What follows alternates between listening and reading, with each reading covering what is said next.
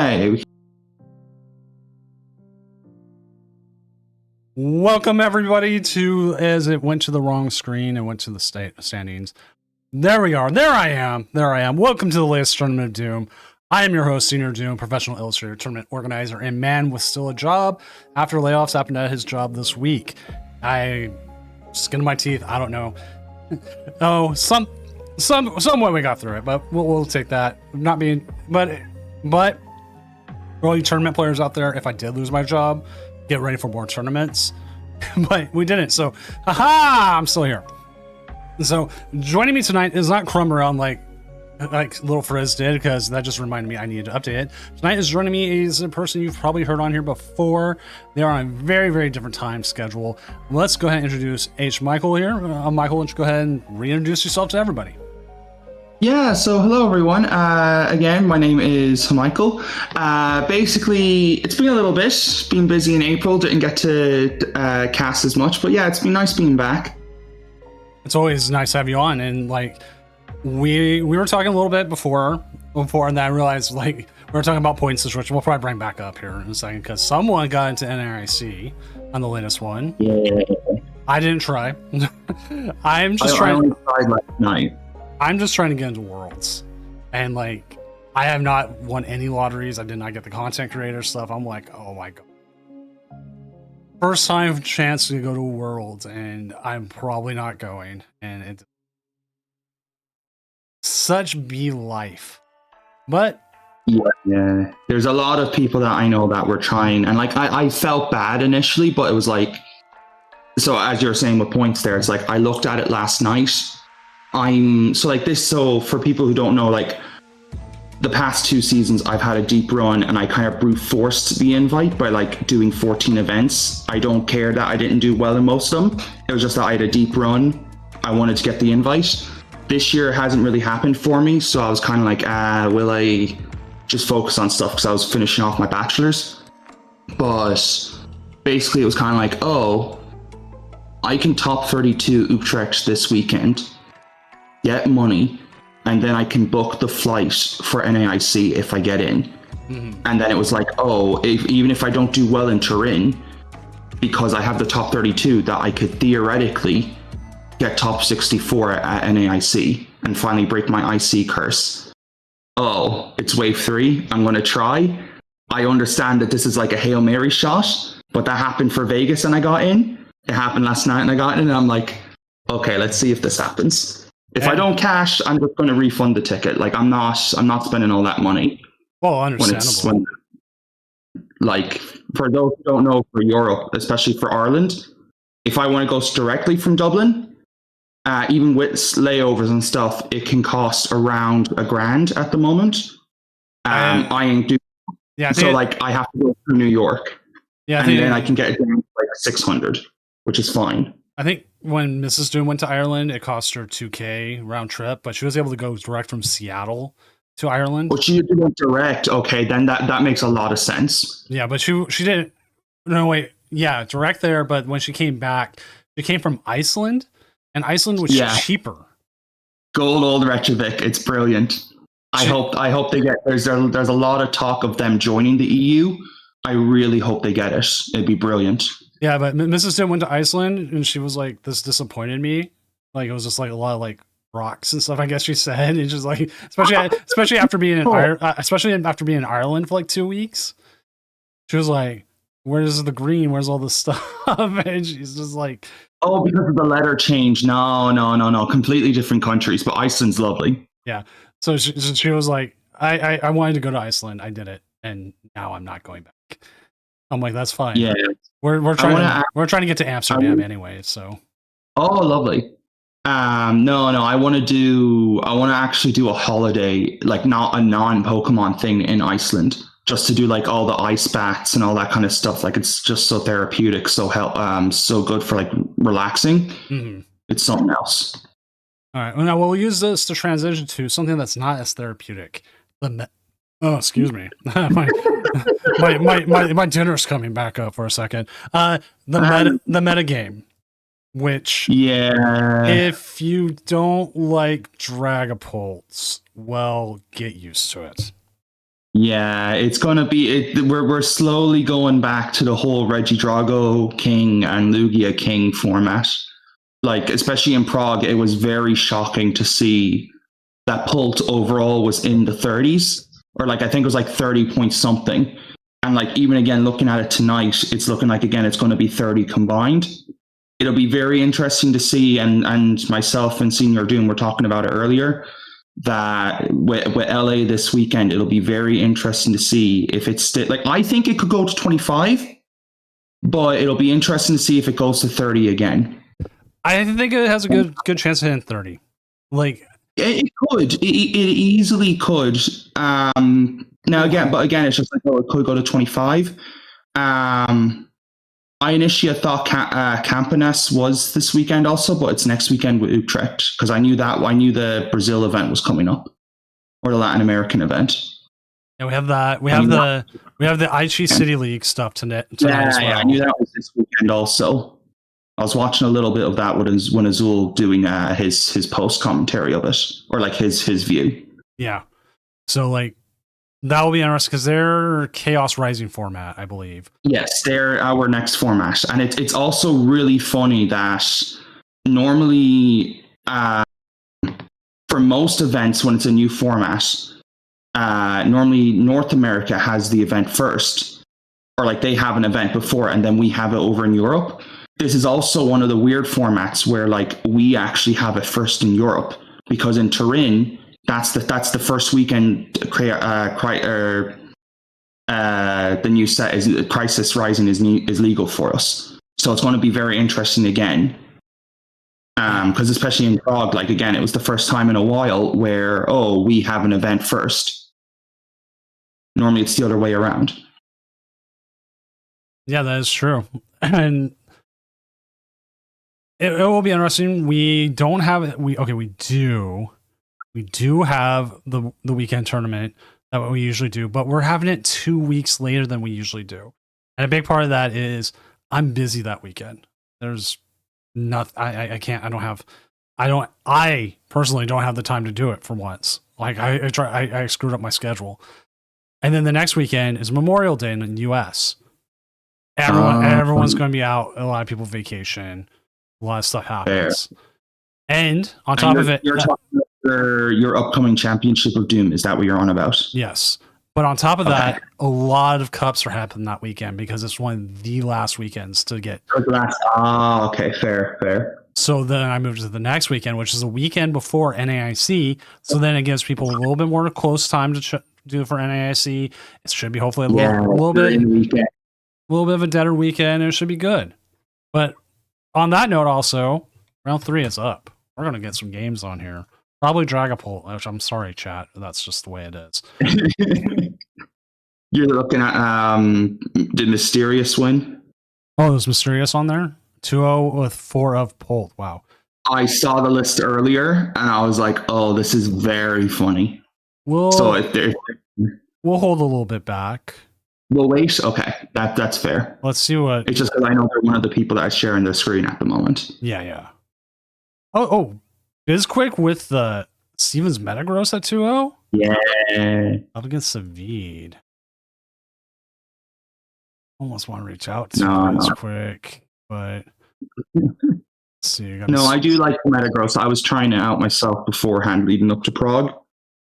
I'm just not... I think it will get better as we go into the next format, potentially. At the moment, I'm not 100% certain until someone does really well with it in an IRL event. But I think it does have legs. Oh man, I can't find Demon. Usually they're on there. And we also have Rory and Goldwire, Waffle Guy, CG Demon. I find? You know what? Give me a sec. I know how to find them. Go to my admin panel, edit participants, and then we look them up. There. Demon Slayer under Pokemon Demon or Nico E. Nico E. There they are. 2-0 with the Crustle up against. Ooh, Crabs. I would see this. Let's give it a shot. Yeah. They've got it out to the Crustle. So we'll get that up. So the thing is, this isn't a free win for Nico at all. No. Nico has to work for it, especially with Lopunny with the shred. And on top of it, it's a Lopunny with a Dust Noir. So even then, you gotta be okay. I gotta get like the Mist Energy or something else, you know. Yeah, no. Anything with the Dust Noir stuff, it can be annoying. That's got done. I was like, oh gosh, I got the wrong name. That makes more sense. Is Dunsparce even in this list? Oh, it is. Oh wait, there's no Dust Noir in it. I thought there was. Because that's normally Lopunny with the Dunsparce. That's what's been showing up recently. Yeah. But I understood when you said the Dust Noir. I was like, oh, okay, that also makes sense. Not the greatest start here. We do have the Cornerstone, which is going to it actually just gets O-code by the Gale Thrust. So if they get Gale Thrusted, not that good. But we'll have to see. Like Cornerstone star, all right, not as bad. There is also the Frostlass stuff has shown up now and again. Yeah, Frostlass can KO it. Lopunny can KO it. They've got outs to it. Having the split of the Dunsparce, the 1670 HP one, that's good. So you have the free retreat looping. The one of Totodile is very funny in the Lopunny list. I mean, like, that's funny. We haven't seen a lot of Totodile yet, just in general in the meta. Yeah. You remember like the week it was good? Retreat lock isn't as good anymore, like especially because when people start in Prague, then people start attacking for it. And like lists were prepared. Like even for us, we initially with Alakazam, I think initially there was like a switch. That was like we were just like, no, you're not locking us at all if we have Fez or anything. Yeah, the Crustle stuff, but with the Dunsparce also in the Crustle list, that's cool. That's cool to see.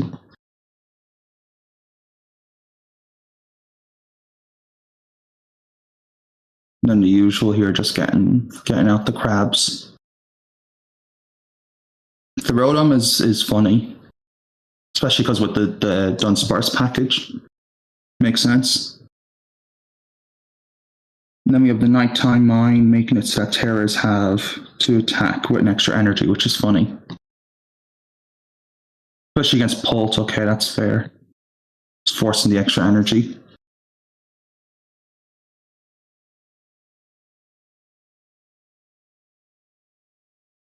There's no Dundun EX in the deck, right? No. I haven't never seen one. But they got the bunny, and the bunny's like all they need. You just need time. But like we do also see here that they do have the snow run, so they could just loop, get water, get Mega Last, because there is 5 in hand. So the Cornerstone would go down.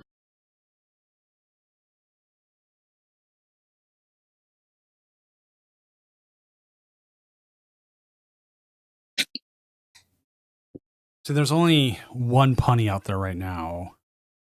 Yeah, but that's fine. Like you can just loop, and then you'll get your bench spaces back. Then you can put them down. Like at the moment, like you're okay with just taking the knockout. Like if you can't get the Lopunny, just attacking here with the Frostlass, I think is fine. And then just like buy time while setting up the Lopunny on the bench. But we see a Hilda here, so this is surely going to be for Lopunny. Mm-hmm. I'd be very shocked unless both of them are prized. But no, we do see one here. That makes sense.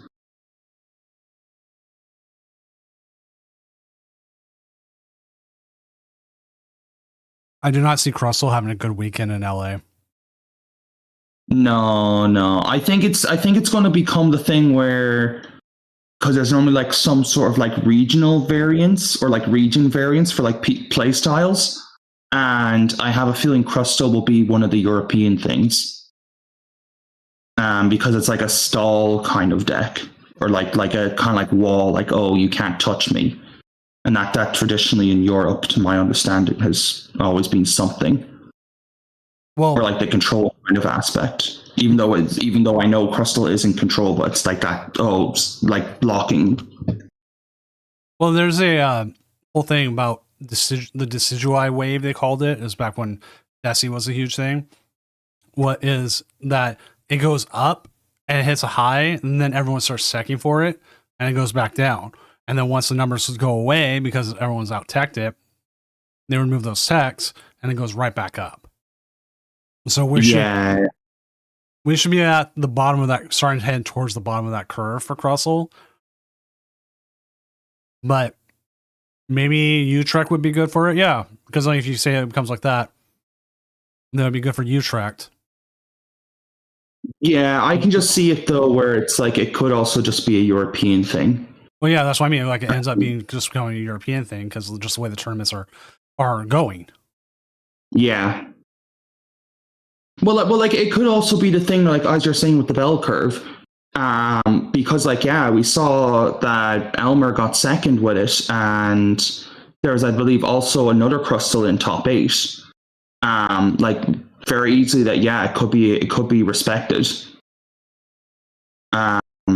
Like there was Jack Moore got second. Now he was from Canada, so okay, so that's different. So then for Europe, anyways, it's just Sander and Elmer as the top 2.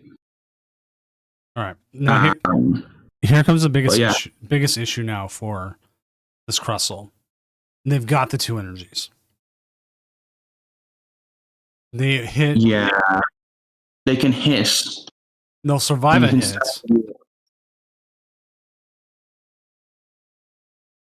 Yeah, especially because they got the growing grass, which is good, and they'll get another one on. How much healing stuff, or is it just the ice creams? Let's see. 4 ice creams. It's just the ice creams, but they do have the cape, and they have a sacred charm. That's funny. Oh, Pokemon Center Lady as well. Oh, they do have the lady. Yes, I see it there. So they've got. I did find it very funny seeing Elmer's list with the super potion. That was very funny. But everything else then is basically kind of standard with healing. Well, also, that's the spiky energy, correct? Yes, these are spiky energy. So they're going to take 20 damage for each spiky energy on it, which is good. So it'll mean that it's still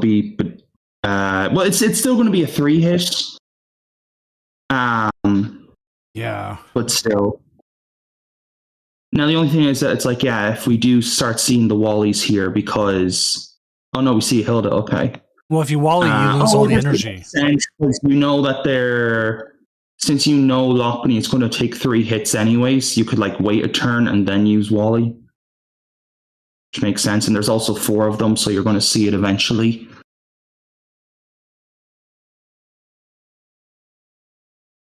Oh yeah, true. They can attach here now to the bench Lopunny, tank a hit, and then next turn retreat Wally and go looping. That's funny. Well, it's an interesting setup between the 2, and it's like, okay, like Crustle's got to play to the out so that it can get hit, but also it can heal a lot of damage off too and put the damage out there. Yeah, but it's never. Now, do we see another spiky this turn? There's only 2 spiky. Oh, that's unfortunate. If there was a third one here, then this would be very funny. Because the numbers would line up then. Oh, we do see an ice cream cone. Okay, that's good. Can we see a second one? Will they lose Lilith? So no. But we do see we didn't see a Dunsparce. No, so never mind. That's unfortunate. I don't think you ice cream here then, right? No, it's a waste. Because you know it's going to get knocked out anyways. But yeah, that's unfortunate that there's only 2 spiky. Because the third one would mean then if they got it this turn, that the Lopunny would be knocked out after the spiky's trigger, which is very funny. What's up, Chromerion?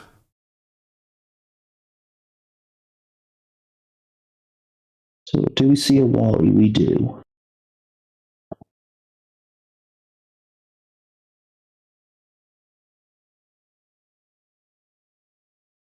And now I guess we just see the trade of the Lopunny just basically dominating here and staying in the driver's seat.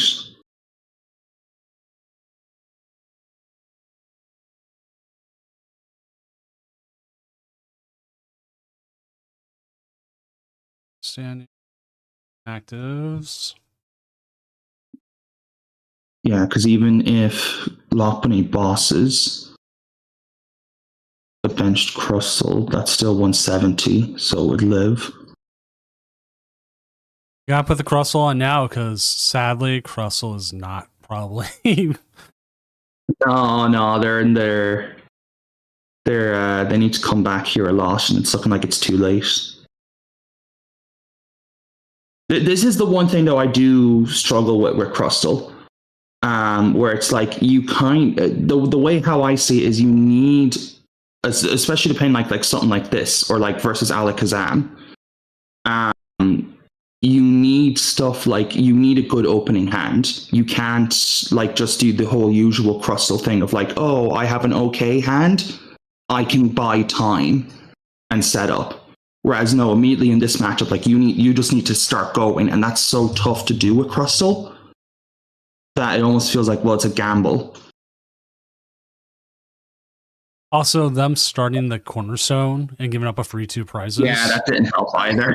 That really didn't help. Like I get the logic of the like I think even Sander had the 4 Kangaskhan, which was hilarious. But like I get the logic of it because you just want to draw. You can let that be knocked out, and then you can just go like 3 Crustles and just be like, oh, you can't touch me. The Cornerstone, I get it also, but it was like a. But because it's like, in this scenario, we saw that it got started. It was just an unfortunate, because like, especially when there's one, like it was a 10% chance of starting it. Yeah.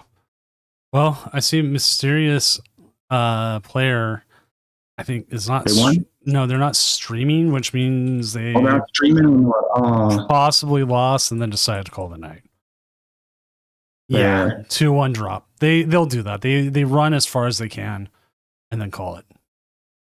Fair. No, I used to play when I did like some online events. I've gotten paired into Mysterious Player, and they've played cool things. So that's why it was like when I just saw the name, I was like, oh, I actually recognize this person. Oh yeah, they're a long time person, and they. Yeah.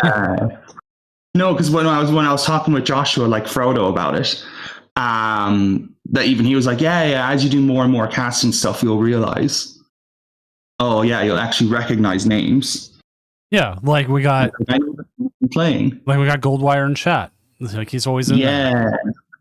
Like I recognize Goldwire's name.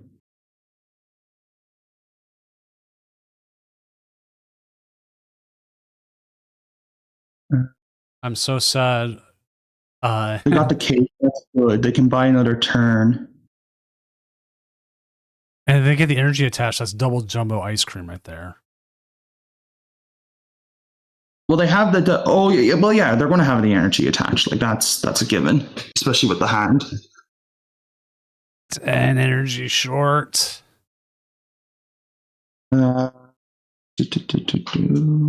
Is the ice cream even enough to prevent an RKO? If they had gotten a third one somehow, I think it would have been fine. Because where are you going? It's 290. 290, 160. You're going to 130. No, it's exact now. We needed to see a third ice cream. Oh no, it does survive. Okay, that's good. Never mind. Yeah. I'm still waking up.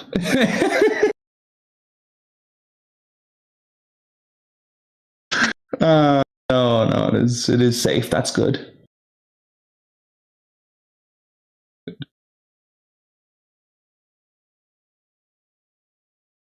We are down to 27 matches left. Do the usual looping. That's what, the second Wally now we've seen from them? Yes. This is fine. On Prime is the ace spec for Lopunny, okay. The charm, though, this is the one thing I don't fully get also. It's like the fact that charm is a one of, and like, yes, there's the 2 petrol, but it doesn't seem as good to me. Like, I'd rather play something else over the charm, because I was trying, so the US Natalie Miller, who's also on the TCR, she's just been doing a lot of like building lists, and like for a while she had a Crustle build, and I'll just stay at home, I'll play, and like I'll test, like if someone gives me a list, if I like it, I'll work on it. And even initially she had the charm, and I was just like, I don't get the point of this when it's a one of, and like you just have to naturally draw it at the right time. It's the same with Cape. But like, okay, Cape makes sense because you have petrels. You have more than one out to get your ace spec, but the charm just didn't seem as needed. All right, let's jump to table Like, 2. Let's jump to table 2 real quick. Okay. I think this game is still going on. I haven't seen a winner yet. Okay. Just wanted to get a game on. Yeah, no, Is understandable. it loading for you? No, it's not loading for me. Let's just call it for now. I'll talk to him later. So let's go back to the casting desk in Seattle. But better to bother them after their game than during. Yeah. And just be like, oh, it wasn't shown for us. Which is fair. Which, talking about curses, like you talked about a curse, like your IC curse. I am on 7 League Cup finals that I've lost. No. In a row, and I'm sitting here complaining about it because I just it's still irking me like 2 weeks later. I'm like, ah. And have you been able to at least play in the finals or no? Yeah, or... it's gone to game 3 most of them. Okay, so at least you're doing something. It's not like, oh, that the deck just says no, I'm done. I was playing Slowpolt versus Festival Lead. There was 4 Festival Leads in the tournament. I played all 4. I went 3-1 against it, and that one loss. Yeah. He ran it hot and got everything he needed, and that was all it was. But that happens. Yeah, and also the guy's a good player too. So like he saw his lines. And yeah. And I was just like, dang it! It wasn't like the one that should have broke the streak. Is where I did see the line of play, and I screwed it up. And I would have 2-0'd the guy instead of losing 2 in a row. So I was like, But it happens. Once you can learn something from it, then it's like, oh, it's valid information. Well, that's like the thing. It wasn't a waste, is what I mean. I was like, it made me rethink a little bit on this matchup versus Dragapult, and that's the reason why I've been playing Duskbolt.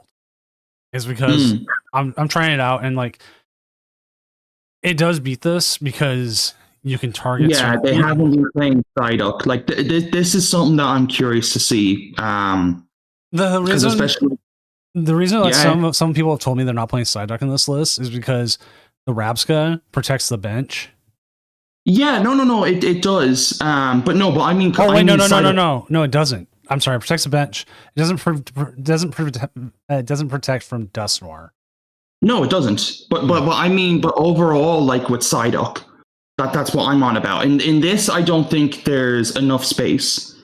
I don't think there's enough Dusknoirs to do it. Like tonight, there is. Tonight, there's 8% Dusknoirs out there. Like, yeah, to validate it, yeah, because like even so, like Prague again was different, where it was mainly like no Noir. Like this weekend, for example, when you look at after we see the graphics and we see the data from like post event, looking at all the Pult Nor lists and being like, oh well, what breakdown was actually Pult Nor?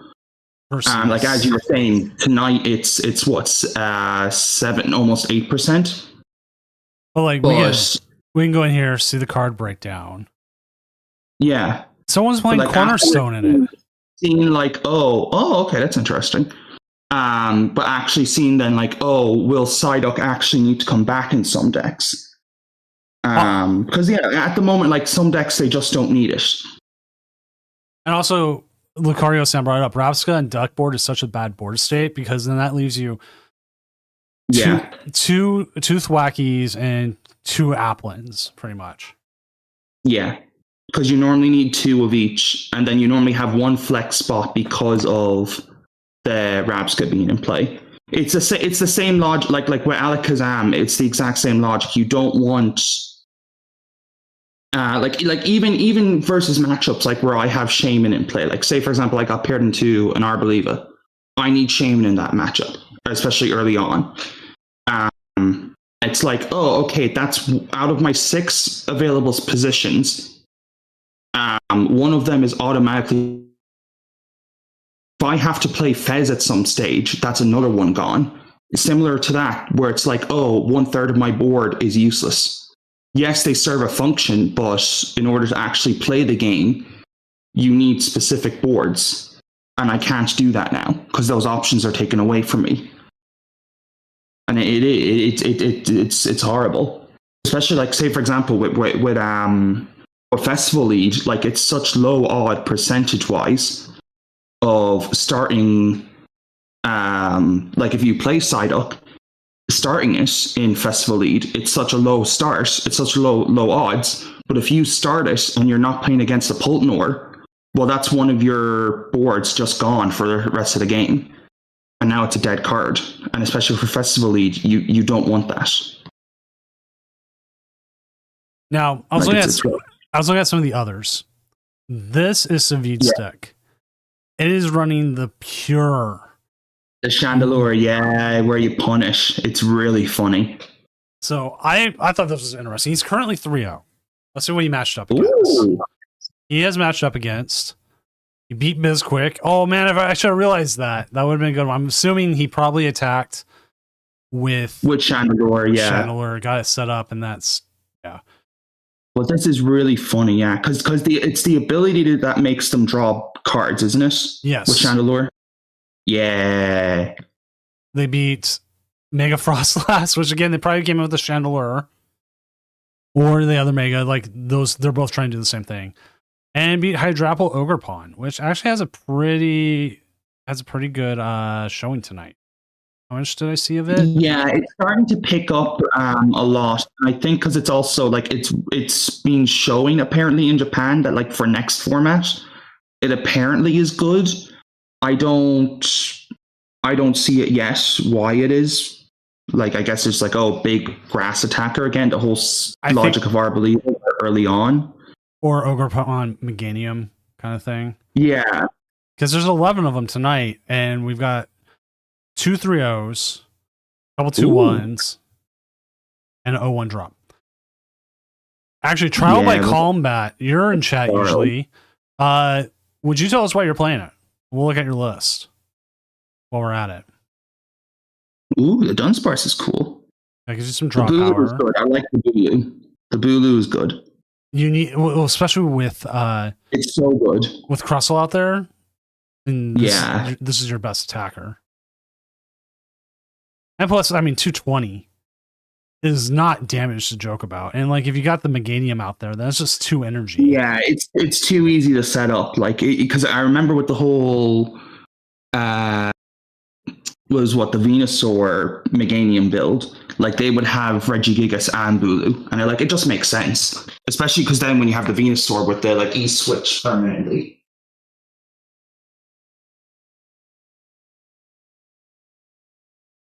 Reminds me of playing C-Pow. Okay, that's fair. People miss their Chin-Pow. Their logic for playing the Hydrapple, is it? Yeah. Okay. I can see it. Because you have the Dunsparces as the pseudo Barrel. Then your Hydrapple is like Chenpao and Baxcalibur combined, but you also need Meganium. Okay, no, that's explained to me. I can see it. Yeah, we're seeing a little bit more of it. We'll see how it does tonight. I mean, we got a couple 3-0s for it. Let's update. Then we got Super Fraud Watch here, Lucario, which is doing too bad. Let's see what its matchups were. Oh, yeah, it should. Yeah, it should because of the new energy. Yeah, but like Alakazam normally has the E-hammers. And like it's what normally 2 Rocky fighting that Lucario plays. Let's see what the 3-0 is. Oh, that there's none. 0. Maybe they just had a bad start or something, because that can happen. What did they play against? Oh, they didn't play against Alakazam. So they're lucky. Let's find out who did. No, not this person. Because when you went to matchups. Yeah, matchups overall, 2 of them have beat Alakazam. Yeah, so that's why. So depending on who did or whatever. Yeah, 9-2 for that one. Yeah, the 2, because that's what I thought. The 2 Rocky is standard. No, didn't win that one. What about Cinder Jace?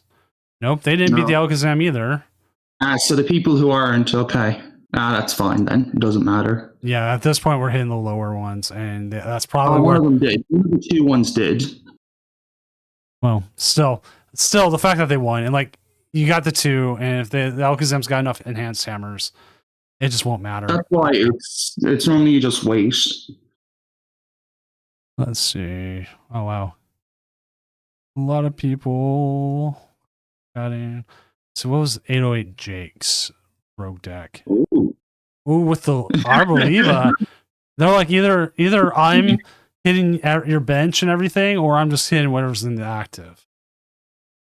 Yeah, that makes sense. But also the baby Frostlass. That's funny. So that was funny. We got a Starmie Frostlass at 3-0. Yeah, Starlass, let's go. Every time I've played it, I have never done well with it, but my opponents seem to.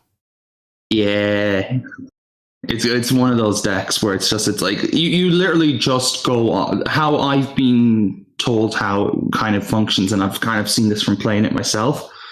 You just literally go with your opening hand and just being like, okay, this is what I'm attacking with early. You see what their opponent does, and it's like okay, you're doing this, and you just work it out from there. It's very weird, but it's very funny. If you believe in it, you believe in it. If you don't, just don't touch it. And then Diancie Dusknoir, yeah. Yeah. It's good to see this still doing well, because I think it's a cool concept. Because like the telepathic energy makes it better. You got it's so cool. That and the Wondrous Patch, like now the hand trimmer is funny. Maybe you're using the hand trimmer to I don't know, get rid of some dead cards. Hey. Or maybe your opponent's Alakazam, like the one they beat. And you don't want to use Rosix that turn. I don't know. But they're 3-0, so we'll keep an eye on them. Yeah. As we're just waiting on 2 games now. Also, even Grim, some Grim lists have been showing up. Just funny. Because I know someone got top 32. Grim does not want to die. No. It's the new Guardy, let's be honest. Yeah, Nicholas got top 16 with it. I thought it was top 32, top 16. That's nice. Some good money. Let's see what other ones we have. You know what? Actually, that is kind of an interesting way to counter Megalas. Like you can trim your own hand, but I wouldn't tech that much for Megalas. Maybe mess up Rocket's Honchkrow. I don't know. There's our poultry.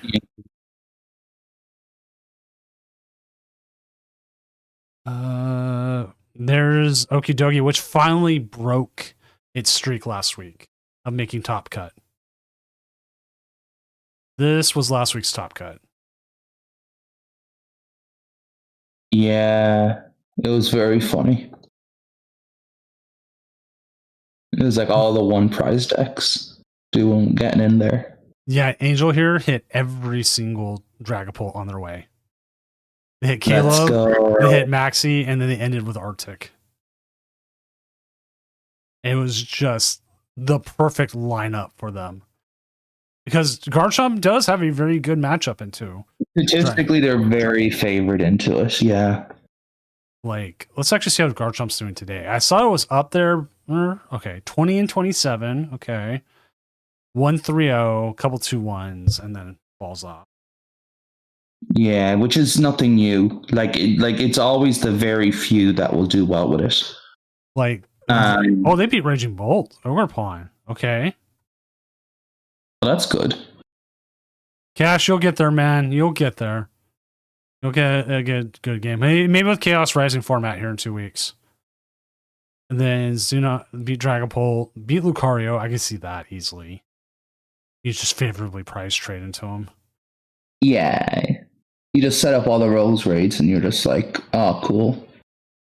We have one match. Like we have one match we're waiting on, and it is a pair of O2s who are both playing Dragapult.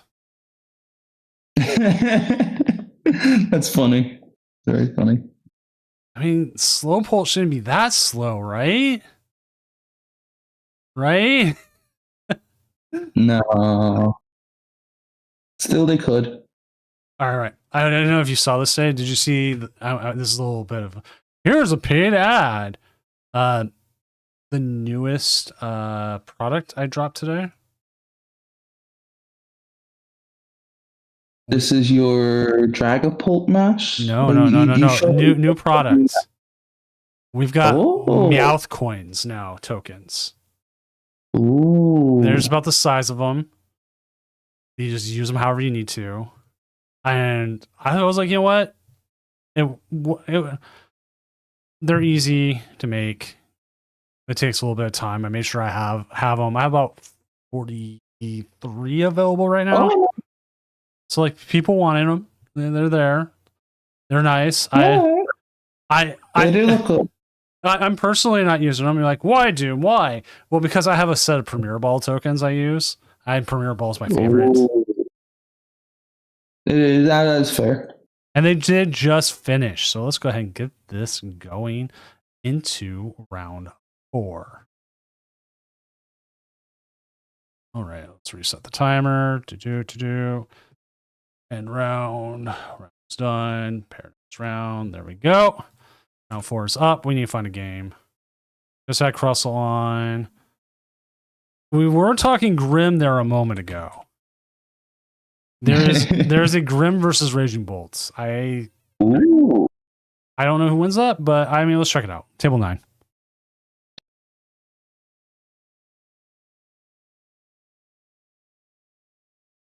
I mean, Raging Bolt, I would almost say wins it, but I don't know. This person. MDG. And also, I won't lie, part of me wants to see Grimmsnarl get blown up, so. Do I? Oh, there it is. Bolt Overpawn. There. It's a personal vendetta. No, it's understandable. 3E switch for the Grim player. That's funny. Oh, they really want to get those out there. Oh, I forgot you asked that earlier. Yes, I have seen Cyberpunk Edge Runners. My God, it's so good. I hope the second season's good as well. 1 Lily for Bolts, 1 Cypher. Besides that, nothing new for Bolts. They have 2 Terra Orbs, which is funny, along with the 1 Bug Catching. Then 933. Okay, so pretty standard. I did have to admit, I was watching as I was saying earlier with Azul, where he was commenting on the Japan Champions League, and I saw a Bolt player where I didn't realize that apparently in the next set we're getting like a full art energy retrieval, and I was like, that's funny. I hate like trying to find out what cards are in the set, because we used to have Justin Basil. Rest in peace. Yeah. It's sad. It is rough because it's tougher now to actually know what's coming out. But like, because that's the one thing. It's like with the pre-release kits, they have like the little checklist thing in them, don't they? Or there's something that used to do a checklist thing also. The ETBs come with a book that has a checklist in it. That's what I'm thinking. Okay, but was there not something also beforehand? Because that was the book. There's like the little paper thing. I think it did come with the pre-release kits. I mean, like the Justin Maisel thing was like No, I understand that. Like he did a lot of work for the community. Well, it was a lot of like theory to it. Like, okay, this is probably what's going to be in the set. But I mean, like having it though, like knowing what full arts and everything was coming out. Like, I mean, Poke Beach is still pretty good, but his was just like that's the site. That's what it is. No, it was for years. I always used it. But that's what I thought. That it's like the pre-release kits. I thought they also come with like the little piece of paper.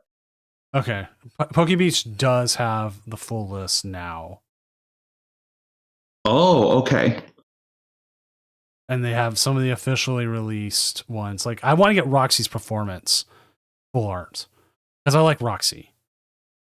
Like, I used to play the Garchomp with Roxy and the Wheezing. Love that. Yeah, it was fun.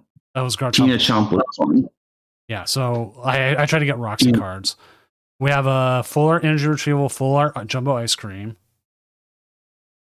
And ooh, a whole bunch of Illustrator rares again, like the Greninja line. Yeah. No, the Greninja is going to be interesting. I'm curious to see how well that translates over in North America and stuff for us, and especially with Turin. It'll be very interesting. Oh, this is bad. This is bad. That Ogerpon is set.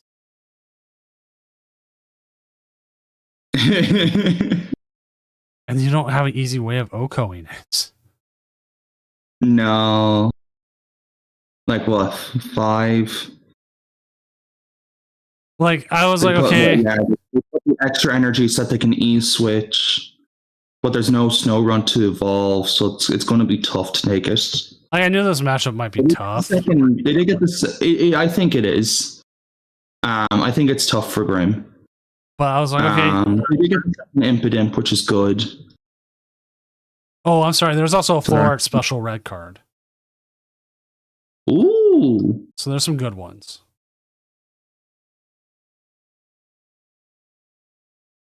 It's the easy thing. Yeah, we get that nest thing. That's cool. So yeah, Roxy. What do you need? Oh, so if they're poison, they can. Oh, that's cool. Roxy is cool. I didn't know actually what it did. I knew the red card thing. That's cool.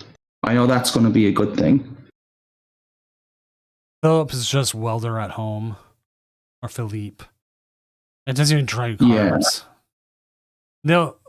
They'll never reprint something like Welder. That was just way too overpowered. No, they learned their lesson. Like a lot. Like I was saying this to newer players.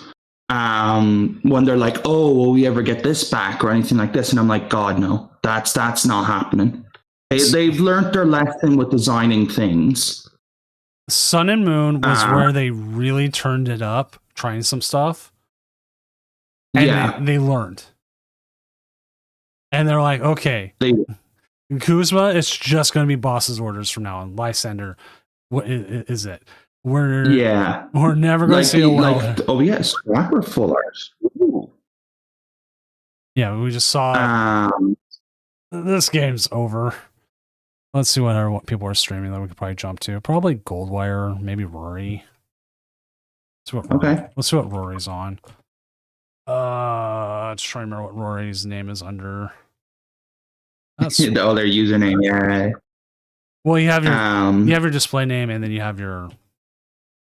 Yeah,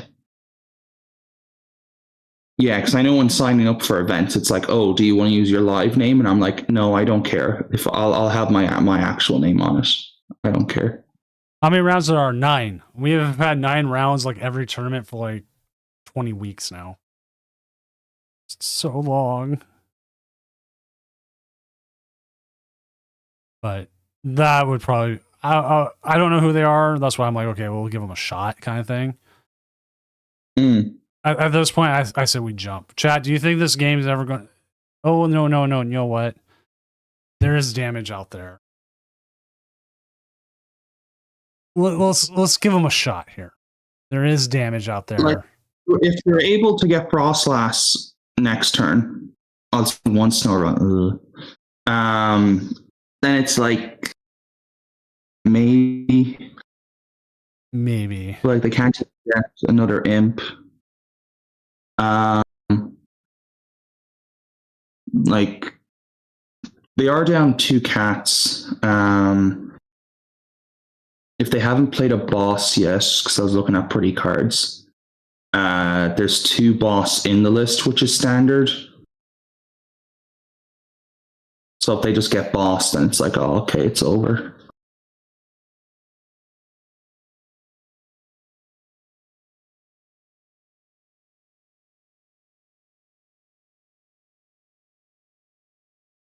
I think you just go up Badu here and prevent them from hopefully having boss. Yeah, I think you have to. Because you have to buy time here and just hope they don't have it in hand now. Because sadly, you have to KO it in whoever's in the active. You can't put it to the bench and KO it because it's immune. Yeah, because since they don't have Frostlass this turn, like if they had gotten Snorunt last turn, then this would have been huge. Because then it would die coming back into your turn. They're playing 3 Meowths. Yeah, 3 is standard for Bolt. It's the 2 bosses. I think 2 bosses also standard for Bolt now. But I still like the idea of 3. Because you just want to be like super aggressive whenever you can. Because since you play the 2 trumpets, you're just able to like loop energy. But yeah, they have the 3rd energy now on the Bolt, so that if the Ogerpon does get knocked out, they can return, which is good.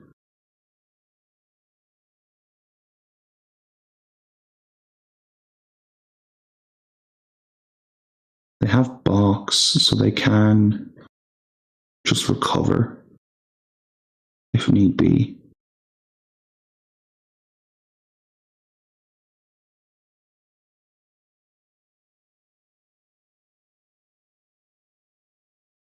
Like I'm. Mm. Is Pokepad even the right move here? Oh, yeah, the Spike Myth. Never mind. To get it out. I think it's just to get it out with the out of the deck and stuff. Because I don't think I saw another monkey. Unless if I'm wrong, then I'm wrong. Now the question is, do I have enough energy still left in the deck? Well, they would have known what box. I mean, you could have overlooked it. There's a monkey. Oh, they did have more monkeys. Then Pat is fine. Then you hit him with the judge. Get that Meowth out of hand. Okay, I'm not dead. Not dead. No. Now there's a chance. So you're saying there's a chance. But then again, they could just have like Crispin. I think Crispin. Yeah, you just have to hope they don't, though. That's the thing. It's interesting that they didn't put the 30 on the Bolt. I know, I was thinking the same thing. Because they're going to take 20 here from, or like they're going to have 20 available with the 2 monkeys. We'll have to see. And then it'll become 40 coming back into their turn. If they don't find what they need, do you think they try to flip with Mega Kangaskhan? They could. I think you go for it because it's a 1 in 4 since the ticks are going to get you. Or like there's no downside to it. Or as worst case scenario, you just hit for 200. Or as some people tonight have called it, BMing, but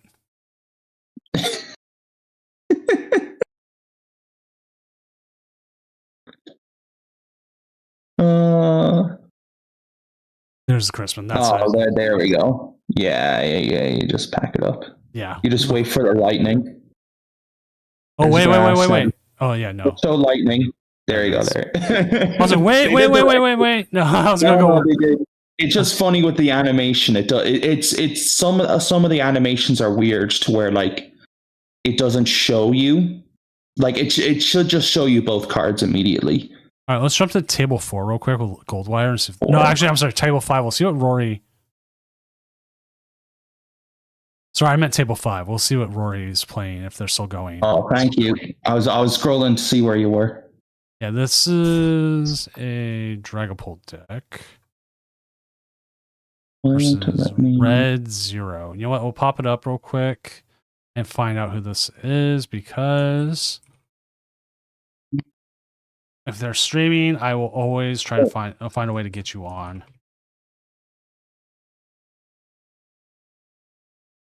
Exile is their opponent.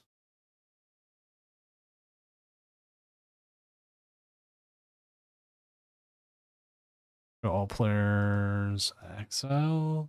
Well, they have the Lopunny here in Pulse. That's interesting. Oh wait, Tristan Janda. Okay. Yeah, this is Soma. Okay, knew that. Why? I knew it and I don't know why I forgot it. So we're watching Soma and they're up against Tristan Janda. SOM_A is this? Yeah. And that's the punny duck. Yeah, okay, cool. That's where's my little punny? It's a 1/1 line, okay. Makes sense. This is they classified as just regular Dragapults. There we go. Yeah, most of the time it'll be Slowpolt if there's not another like known attack or a known partner. This Lopunny, they do have the Dunsparce CX.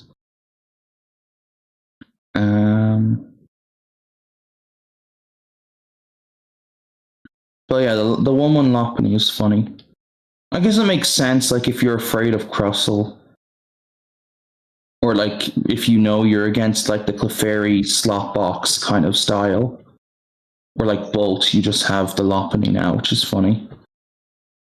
Well, now the issue here is we can hit for 70. You Stretcher for the cloak. So you at least draw here. You need to dig. You need to at least dig a little bit.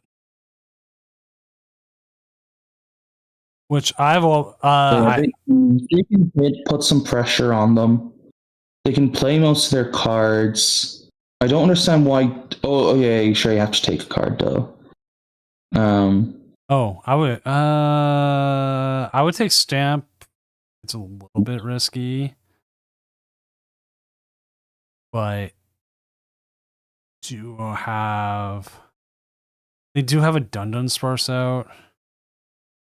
Evolve. You got to evolve. Yeah. And if you haven't used, supporter. Yeah, they're probably hoping for a supporter. You got to bench with like the Shaman. You have to. Yeah, you just have to thin as much as possible. Because like they're gonna 2-shot you anyways, but you have to try and force it towards a 3-shot, which is funny.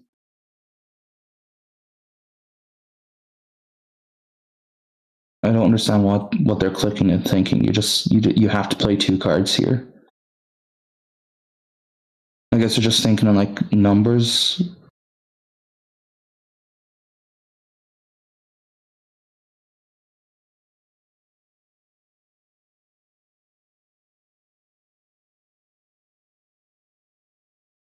Because now if you don't play the 2 cards, it's going to become a 3-shot.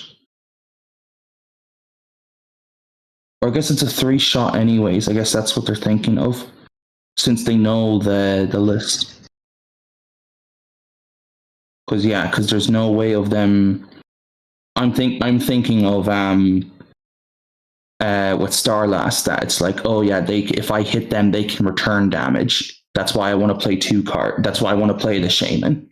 But I guess in this it doesn't matter because they can still do a 3-shot anyways.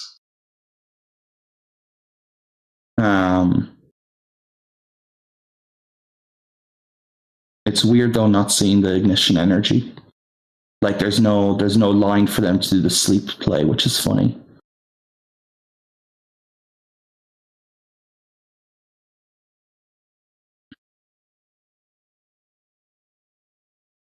Oh my god, people.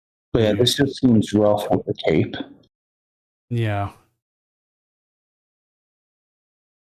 They could still win this next turn. Especially since they just lilies. Yeah, because they can just hiss. Well, they win by you. If they get hit, okay, they're doing the right thing. They're getting rid of the Dun Sparse. Because that stays in the field. Well, it has Mist Energy on it, I think. So, yeah, you can't move. Yeah, they attach the Mist. They're not attack into it. Okay, not giving them any monkey move. It's fair. Yeah, because they're just going to sit and wait. Yeah, I'm bringing something up real quick. We just had a player, they bugged out, and I literally at this point, after 20 minutes remaining in the round, it's a game loss if things happen like that. It's too long to set up and set up a new game. You just can't play in that amount of time. Fair. They started losing it. And it's like, really, buddy? Do you expect me to redo the whole tournament for it? This guy has actually complained multiple times tonight about various things. Okay. And it's like, just have fun. Like, yeah, it sucks the game crashed on you. But what more do you expect us to be able to do? So I have no idea. No, like you did do the right thing with the game loss thing, because it's. But yeah, that's funny that they just wanted to keep having it at you. Putting the damage here. It's weird that they tried splitting some of it. Oh, but the Meowth also had Mist. Okay, that's funny. So it didn't matter. I didn't see the Meowth had Mist. And then we just see boss anyways, yeah.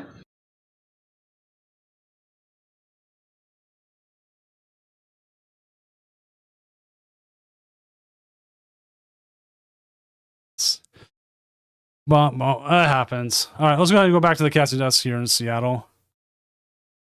There we are.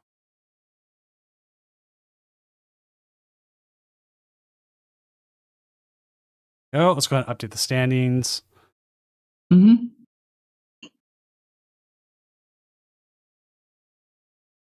So, we do have a Marnie's Grimmsnarl right now at 4-0. 4-0. That's Dragapult, every variation of it. Nothing new. Rocket Spidops. Yo. Bestful lead coming in. Yo, let's go. Broadwatch Lucario. And then we have the spoons. Well, this What's one. The other? The other thing was the. Oh wait, this is not. Oh, there's still. Oh, why is this water? I think the Moltres might be throwing it off. No, some Okidogi's play Moltres. Right? Is it the Meowth? Maybe I don't get it myself because like this is like maybe the Shaman because they normally don't play Shaman. I think something's throwing it off, but it's Okidogi. Yeah, that's weird. Is there Spoon? But then we have Spoon. And then we got Bunny Sparse, yeah. Bunny Sparse, and then we got another Dragapult Dusknoir, Dragapult, Hydrapple Ogerpon.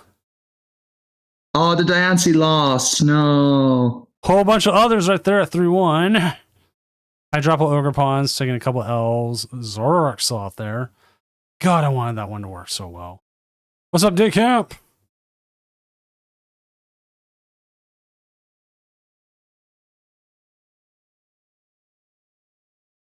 Yeah, the Zoroark not performing or not not performing as well is interesting.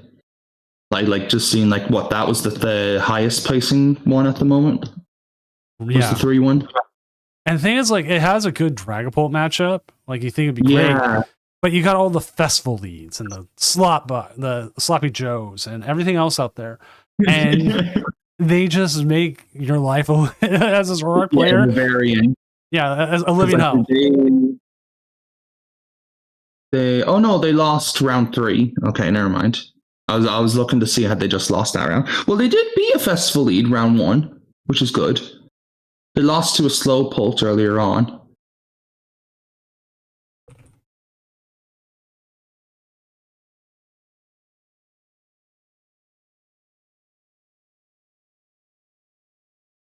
Well, yeah. But no, it is, because I think Zoroark, like, it does have like a good shot into most things. It's like, it has such a fragile setup at times that it can be annoying. But like, if you get going, it's good. I will admit that.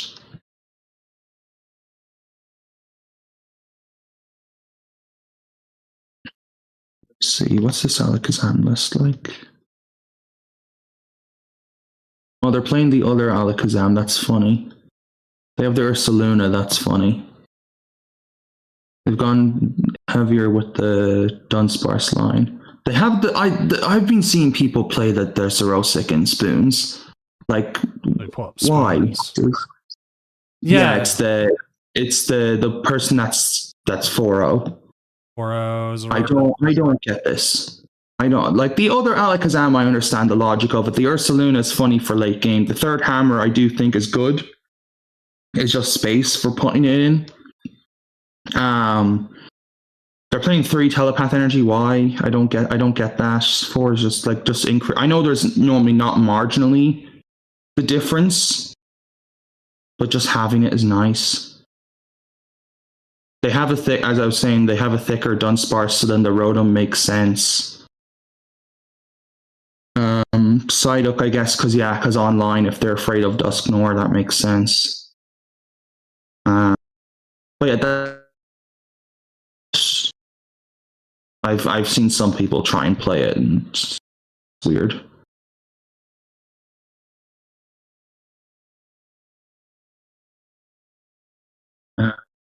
So what's Morse's festival eat like? Anything interesting, or is it standard? Pretty standard. Oh, round 4 is done. Thank God. Oh yeah, what's the last list? Let's see. If one of my mods on Discord, I don't even know whose mods on my Discord anymore. Ooh, I'm the Ash. The one Pokepad. Daycamp, can you do me a favor and go on the Discord and give me kind of like a rundown of what the hell's going on in there? Because like it kind of seems like people are just being sarcastic, but I don't know if people are actually kind of getting at each other's throats. And if I want to put like a 6-hour timer back on. But round 5 is up. Let's see. Goldwire is 3-1, and he is playing a tank Kane. It's punny, but he said there's the stuff in there versus Poultry. You know what? Let's put this one on. So let's go table 4. 4. It's going. Yeah, Goldwire was Goldwire. That's what I thought. Yeah, he's always straight Goldwire. He's easy enough to find. Yeah, no. Because I remember from seeing it before that I was like, I don't think it was anything different. No.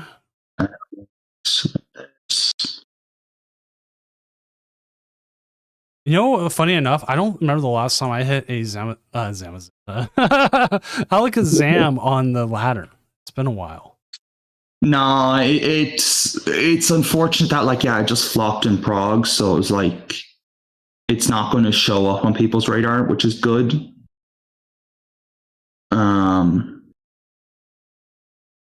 Well, yeah, I was delighted to see Brenton get top 16 with it. At least someone did well with it. This looks like, it looks like standard chicken pulse. The one Dawn is funny. They have a Chi-Yu. This is the stadium one. Okay. And then, the Lopunny sparse. There's nothing. Oh, put that. Okay.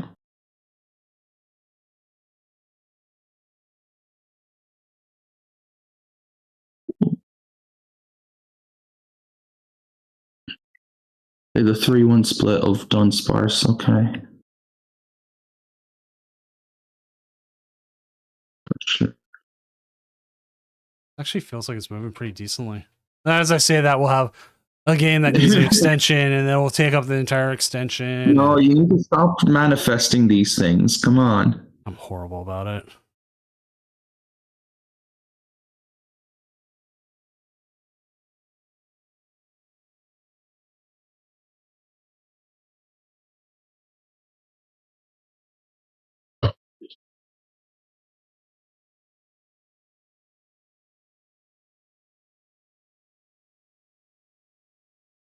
All right, whoever's in my Discord that keeps putting the A-Rod one, I'm going to ban you just out of pure spite for A-Rod. This is in what, tournament chat? Yeah. It just seems like people are pushing each other's buttons, trying to like get a reaction. Like it really is tonight. Everyone's trying to push buttons. I just don't get it tonight. Like judge calls or people were like, they were BMing because they took a little too long. Or they thumbs up after they played the finishing move. Well, if you don't want to see the emo, press the emo Just mute thing. it, yeah. And honestly, some people don't see the win condition, and sometimes they do. Like I've totally botched a game earlier today. I did end up winning, where I realized, oh, I should have moved my damage counters to like one of every ogre pawn. Oh, yeah. And instead, I put it like all into a single prizer, so that meant I had to have boss to win game. I didn't have boss in hand. I got the boss. I won the game anyways. I never punished, which is a lie. Let's go. I've been punished like all the last 2 days in every game. But still, the right thing would have been just put one on all their ogre pawns. So even if they had 3 prizes, they had no way of taking 3 prizes. They KO'd my active, I could just come up, KO, GG. So like that's a mistake people make, and I don't know why people are like trying to do like gather wins out of it. That's probably why they're probably trying to get a win, like a judge call win, which that ruins the spirit of the game. Which lately has just been a thing. Like I've had to put in like in the rule book about. Let me see if I can pull it up. Actually, where did I put it? Well, while the game's loading, the game's loading for them. They had to reset. Yeah. Where's the rule sharking? Players are banned. Oh, right here. Exploiting tournament rules policy or minor irrelevant mistakes again unfair advantage will result in a disqualification. Yeah. And so people are trying to take what they consider a BM instead of like someone swearing at them. They're trying to use unsportsmanlike to gain that advantage. And it's been a lot of people. And I've wrote down like every single one of them. Okay. Also, Lucario Stan, A-Rod is Alex Rodriguez. He was drafted by the Mariners, left for the Rangers, and then became a Yankee. And he took a bunch of steroids, and he was just a general douchebag. There's my swear. Oh. He's like when I'm using D-bag, like literally, he's like the kind of guy you hear and see like someone describes that. Okay. So think of the worst player you know, and that's him. Anything, soccer, hockey. I don't know what you watch. I assume soccer / football, whatever you want to call it, because you're in Europe. But oh no, I'm not really into sports, but I get you. Yeah, see, that's the thing. Like, you're not. So then it's like, oh, I'm making a horrible assumption then. No, it's just for me. I just need to understand the context because since I don't really watch sports, but I get you. But yeah, if they're just being unfair about it, then I get you. When he came back to Seattle, the game he was at, there was people had a whole bunch of fake money in the upper levels, handed it to everyone. And so when he came up to bat, they threw all the fake money into the air. And it came raining down because he left for money. He left for one of the biggest contracts at the time. Which, I mean, if you're going to get one of the biggest contracts at the time, you know, fucking. Sorry, I swore a little bit there. I shouldn't have. You go for it, right? Yeah, like it's your career. That I can understand. But that's just funny how did. Yeah, well, it was a lot of free agency, and sports was still fairly new around the time, and so like leaving was unheard of. Yeah, going Mega Frost last year, I think is the right move. Like, part of me is like, oh, let's just set up a bunny. 100%. Like, especially because you basically can't let them now evolve into chicken, which is very good. So now they're just a worse Slowpolt. Because it's like, what, one Crispin?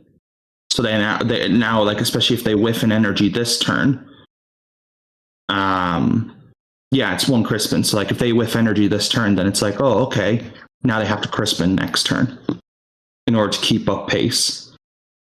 Sorry, or especially the fact that, like, yeah, if they attach to something else, then it's like, oh, okay, you can just boss. Because it's, yeah, 3 boss for Lopunny.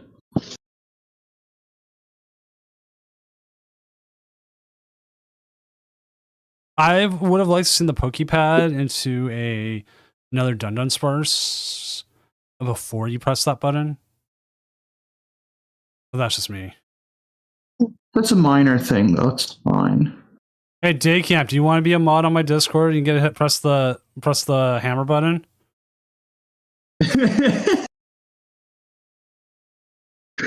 Oh, that's funny. Sorry. But yeah, like they're setting up. They're taking the first 2 prizes. Like, this is fine for Lopunny. Yeah, they're in a very, very good position here. Yeah. We were promised Tank King, and instead we're just getting Mega Frostlass. Let's see. It's the That's fun. It's Harbingers of Doom. Daycamp, add member. Oh, you're actually having someone. That's funny. Why can't I find you, Daycamp? It's not letting me find him. Oh. Just get him to DM you the username or get him to ping you or something on Discord. I have him to make it easier to find. And the thing is, I can't find him on the add members. Unless I've got him somewhere else. I really need to fix up the roles. There's so many roles. There. Oh, do you see the double chicken? Okay. So it's what? They need 4? Yeah, 4 cards, because 3 is 300. They knock it out. Yeah, it's weird. Daycamp doesn't have you. Just 3. The guys are still safe. That's pretty funny. Huh.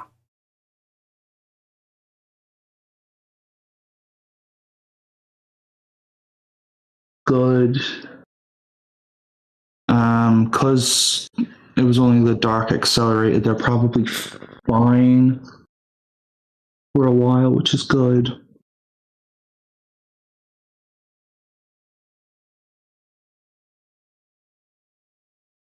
So, like, again, we're just seeing it to where this is in the lead.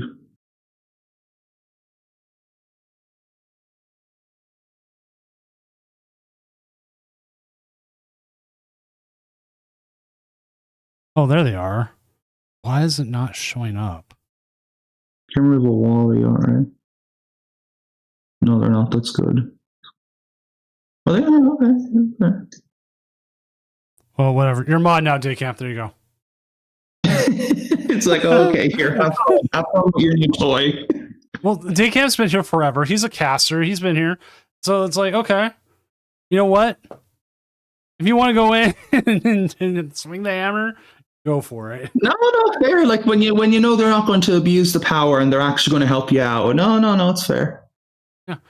Also, Daycamp works with Birds of Prey, and so I mean he works with some like vicious things anyway, so he's good. It's good. Oh, is it? What do you go after? Oh, I'm after the bunny.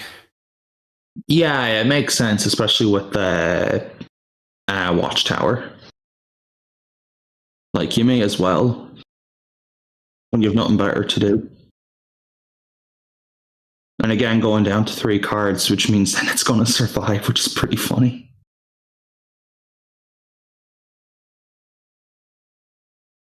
This is where like a judge or something would come in great, but oh, they're trying to use it there and they realize it's funny. Oh. Yeah, here makes sense. Just hit for 300. Force them to have the energy to discard. Yeah, which at the moment I don't think they do. Because they like the fact that earlier on they put on the dark. Yeah, no energy in the bin. Yeah, honestly, I love they use bin for discard because like I've heard so many different references to it, like bin, trash, deleted. Someone called it their treasure chest once. I'm like, why? And they're like, because I put all my good cards. I don't get that. Well, they said it's because they put all their energies there and they bring it back out with Gardevoir. So it's like they're hiding away. I was like, you know what? Whatever. Okay. I don't see that. All right. I was like, whatever. Call it whatever you want. I like bin, and I know deleted comes from Digimon. Oh, okay. Because I've never heard. I'm just used to it because it's like just bin is quicker. Like when I'm talking. There was a while. This was only when Lost Zone was in play. A very thing. We used to call the discard pile here Hell, and the Lost Zone was Super Hell. Why Sproul? Sproul? Super. No, Super. Oh, Super Hell. Okay. No, I just didn't understand. Yeah. It's because like you could bring something, you save someone from hell, but you can't save someone from super hell. No, I get it. Which yeah, I am not helping my case for like TPCIA to hire me for anything right now. And the car goes to super hell. Oh, I mean Lost Zone. No, it'll be funny. They are getting to do things though here, which is good. Confusion. It took them a while, but they're getting there. Does Wally's Compassion heal status conditions? No, it sadly does not. I really wish it did. Would that make it? Because I know that with Starlass, the amount of like doing the confusion play is so good. You don't care about the damage. It's just simply the fact that like you can theoretically you have a 50-50 chance of buying a turn. It's so annoying that Wally doesn't heal status conditions. If it did, I think it would be very good. Because I think even there he was looking at it.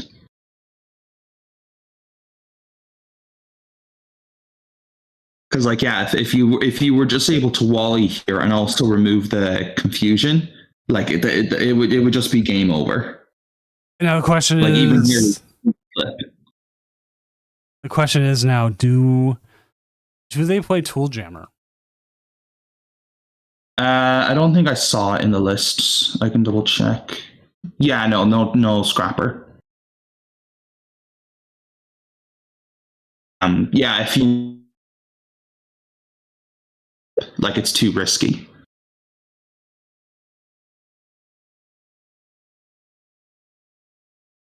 Or 30. You might have to just Wally this turn anyways. Oh no, they have to wally this turn, but I'm talking about last turn. Like last turn, if they knew that Tool Scrapper exists, they don't flip, because then if they get tails, well then it's Scrapper attack. Like it's too risky then. Like now they're just safe to do their own thing for a while. Part of me wants to put down the Snow Runt, the second one, but you're sitting on a Wally. No. You're sitting on Wally's. You're fine. Take another tails flip, you know. This is fine. You'll eventually get heads. You have a few turns here. You think that the only thing is that they could, and I think the Pulp player will do this now, where they'll retreat. Especially because it's 90. They're going to go down to 60. Like it just makes sense now, just to put even more pressure. Mm-hmm. Mighty Corn 5599. Yeah, now here they remove one of the Dunsparces, which is good. The biggest Mighty Corn, the biggest thing that's going against them right now is that the confusion flips. Yeah, it's what's stalling the race, because that's why, like as I was saying this earlier, like if Wally did remove confusion, the game would have been done by now. I feel like you have to play it again. Well, you have to play it again here. There's no ands if or buts about it. Also, Jared Smith, thank you for the Prime sub. Every dollar you take. I gotta sing the Doom song now. Can they afford? Yeah, they can afford to put down one Dunsparce. They can afford it. Yeah. Every dollar you take from Jeff Bezos is another dollar that goes to Doomco, and every dollar that goes to Doomco is another dollar for Taco Tuesday.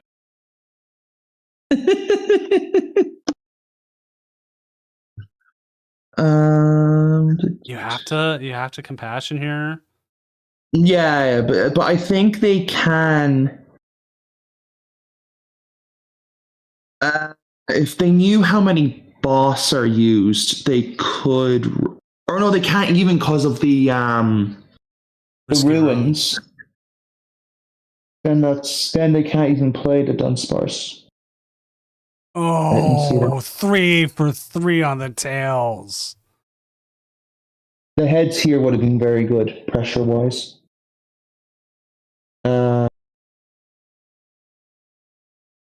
Next turn, if they don't top deck, I think they have to meow and just hope they don't boss. Cordy did bring up something. They could have retreated, wallied, then runaway drawed. True. I didn't see that. Fair play. Fair play there. Thank you, Cordy. I think that's one of the moments where a player is just locked into what their play is. And just accept that even though they heal... Well, no, I don't... Because if they do that, right? Because they retreat... Wally attacks, like, yes, they're damaging, but the Pult player then just retreats back into Monkey, I mean, and puts back on the confusion. Yeah, that's true. And you're losing, and you're probably going to lose. On the top deck. The top deck is very good. But you're still not doing... Right. You're not doing any damage here. Now the heads doesn't matter. This is the annoying thing, that we needed the heads last turn. You don't. Well, now that Ruins is gone, you can actually put down Dunsparce. I think now you can, or you could have waited another turn potentially. Putting down the Snow Run here, I don't guess. I don't see any logic to this. Might be forcing the maybe to use it. Maybe. Forcing the bosses. Okay, then maybe, yeah. That says.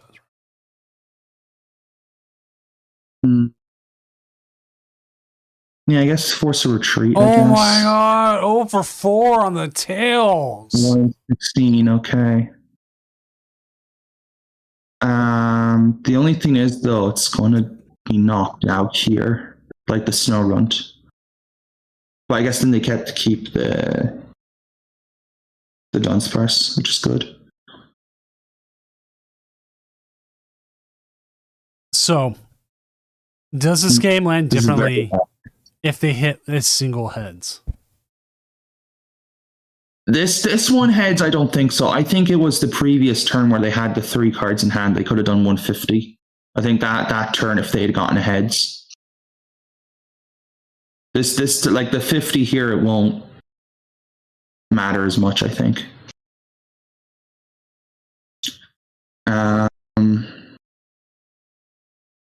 Wait. I do think though, if they don't see, Does Dun if they don't EX... see Wally, there's one Wally. No. Dun 1, EX. 2, 3, 4, 5. Can There's he... not enough. There's only 5. There's only 5? Yeah, so it's 300. So then a heads there. So to answer your question now, yes, a heads would have mattered.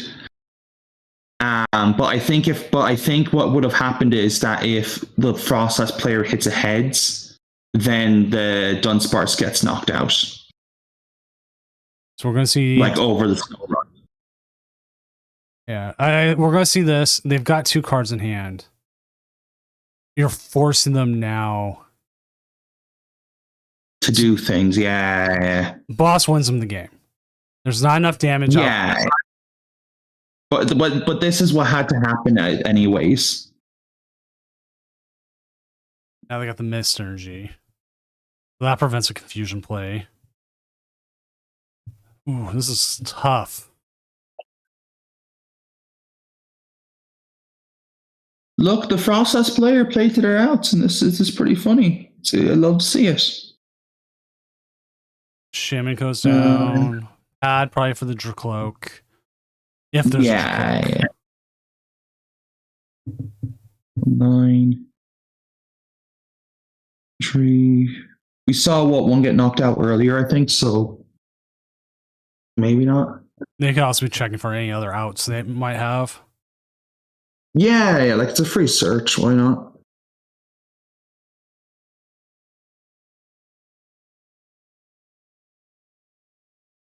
Well, this has been a good one to watch.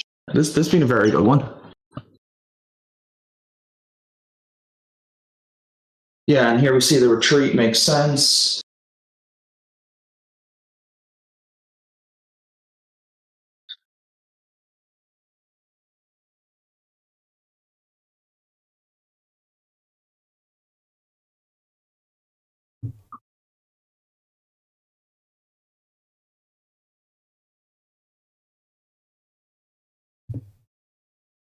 It's what, 250? Yeah, so they just start chipping away at the Frostlass.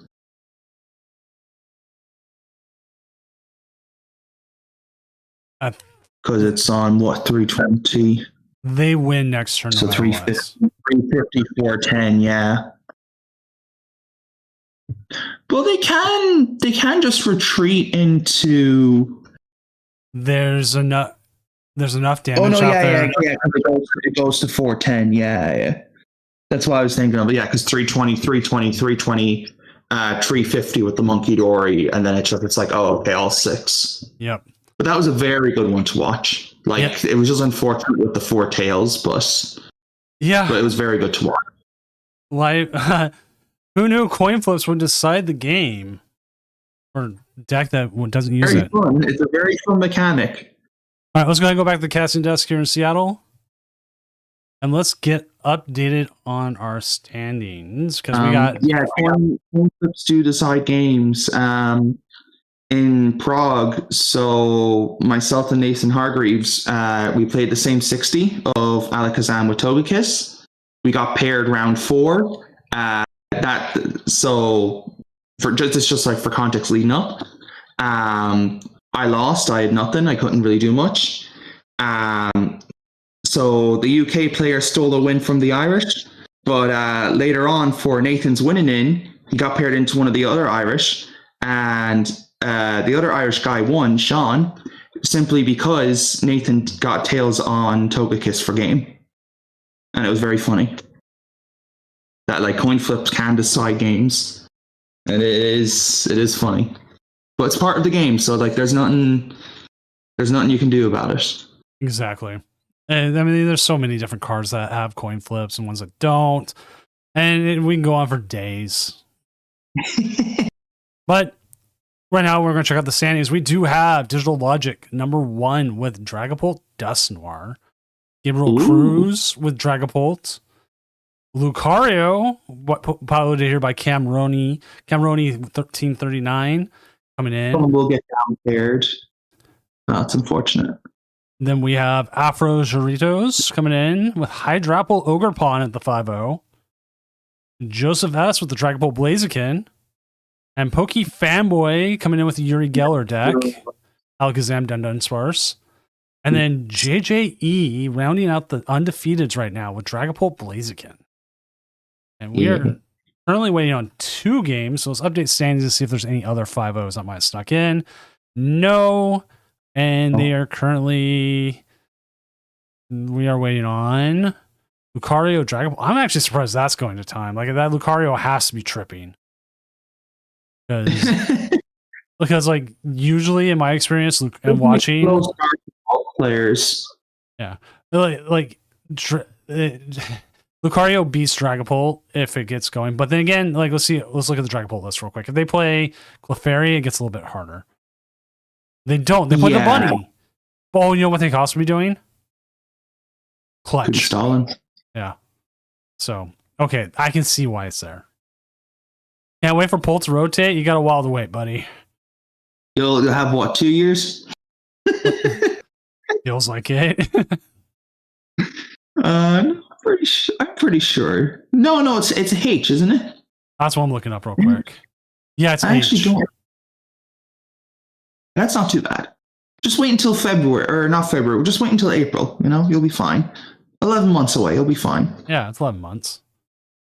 Hey, you'll be fine. All these worlds it's not legal for. Oh, sad. Fine. Someday I would have this card, but I'm not spending $130 for it. Which one? This Jesus Pult or Dragapope, like I like to call it. This has got the hat. Oh, the stained glass one. Yeah, it's a stained glass. Is that expensive in the States for it? Yeah, $132.65. Wow. The full art's gone up. I bought the full arts here at about $8, and now it's up to 16. Right. Okay, so it's doubled. Okay, not bad. How much is cheapest English? For Dragapult straight up, like $1.35 from Prismatic or $1.07 from Ascended. The regular one. No, but the one you're talking about,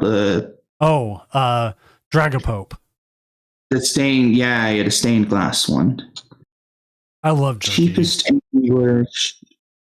Okay, in Europe it's 85. That's not bad. I love this artist. Jerky's so good. Like, he's got so many styles, like the way he works around. Yeah, no. When it first came out, like when I saw it, it was like, okay, this is cool, but I want to see like the Dreepy and Drakloak. Well, okay, yeah, I know you keep saying it's stained glass. It's not actually.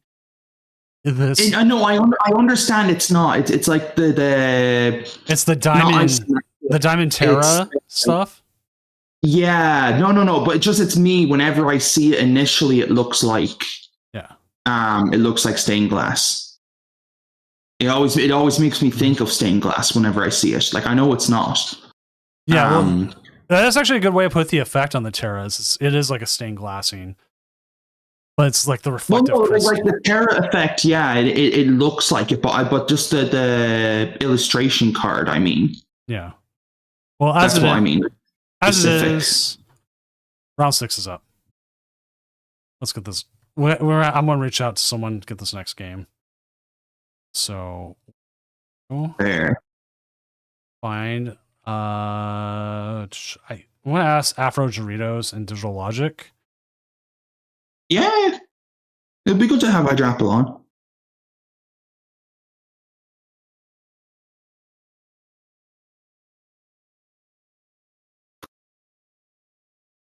I'm going to ask them, and then I'm going to look for another game just as another person back up. 808 Jake was on. That's up against Punnies. Oh, that's a Snow Rat Smoliv Drawliv one. Let me see about that. So I've asked those matches. Cool.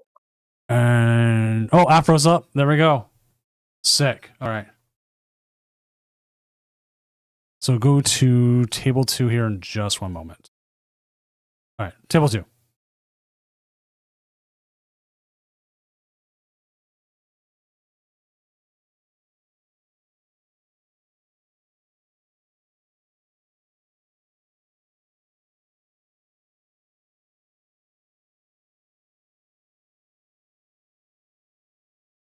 All right, let's get this game loaded, and we are watching.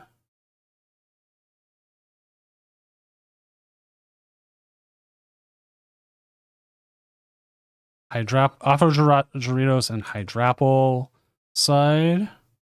Which, funny enough, I did make a Hydrapple icon today because I was like, I gotta sit there and update these because we had decks coming through that are now being more popularized and played, and I'm like, you know what, we got to put that one on. So once this comes up, we'll get it going. We're just waiting here for the game to get going.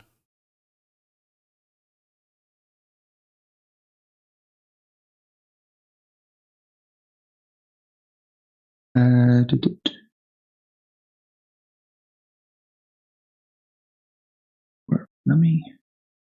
There you go. So you're able to get the Hydrapple up. Yes, we got the Hydrapple game. The other one I was looking at as a backup. Neither player was able to, which is totally fine. Well, one said they weren't able to. The other one said no, they didn't want to, which again is totally fine. You don't have to come on stream. Is it great? No. Is it cool and great? Yeah, hell yeah. You might see something. You might be able to go back and watch your game. Other people just don't want to, and that's their 100% your choice. So 312 Norline, the 3 Candy. I have been seeing a lot of people go down to the Wumbadoo, which it makes sense. Just funny. 1 Monkey, 1 Dark. And then for the Hydrapple, 13 Grass. Okay. Not too bad.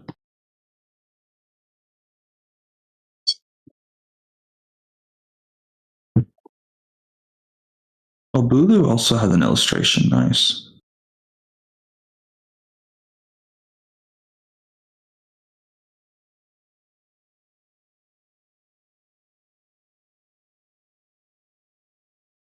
So I assume Hydrapple won the flip.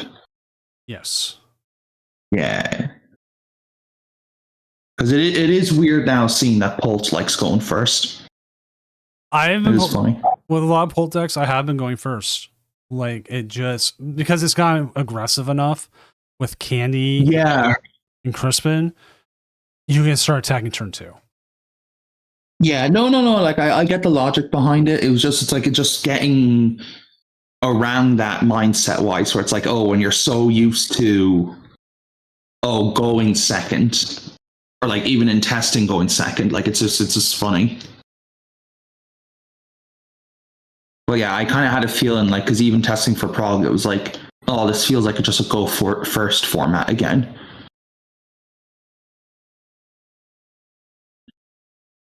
And like item lock doesn't seem that strong anymore. It's like it's valid.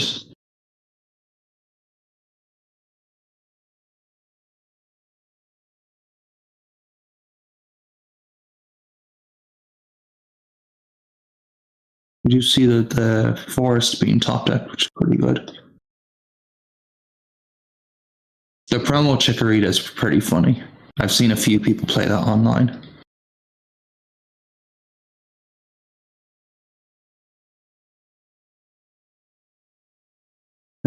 second.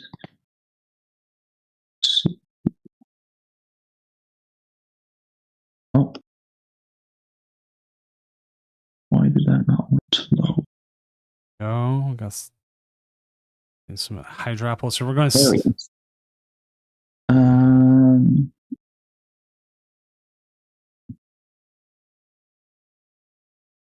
Then it heals, okay. And then it was 30, it's not 20. Cool. Okay, so Hydrapple can do big numbers, that's good.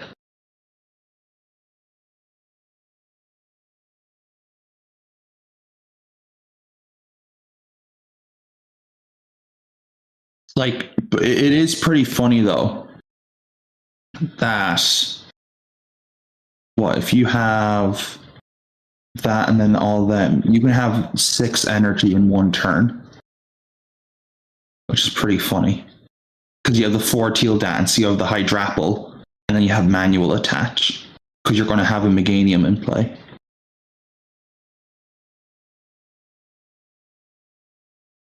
That's funny.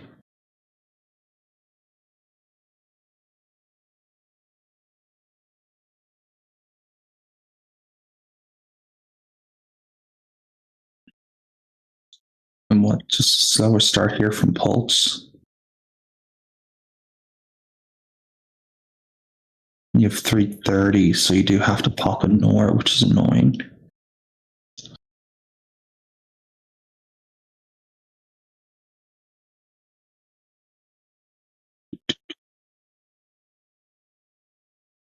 We do see the Rosa also. I've been seeing some people play the Rosas again. I still don't fully know about it. Like I get the concept of it, especially for like if you're chaining Pulse and one gets knocked out.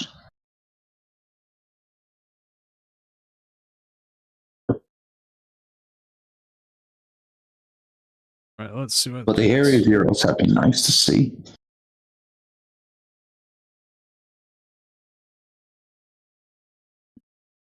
So they're just using the usual things setting up. They can go Dusclops pop, knock out the apple though, which is pretty funny. But it's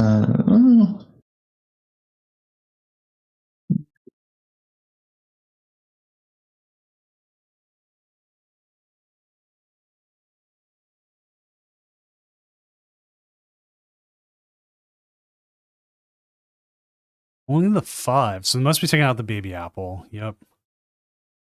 yeah, no, that's why it was like I was looking at it.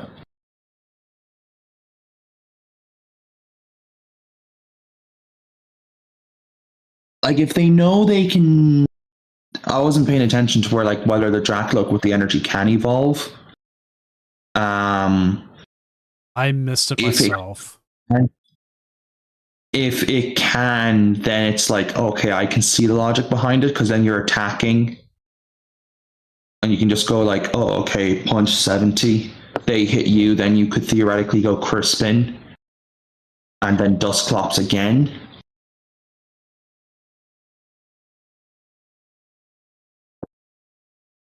Oh, we do see a Noctowl here now off the stamp. That's pretty funny.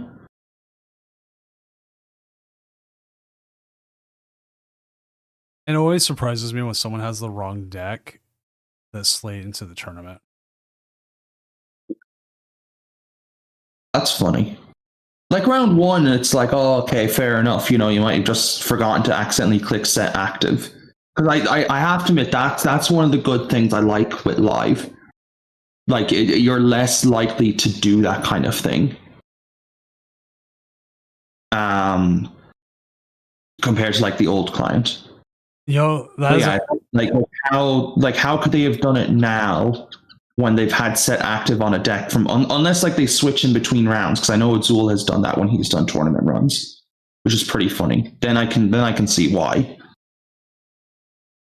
I think that's what happened. Like we did have way more whatever it's called, judge calls for wrong deck list with PTCGO. Just someone might yeah. No, I did it once or twice myself.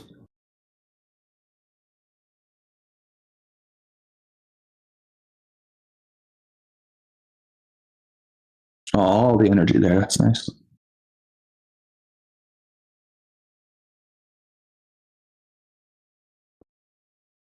But yeah, it is cool that like you can set active on something and just be like, oh, okay, I can't accidentally mess this up. I think grass is interesting. I guess if they want to get an apple just to be safe, which is fair.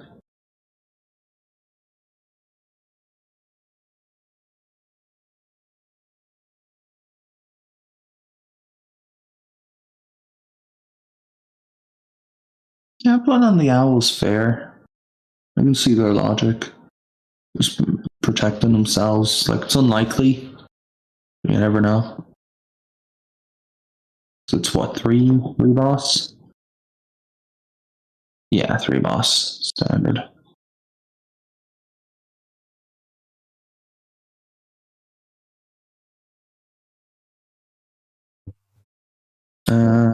It's going to be tough now here for Pulse. Like, they need a lot. And then even still, like, they're going to be given a free prize. But they do have 2 grass, so they can respond, which is good.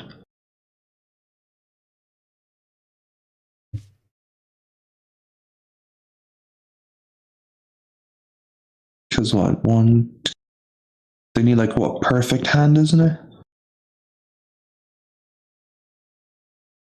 Yeah, the 4 cards have to be perfect here to have it on the spot, which is unlikely.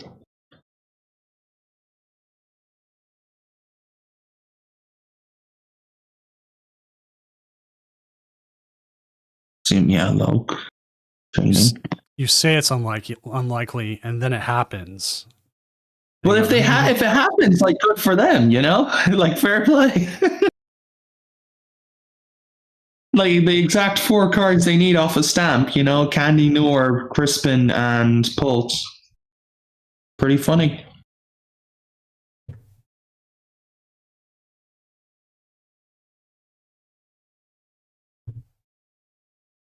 It's too many times that's happened to me.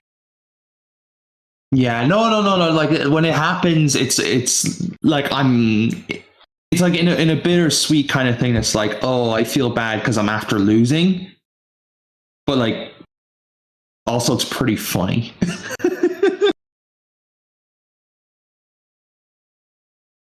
There's no way they have those four cards in their hand.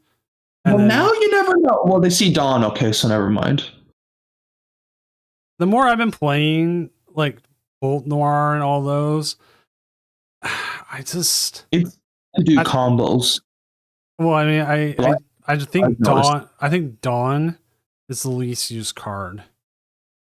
Yeah, like I get it. It's cool. It's cool. It's cool, but I just never use it. Or like when I have it, it's a situation I'm not going to use it in. Fair. No, like I do get you. Like it's the same with me with the Rosa. Like I've seen Rosa being played in lists. I get the logic behind it. I understand that it's a good card. But for me, it's just I'd rather play 2 Crispin.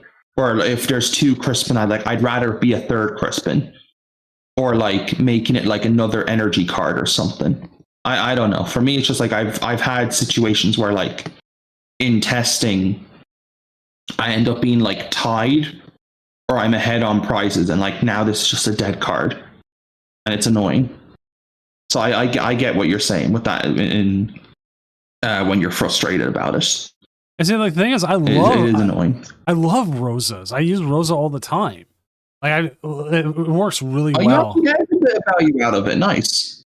Like you use it a lot more in Dust Noir than any other deck you use.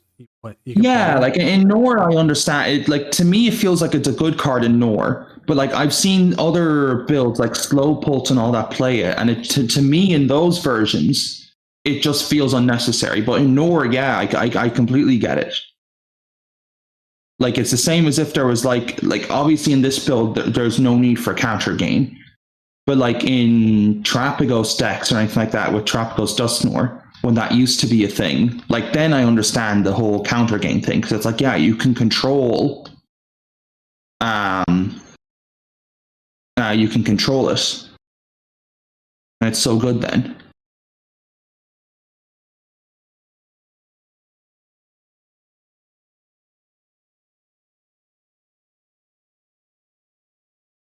And that's like the sucky thing is like I do want to use the the Dawn, but it just doesn't show. It does not show up when I need it. No, and that scenario can be annoying because then you're like, oh, well, now this is a dead card, and Pulse just feels like having bad cards. Feels like, well, why am I playing this then? And then you start sitting there going, why am I playing Bolt in the first place anyways? Yeah. All right, let's go ahead and go right back here, and we'll head right back to the casting desk here in Seattle.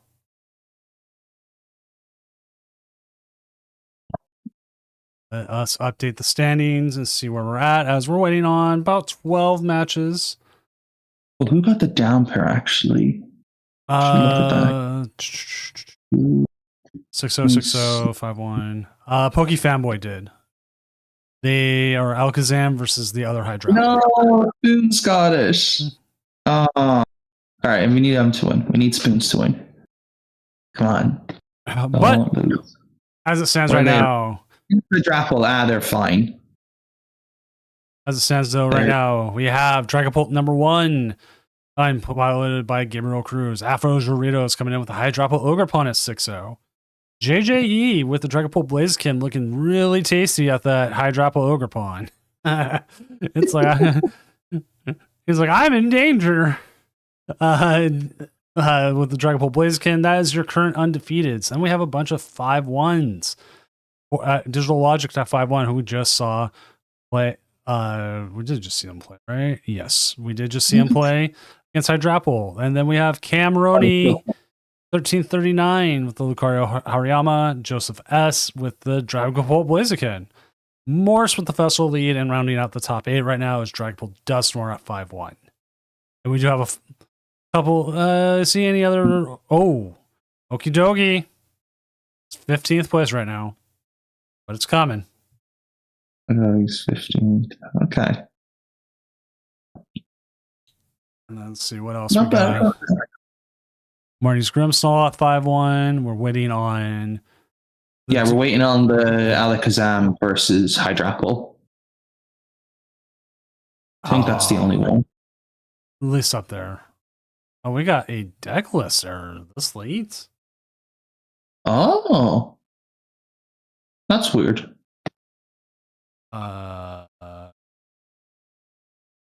Played. Yeah, it's not on the list, so let's find out. That's weird that someone didn't call him out on it earlier. They it looks like they didn't know until they played the card. Someone else might not have even noticed. So, then that's fair. Yeah. Because I was like, how would they not know on their own when they're playing? Pretty fun. Oh, yep, there it is.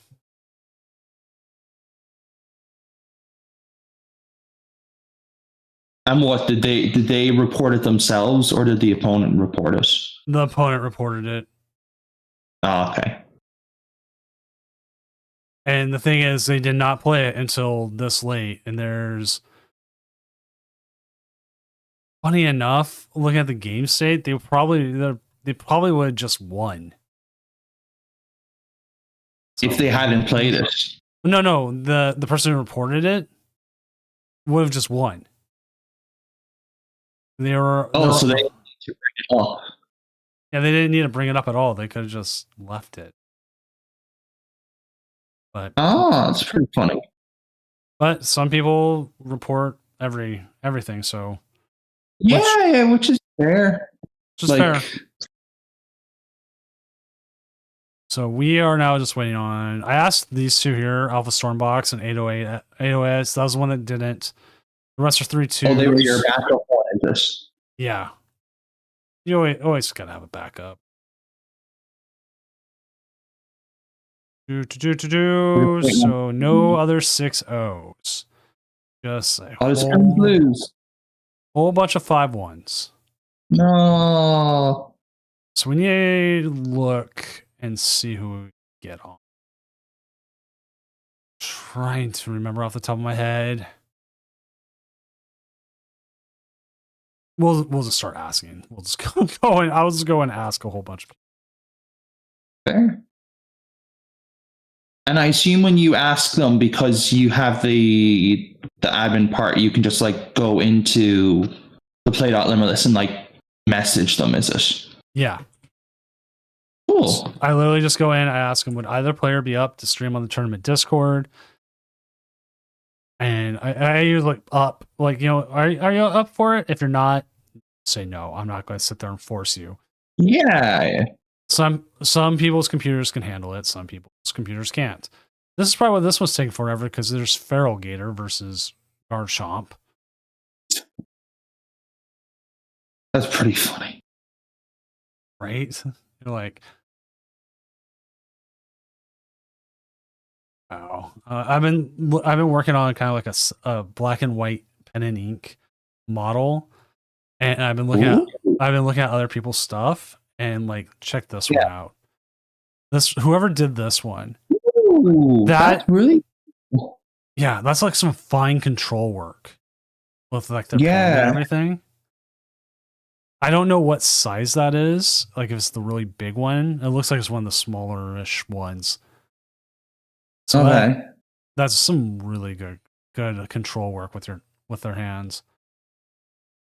Like I'm working in mine like it's all black and white, no color whatsoever. Ooh. So like I've been Gundam, that would be cool to see. Like let me see if I can find it real quick. TMNT pen and or not toy. Black figures. They have a whole set of Teenage Mutant Ninja Turtles done like that. Oh. Like you can get them. Let me see if I can pop up a photo. Here we go.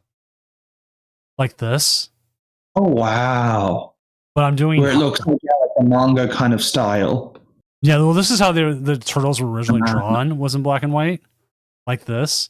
But I'm doing like some hard shading on it, so like you know where the light source is coming from, and so like the back is like all black. Yeah, you can tell with the shading and everything. And then the pose is going to be stock, and then I'm going to have like I'm making a little diorama that will also be like black and white, and I'm only going to put some color in certain spots.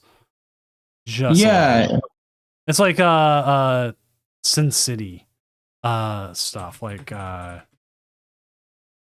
rounds done, so it doesn't matter. If you ever look up Frank Miller's Sin City, he was really good about using limited color, and it looks really cool that way.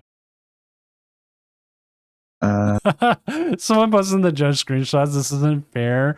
They've paired up against 3 fighting decks in a row playing Lopunny. Yeah, that's just unfortunate though. Yeah, that's that. He's laughing about it. It's still like this isn't fair. Stop. They're having good humor about it.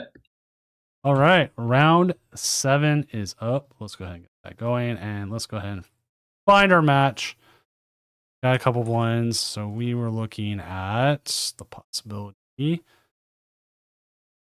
of, I was thinking Morse versus Joseph. That's Festival Lead versus that. No. Ooh. What's Festival Lead against? Dragapult Blaziken. It's still interesting. It's not as entertaining at times to watch, but it's still cool. There's a Grimmsnarl versus Lucario. I'm asking. As fair.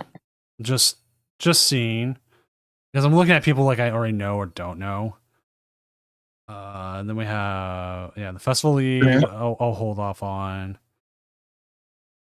Z Baltharak and K Roz. I think Baltharak's already streaming his own Twitch. They are already streaming. So I'll leave them alone. You don't want to do a whole thing where you just record them. I'll ask Pokey Fanboy and OTGL LOL as well, just in case. Fair. Camroni said they can. Oh, Let me send you. I won't send him the. that's the Lucario one, yeah.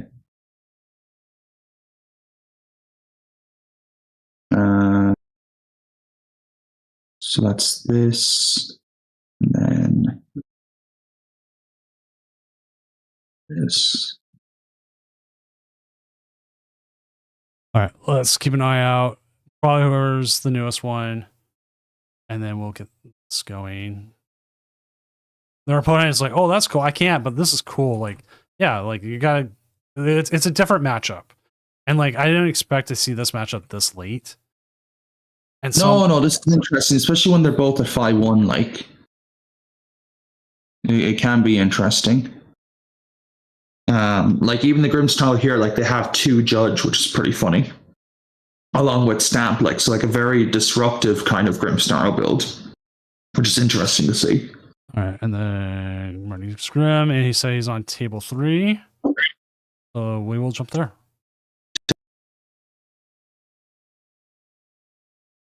All right, cool. So we got the cam side, and once they share, we will get this going. Nice.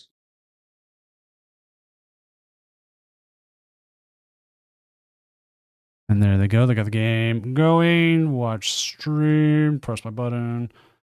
Go. And once the game starts here, we'll transfer over.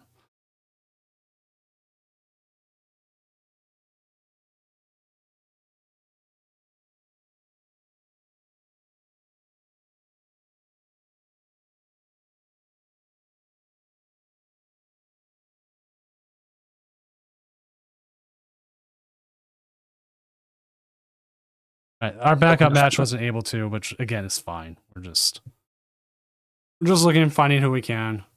If we know somebody and like they have an interesting like winning in possibly. Yeah, just fair. We will have. Yeah, we'll see how it goes. I have no idea what's going to happen in this matchup. Yeah, this is very interesting. We do see 2 Mullies, okay. But yeah, especially the fact that like Lucario can just blow it up, which is pretty funny.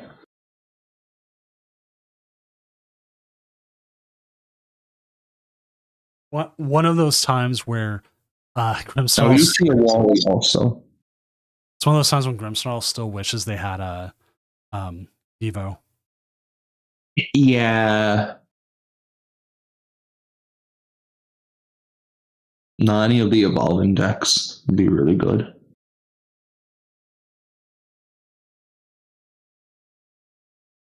Like I loved playing TM Evo. It was one of my favorite TM. Fair. It was a good card.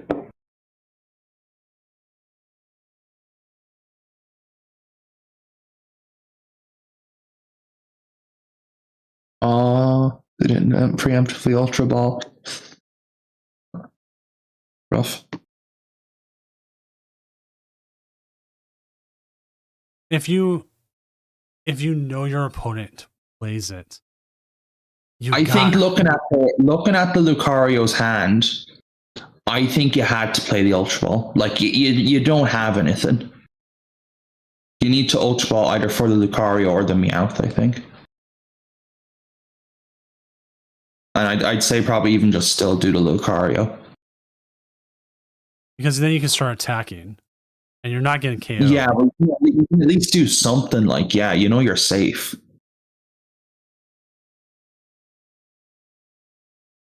I'm not going to say you never get KO'd by the Grimmsnarl, but... Oh, they're not going to... That's very weird then for them to put down Badoo. That's very funny. Yeah, especially if they're not going to... Well, yeah, because you'd know from your hand, like, so that's interesting.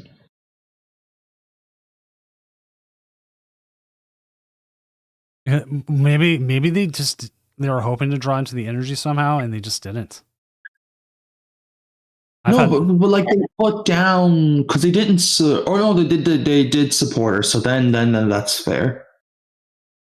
I was thinking like they hadn't or something. I don't know.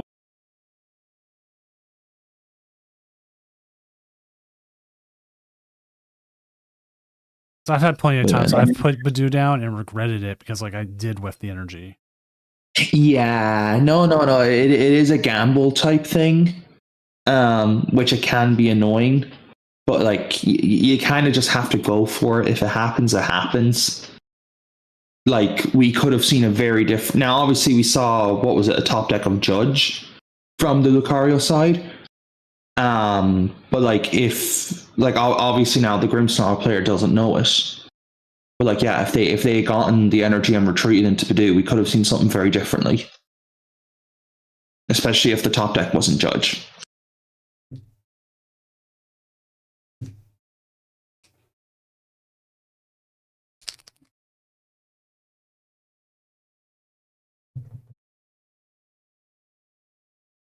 But yeah, like looking from the boards, it's a good setup from both players. So it will be interesting to see what happens. The dream setup, like we see the stat. It's very good.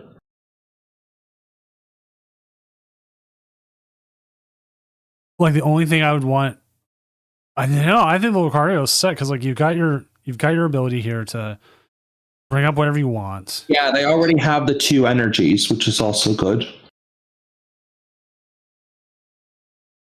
And then yeah, shocker, we see the Grimmsnarl being taken. There's going to be Candy.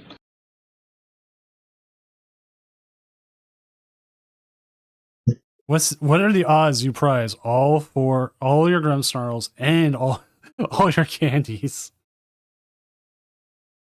Or would it or are the odds better to prize all your middle evolutions and all your candies?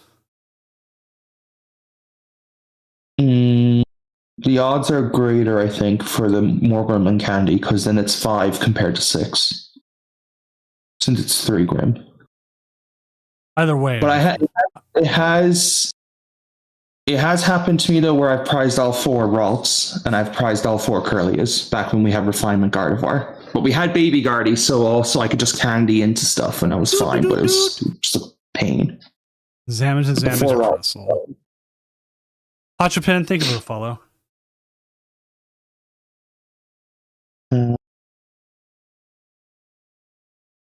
Yeah, if they're not going to be able to do the OPO, that makes sense. And they target Monkey? Or they're going for the other Morgrim, okay, makes sense, because the hand. Because they know what the ticks.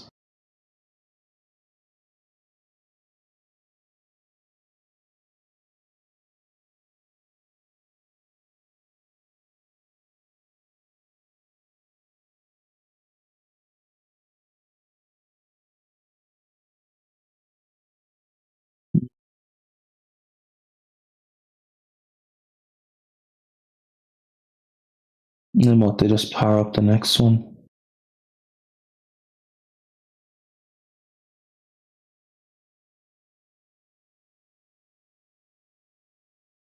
The 1-2, that makes sense, because they have the Fighting Gong in hand. And Sam's alright, especially when they know they're going to get knocked out now, that's good.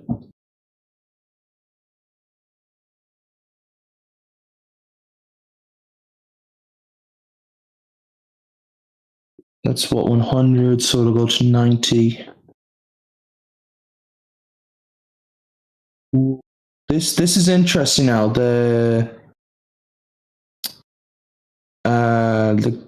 Okay, now the double monkey doesn't work. It's 90, 150, 150. Yeah, if the Lucario player doesn't knock out this Grimmsnarl next turn, this will be very interesting. Because they're taking 4 now. And then next turn with the ticks. No, they're checked, aren't they? This goes 120, 140 back into them.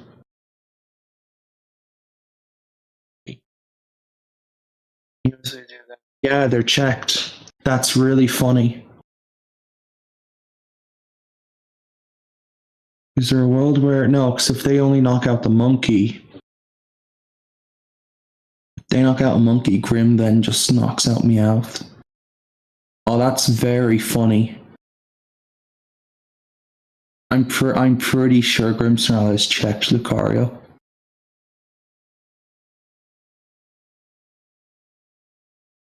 Which, to be honest, I thought Lucario had a pretty good That's matchup really into this. funny. That's very funny. Yeah, even they see it.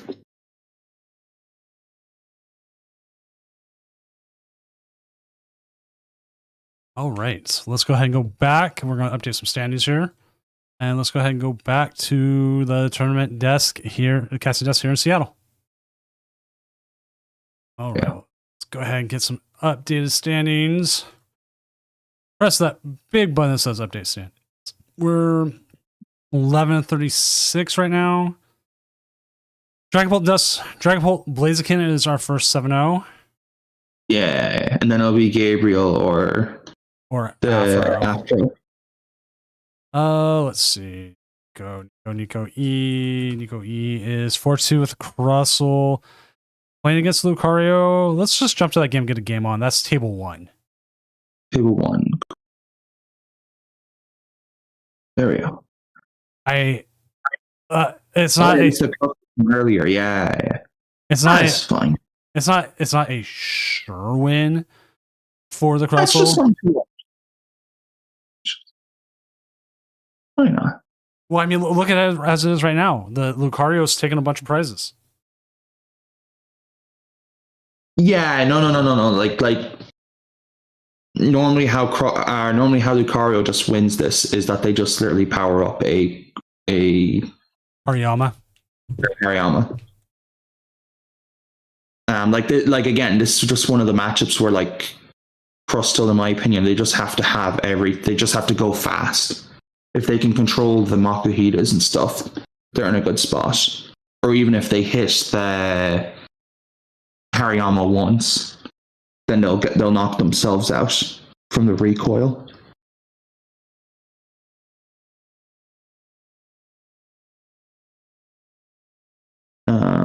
No, it is pretty funny. But we do see big Crustle here, which is good.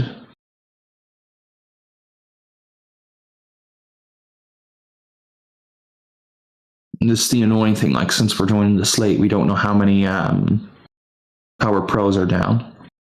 Power Pros, Ice Creams, the works. Yeah. It's annoying.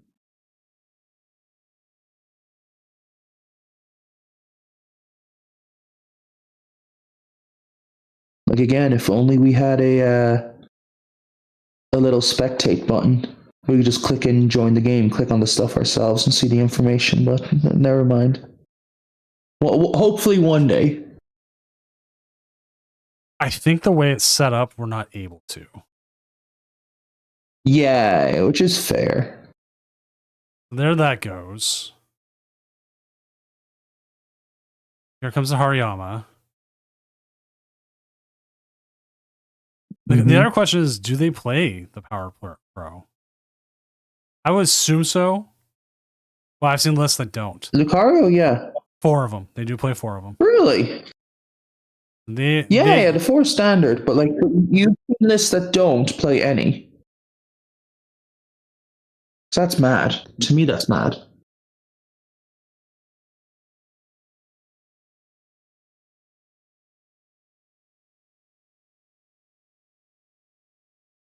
And yes, the name and the decks are out. Are not correct. All right, there's an ice cream in hand. How many ice creams? Well, okay, the ice cream. Because if we can see it, it'd be good. So ice cream helps. What does nighttime mine Yeah, even do? but Terras need an extra energy to attack. Okay. It's pretty good. It's just finding it. That's the one thing I hate with Crusta when you play all these one-offs. Like, you have to play Petrol then, and it's annoying. Just in the deck, fair. We do need to see a double. Oh, we only see a single ice cream. That's annoying.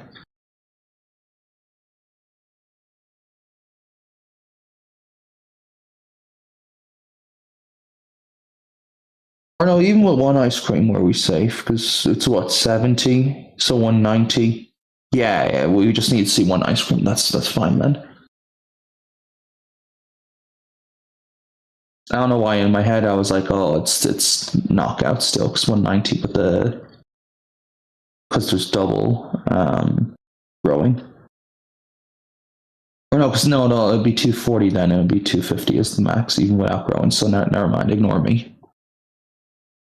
Yeah, we just see a pass with no energy. It's fair. Yeah, I think you just center lady there. Oh yeah, it's free heal. Like, you go for it. You're gonna take the KO Like, you're here. not Boss for game next Huge. turn.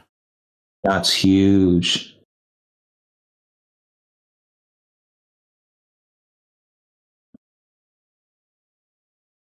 Yeah, for the 240.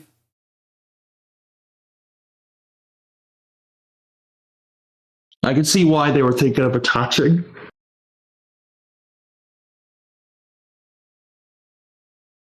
Well, like, the Dunsparce is safe because it's a one retreater, anyways.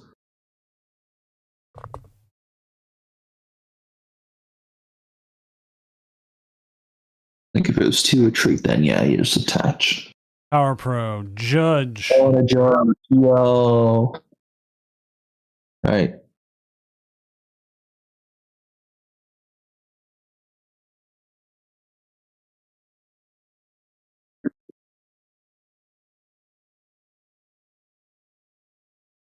Oh.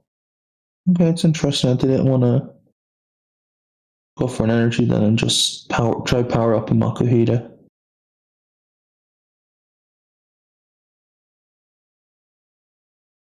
Well, they don't want to put down the other Dunsparce. Okay.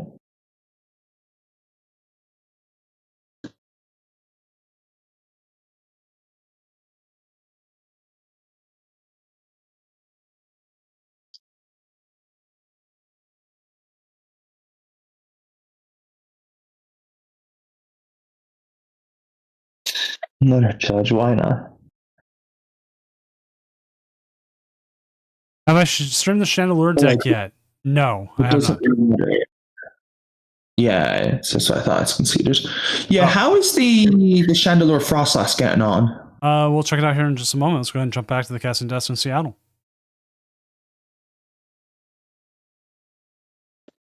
Yeah, thank you for the reminder, because that actually was that does seem cool.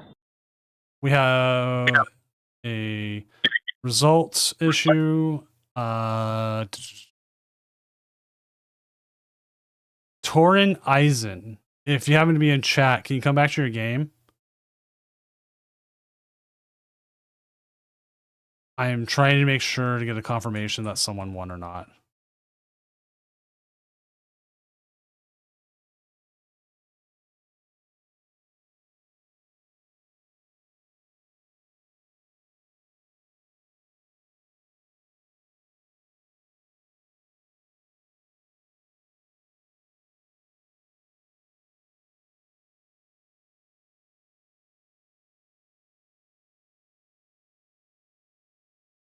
The thing is, like, I'm having to Google Translate into Japanese. Oh no.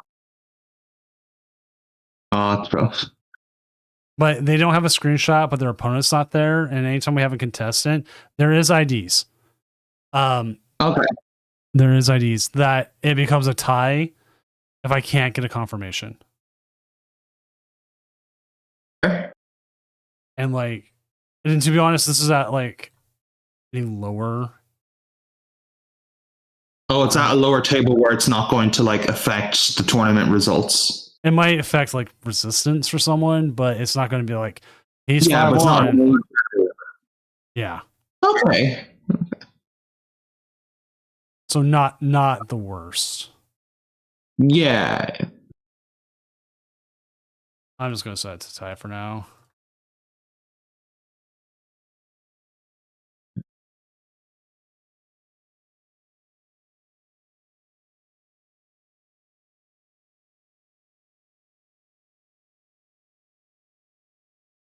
But yeah, that's not as bad. Like if you can just make it a tie at least. I don't like doing that, but like No, and I get it because then it can make things awkward. But like it's better than nothing. yeah.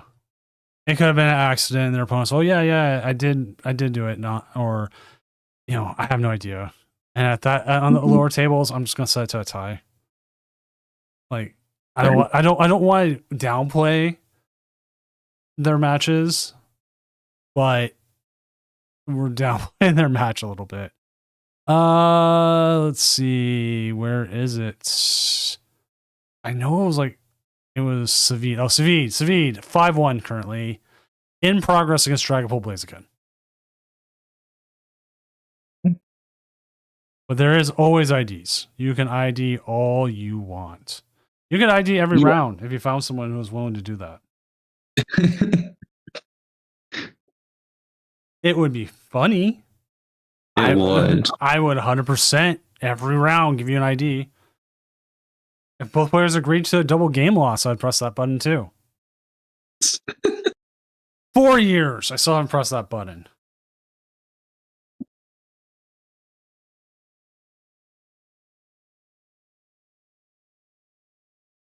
Usually what happens with that is someone is smart enough to keep their mouth shut and let the other person dig their own grave. Fair. So like, it's like, okay, nothing happens because one person's smarter than the other, I guess.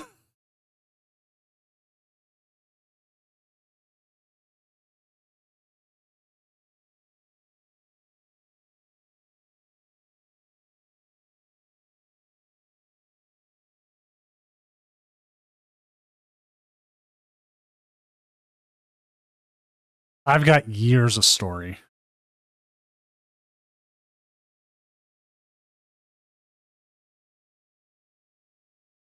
NYC Matt, what's your name on here? I can actually help you out a little bit with like your standing placement, how things are going, that kind of stuff. I'm guessing you're Matthew Hernandez. Which right now 6-1. If you win one more, you're in a fairly good place at ID. I think we're going to end up with a clean cut. We've what? 6-1s are all the 6-1s are set. Or 10. There's 10 of them. There's 10 of them. Oh, so no, it won't not be. Well, yeah, no, if they all pair into each other. Well, yeah, because it's expected because the 2 7-0s are going to get paired. Right. So if we got 10 of them, that means 5 will go through. Yeah. So yeah, next round is winning in, and that means a 7-2 can still make it though. Yeah, which is good. It's good. Courtney, yes, you can ID. You and Afro are pretty safe to ID. The 2 top are 7. Yeah. No, you're guaranteed. Yeah, you're guaranteed at this point, unless someone like really tries to run it or something. You could probably ID the next 2 rounds and be fine. Like you can even ID, and then it's like whoever you get round 9, if you lose, you're still safe because you're 7-1-1. Like round 8 is free for you, but you can do what you want. I just realized I've been running the whole tournament without the timer on the tournament standing. Well, not going to fix it now. Sorry. Oh, there's actually a setting to show it. Is it like that there that you had? Is it? Yeah, it's 40 out of 9. Yeah, there's a Alera I have it set to, and it's all like ran through a control panel. It says next round, but I turn it off for in between on Top Cut because it's just easier to deal with. And I forgot to reset it today. Okay. Well, you know what? I'll actually reset it. So there's a next round. Like here we go. Layers on, but I have to change the overlay as well. So I have to go in real quick and this it adds the background color to the thing behind it. So now it's there. Now it's there. I did it anyways. Okay. That is what it should be looking like.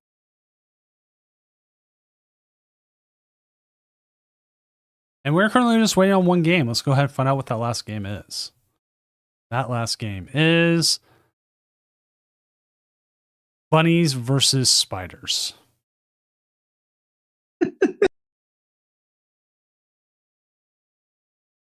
But yeah, Cordy, you should be in. Not necessarily. It looks like we are going to have a 7-2 make it. Maybe. We'll have to see. See, but there should be. I'm going to reach out to a bunch of these 7-1s. Yeah. Or 6-1s so we can find there. Are the Lakers getting swept? I haven't kept up with it, but I would laugh if they did because I'm anti-Lakers. It'd be nice to see the Chomp or the Haunch Crow player. So we haven't seen any Chomp or we haven't seen any Haunch Crow. No, you're right. I'll try for either one. Yeah, or even the Meganium. The Meganium wouldn't be bad. All right. Reset the clock. End round. Next round is up. Round 8 is up. Going. It was Lekasum was on there. Like Mason or the Zebath. Zboth is already streaming. He's actually up against Lekasum. So it's brilliant. So like we could steal that. I'm not going to. Mason M is the other one we're looking at, right? Versus Joseph F. Yeah, it just like from looking at like what we have had and what haven't had. Oh, they're up against Dragon Ball Blaziken, but I don't want to steal Z-Balthrax stuff yet. Not until we're like Top Cut, and I really do need to watch everything if I need to. So I'm asking Mason. Yeah. I think we still have Cam. No, like, did you not ask the Lekken Sum person to see their POV? I tried not to when we have when the opponent is already Oh, when the opponent is okay. No, fair. Because then it was like, then we have. I know you don't want to steal it, but like for me at least, it's like, I have both POVs, which is funny. All right, so Mason M says they're out. Which one was Cam again under? They were the Lucario. Oh yeah, they're 5-2. Yes, but that is a game we could grab. But what about the Starlass? The K Raza number 17. K Raza, I will see what I can do. Since there's a theoretical 7-2. That or Morse with Festival. That'd be funny. K Raza. Why can't I? Oh, Morse already beat Lee. Guessing Lee dropped. Oh. That's pretty funny. Like free win, you take it. Oh, Joseph S says they can't, so we'll get that game then. Oh, okay, perfect. I really just need what I need to do is set a role for streamers and let people like click a thing to assign it automatically, so that I can just reach out to them on the Discord. Oh, true. Yeah. So that if they add and it's like, like say for example, you have Cam or any of them, they can just click and you can be like at them, could you or friend them or whatever. Streamer, if you're this or this person. Yeah, because if they're a streamer, like yeah, you could just ask them to add their in-game name. I can actually tag them. I can add stuff to that. I should really be doing that. I'm sitting here talking about it, and then I'll go to bed tonight, and then I'll forget about it by tomorrow. But just waiting on them to join a table. Yeah, it's fine.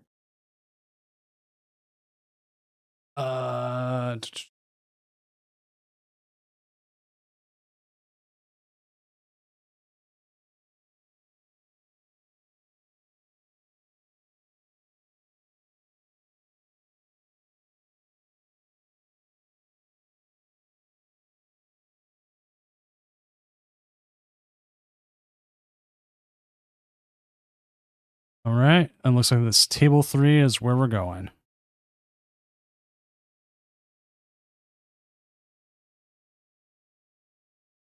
I just need them to share. Awesome. Let's go.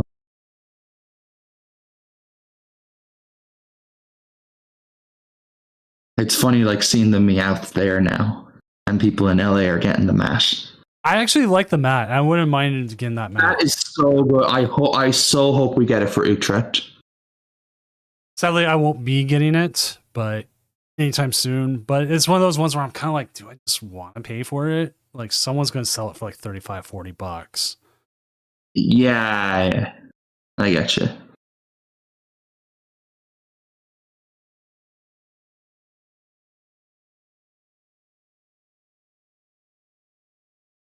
Like I'm still trying to work on cleaning my Gengar mat from the team challenge that my son used marker all over. I've spent like 2 years cleaning that thing carefully and diligently. Yeah, like putting in the cold wash and all that kind of stuff so it doesn't ruin the rubber. Yeah. Well, it's not, you don't. It's a Sharpie, so you have to use a rubbing alcohol. Oh, okay, that's even tougher. So you have to like rub it in. It's dirty. You rub it in gently, and you keep rubbing it because you're trying not to remove the ink that's printed. It's like a heat transfer ink.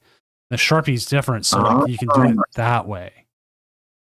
So okay, there's like a whole guide I keep going back to on how to do it. Oh, cool. Because there was someone who bought a mat that was worth some money, but it had like a friend's signature on it, and they needed to remove the signature. And it was so that they can sell it or something, is it? Yeah, and so they were like, okay, how do we do this? And they're like, okay, you gotta do this. It's a process. It's gonna take you time. It's not gonna be. Yeah, that's funny. Lucario-san, that is how I thought about it, but the biggest problem we ran into was people would forget to share their screen when I grab them like that, or if they're in the middle of a game. So I prefer the jumping tables, just because it's. Rather than just like summoning them.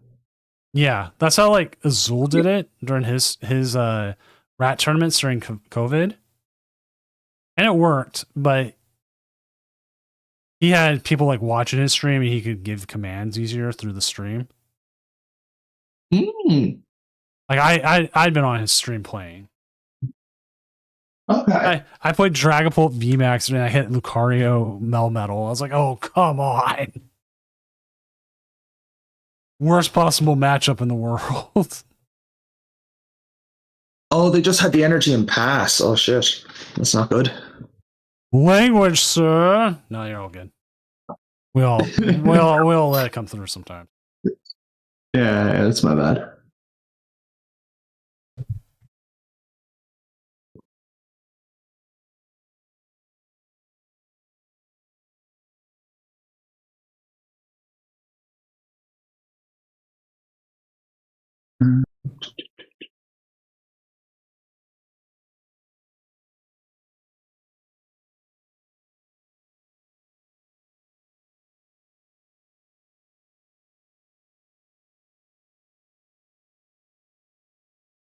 Deck checking? Who does that?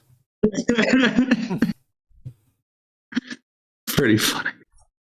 No, I've done it once or twice. It's I have to admit it is kind of easy to do it, and I do like it.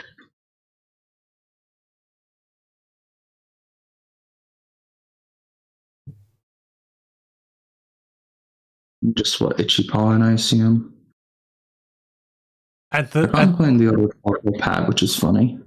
at this point, I'm surprised someone didn't call a judge and say price checking's a BM. Oh, that would be very funny. Oh, if you like prize check, wait like 46 seconds or something, and then call it. Yeah. That would be funny. You just have like a screenshot of when they start their first search.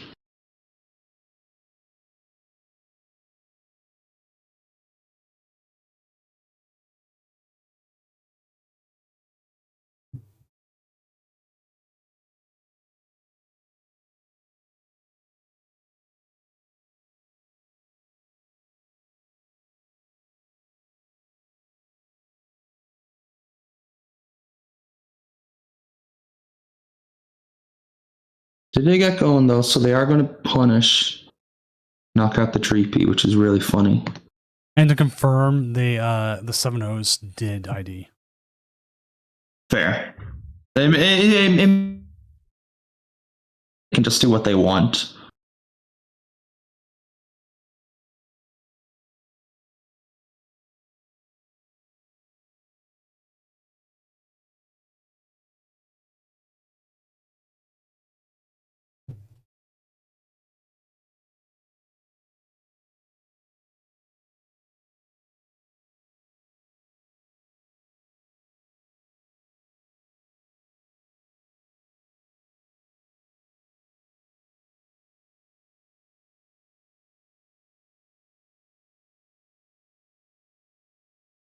Enter the Dawn. Ourselves the Blaziken, which that Arboliva is probably not long for this world then.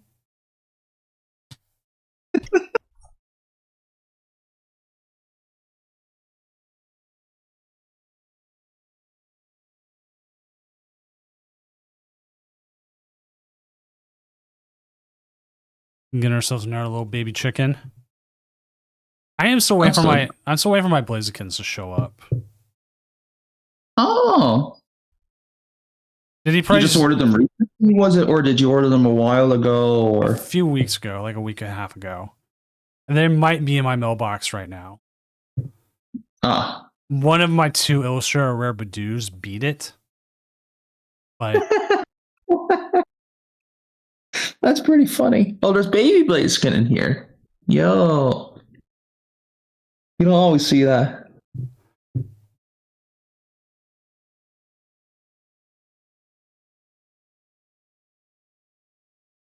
which I need to go to one of the cups or challenges before we're done for the year. Or not the year, for the next 3 months. But For the season, yeah. But did you see for the off season they are having price support for friendlies? Yeah, the price support this season is better than last year. Where the last year is just the 3 different promos, I think, where you were able to do like one a month. Because I know Rod was one of them, and then we got like Drakloak and something else. Yeah, which but the playmat thing this time is cool. Like you can theoretically do your own like tournament if you wanted. Yeah. And just do that as a prize support. Like do your own unofficial cup if you wanted. Or you could do whatever format you wanted, which is cool. Because it's funny, so like we have a newer league here in Ban the Slow. Like this the one actually I'm staffing the pre-release for. It's like 40 minutes by bus for me, which is like is good because that's my closest league. Even explaining to them where it was like they're like, oh, what do we do during the off season for in the summer? And it was like you can do whatever you want. Like in Dublin, we normally just do like GLC one of the weekends, or one of the next weeks we might do retro or something. We all kind of like agree in advance. Or some people will play like 2010. Some people play like recently they've been playing. I think it's like Base Neo, or something like that, or base Ooh. jungle, like the original. That's what they've been doing. Now, like it's normally just done with proxies. Like it's not. But yeah, but it was just fun explaining to them. I was like, yeah, it's whatever you want to do. This is game Like- right here. Yeah. Also, They've just been Camera able to cheat. and Cameroni, thank you for the follow as well.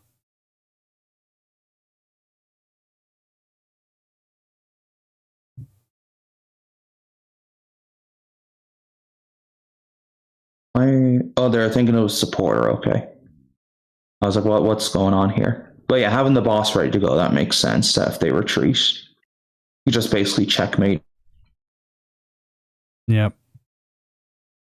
And Yeah, like this we're- kind of stuff, I do have to admit, I like the use of petrol. Other than that, it's kind of like a meh kind of. I think they conceded. They did the shortened box. No, they didn't. But I mean, at this point, it is. Yeah. They're gonna keep trying. Yo, they're going to retreat into Teal Mask. Like, you don't have it that way. You can't just double charge up.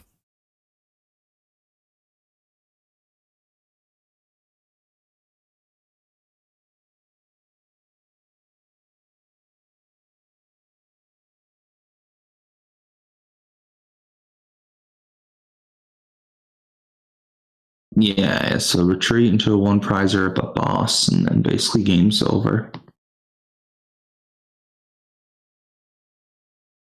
Nothing new.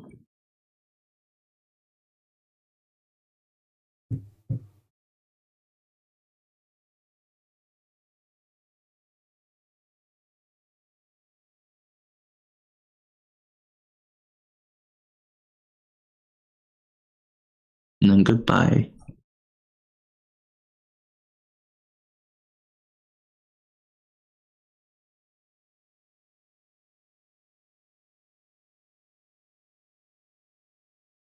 All right. Let's go ahead and head back to the casting desk here in Seattle. Yep. Ooh. Update the standings. We'll see where everyone is at.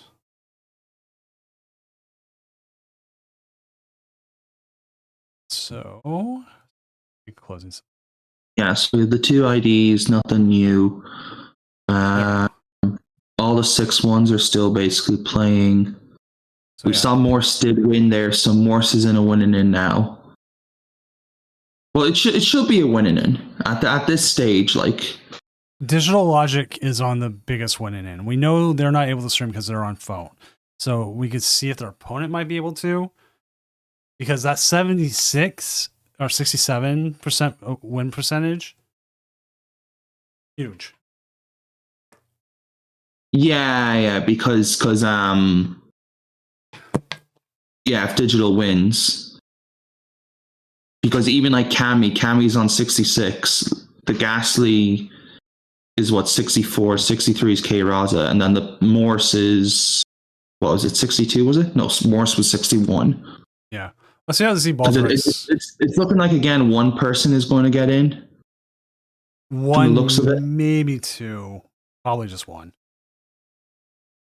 1, 2, 1. These were yeah. So 1, 2, 3, 4, 5, 6, 7, 8, 9. Oh, this hurts. Oh my So we say 5 of them. 5 of them. Yeah, one of them is going to get down paired. It looks like it's going to be 1 if there's all winners. Because if I'm counting correctly, there's 11 6-1s. So someone gets down paired, and if they lose,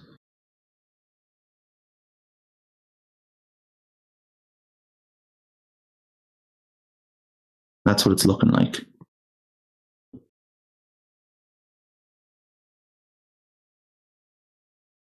You're like, I'll finally put on the Honchkrow.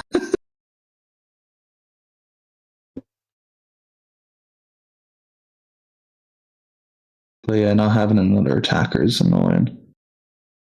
They can Giovanni, which is fine. It's what, 3-3? We can't see how much damage. It's on your one.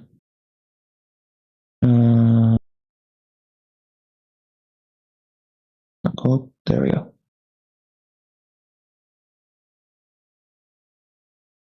It looks like it's what, 240. I think with Giovanni, and then just knock out that one. Okay, so they're fine. Higher seed does pick higher. They're fine here.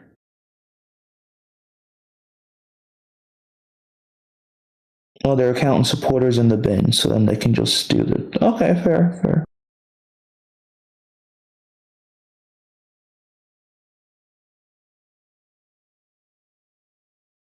Okay, we have an issue. We have a game crash in one of the 6-1 games. We're past the time. No.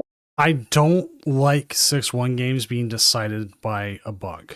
Yeah, that's rough. I'm trying to see if they'll be willing to reset the game and get it going. Like, that means we're going to delay a little bit. Yeah, when it's such a high, like that's important. Were they able to screenshot what the board was like after Both at the have. moment? Both at where is this? They say they have them. I haven't asked for it. Oh, okay, because I was going to ask because I'm curious. Okay, they are going to reset. They are going to reset, but can I still see the screenshots if possible? Because I'm curious what it was like. That's good that they're going to reset.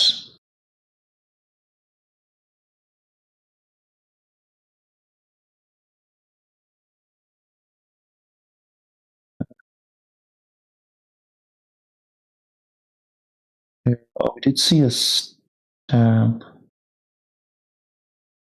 That's annoying.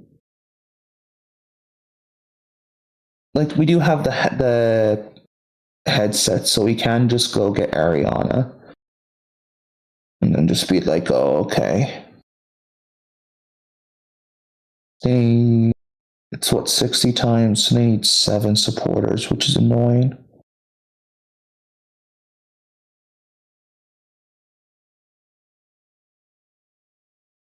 Plus the energy, which is annoying.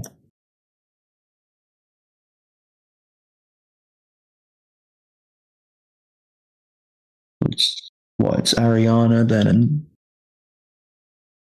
Ariana Giovanni, okay. And then what, they draw. No energy. That's annoying. They have a turn though. This can still be doable.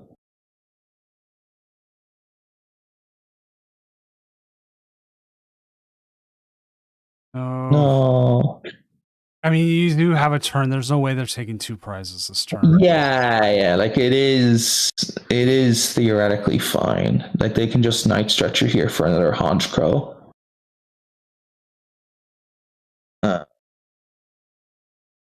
Cameroni, and no, we are following what Pokemon does, and it is higher seed pick first, second, and cut. That is the official ruling now from TPCI. And that is how we're following it, because everything we're trying to do here is as close as we can to official guidelines. Okay. Well, yeah, they should be Solanously getting energy now. You just need one prize. You just put the Articuno, you put the Articuno in the active, and well, like the thing is, so when the Honchkrow player, like this is a weird thing where when they did the headset, they took Giovanni as the second supporter over like another Ariana, which is interesting because now as we're seeing here, like they're getting basically punished. Oh, never mind. They talked. Oh my god. Yeah. they put in the screenshots and it just all blacked out, and both of them have like huge board states, but they're still in a spot. This is a here in Judge, is it? Yeah, one of them posted it. Yeah. That is way too much for me to like.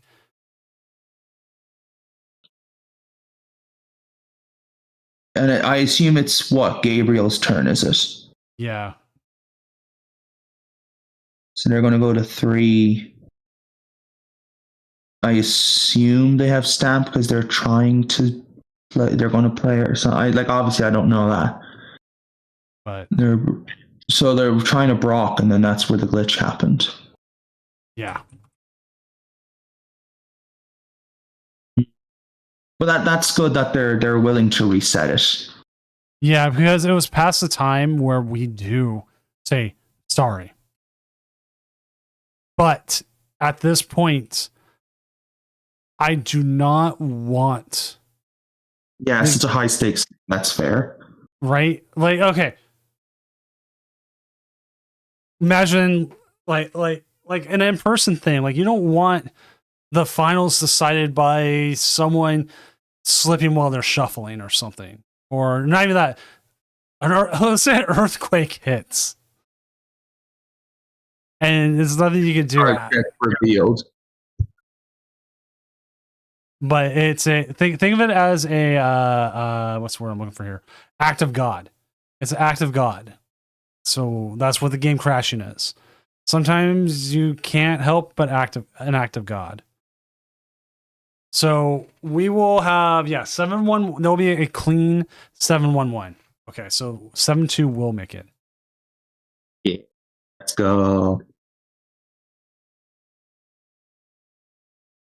So what? The person who got down paired lost, I assume, from the looks of it. Because I think that was what was going to trigger. Now I could have made those players tie, but then that means they play winning on their next one. Yeah, and it just wastes it.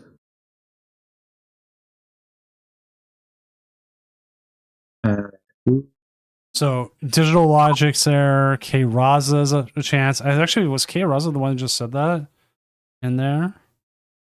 I don't know the down pair. I'm being blind here. Because I did ask K Raza, right? I'm double checking everything. Raza, K Raza. Because if they said they could.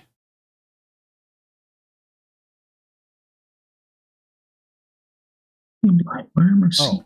Oh, I did ask them. Actually, yeah. Actually, I'm going to reply to them. Oh, let's go. This is the Star Last player, isn't it?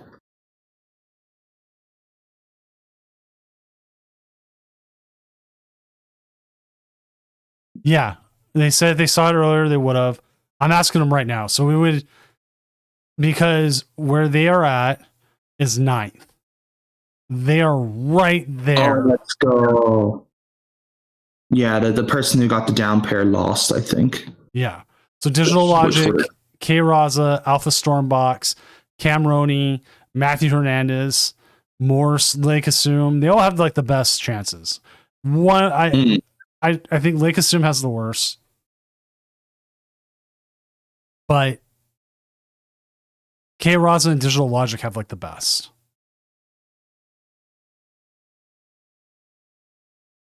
Yeah, because they're in the high 60s. Like, it's doable.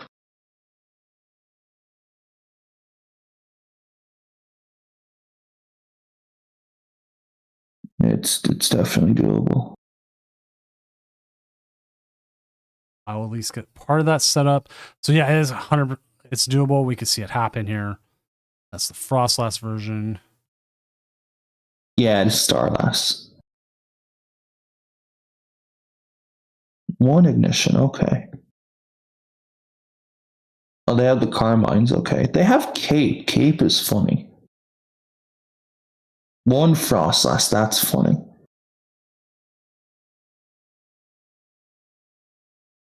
Third gear, okay, fair.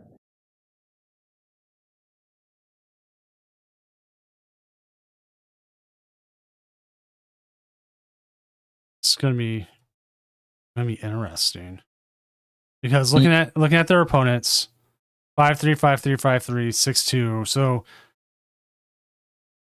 like they don't want to play Cam, they want Cam to win. Z Balthrak's not going to do anything. Maybe Raichu Crobat does something. These aren't going to change. It's going to be interesting. They can even just get paired up against Digital Logic, who's got a 7-1 as well, and a 7-0-1. And 6-2. Yeah, they need Digital Logic to just straight lose. Logic is on the cleanest winning in, I think. Yeah. From opponents, I'd say so. Because you should have two opponents at least IDing. Yeah. Let's see what matches we're waiting on. We're waiting on this one, which one of those two players will come in. Yeah. See, OTG, LOL. Has a 50, so they need to win.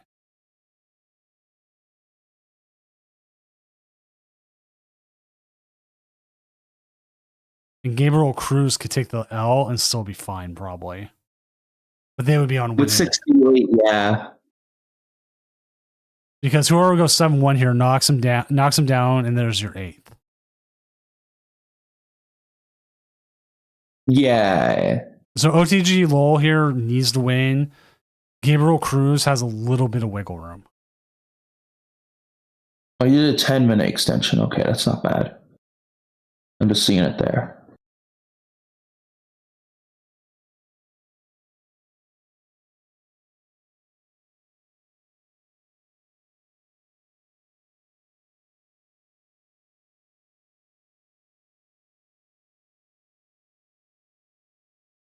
And then even then, let's see, Lady Ghastly and Alex Kretz. Let's see where they're even ranked at. Lady Ghastly 61. They're on the outskirts. Alex Kretz. I'm assuming further down they could win, and they have an Ice Cube's chance in hell.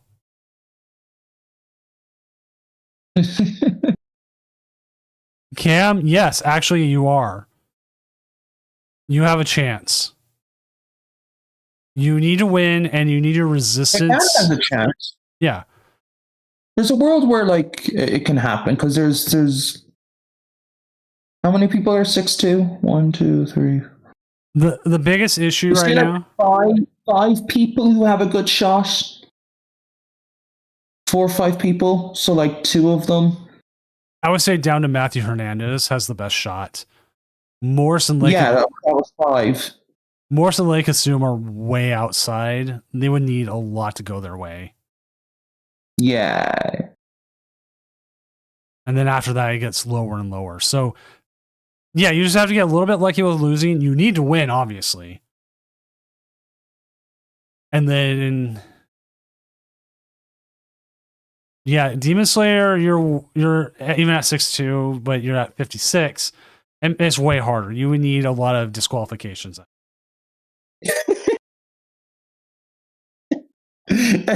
Wait, that's your answer to him. Hey, for $500, I would do it.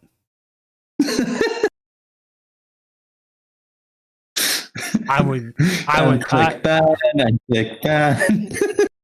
Drop the bat hammer here. Exactly. And I have Banhammer just disqualify. That's basically the same thing. And then we go and I just make them win their game.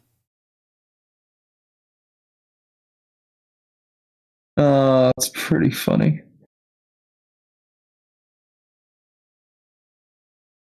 The heart attack gambit. All right, we are still waiting on those 2 matches. Cool. One has the 10-minute extension. The one that we couldn't. Yeah. What's the other person's reason? I already announced it to the Discord and everything. Made sure it didn't come up out of nowhere. Because like looking at the matchup,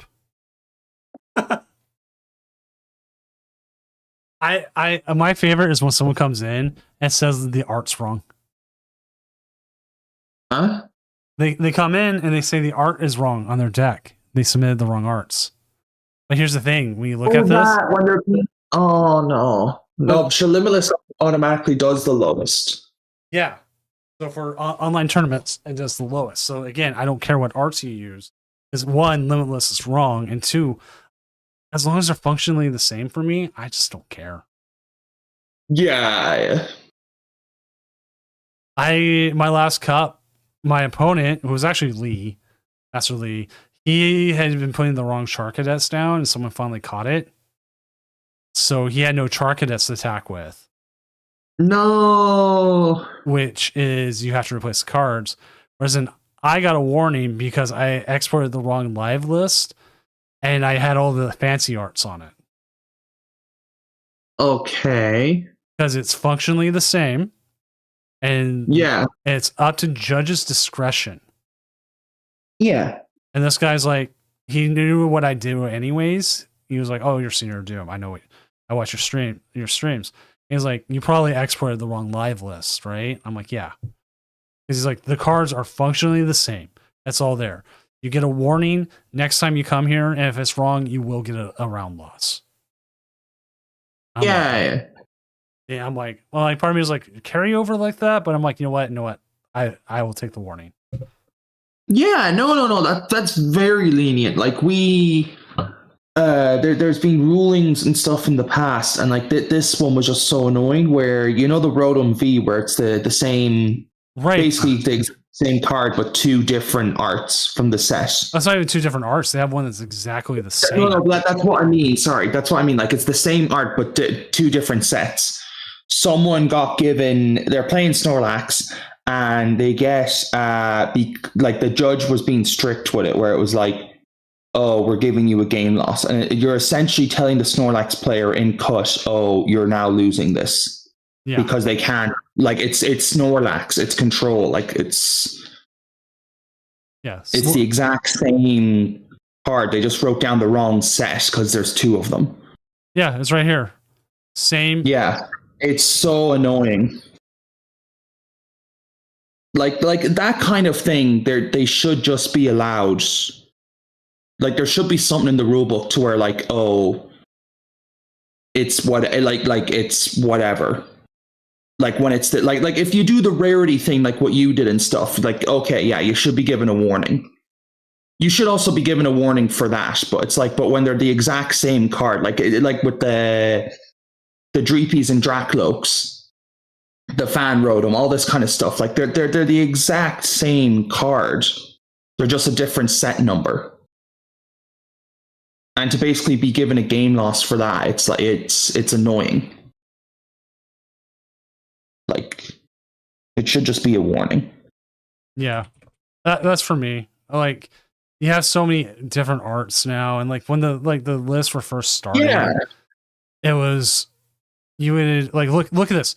This was just typing in Rotom V, and no, the game's still going. They still got 10 minutes. Oh, yeah, and it still gave you all cards that have Rotom in it. Right, but I mean, there's Rotom V here. 1, 2, 3, 4, 5 different arts. Well, there's there's 4 different arts. One is a different V entirely. Oh yeah, that one is different. Yeah, like that kind of thing. If you do that, like that's on you. If you write down like the attacking one, but with the ability one, if you wrote down the wrong set number or something, like it should just be a warning. There's 4 of them. Yeah, but as you get to like older cards, though, you start where you don't have like a whole bunch of different rarities on most cards. Like back then, if you typed in Rotom in black and white, there was probably just the one of them. Like this one right here, Great Encounters, essentially one of. That is 100. That is a very expensive card. But yeah, like because even now, if you look at the more modern Rotom, like there's a bunch of them. Like there's the one Rotom there, the last one on the second row. But then if you scroll down a little bit more, there's I think like you start seeing like 4 different Rotoms with the gray, like the yellow Rotom. Yeah, it's like if you wrote down Rotom, like, okay, different things there, because it's the same with the whole Charmander thing. Like I got given out to, and again, this was on me, where I went to a cup and I wrote down the wrong Charmander. back then, there was, I think there was like 4 different Charmanders, and they each do their own different thing. And like that's fine. I wrote down the wrong Charmander. I'll be given a game loss for that. That's understandable because they're function as a different thing. That's fair. That's fair. I learned my lesson. I've been playing the game for nearly 10 years. I'm bound to make a mistake. I'm human. But that thing, where like with the Rotom thing, where like, yeah, there's multiple cards. Like if you wrote down Fan Rotom and you wrote down the wrong art, or like if you had the Dunsparce where it's Twilight Masquerade versus Prismatic Evolution, like that should just be a warning. All right, they're the exact same card. Round 9 is up. We are going to have here Starmie Frostlass going up against Rocket's Mewtwo. So once they get streaming, we'll join them and we'll get this round 9 matchup, which is essentially a win-in for K-Rock. It should be. And they are on table 3. 3. Okay, thank you. On top of that, we've already got one tie. There we go. Shocker. It was Z Balthrak and Afro Doritos. Already took it. Okay. And Caballero and JJE are taking the tie as well. They are. How many 6-2s? It's what, K-Raza versus who? On mobile. Ooh, I haven't had a mobile game and we've been getting a lot of mobile games lately. But K-Raza versus Vitor or Oliveria. You know what? I will take a mobile game if I have to. Oh, okay. So it's the lowest one. Okay, because I was trying to see all the different 6-2s. Like I thought it'd be like the higher up resistance wise. No. So yeah. So and Digital Logic. I'd say the best thing for K-Raza is if Digital and Alpha lose. Yes. I think K-Raza can afford Cammy to win. And then Cammy needs all 3 of them to lose. So OTG LOL. Denshin, just call the judge and I'll take care of it. It just takes me like 2 seconds. Yeah. Well, yeah, this is funny seeing the mobile. Yes.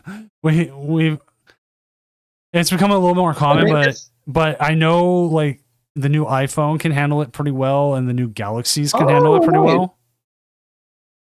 Nice. Because this is, yeah, I've been doing this with you since like December. This is the first time I've seen it where we've had a mobile one, which is pretty funny. Never mind, Dench. I just went and took care of it. I used to have one of my judges would hand is. They have a Lily, so fine. You also have the Starmie in hand.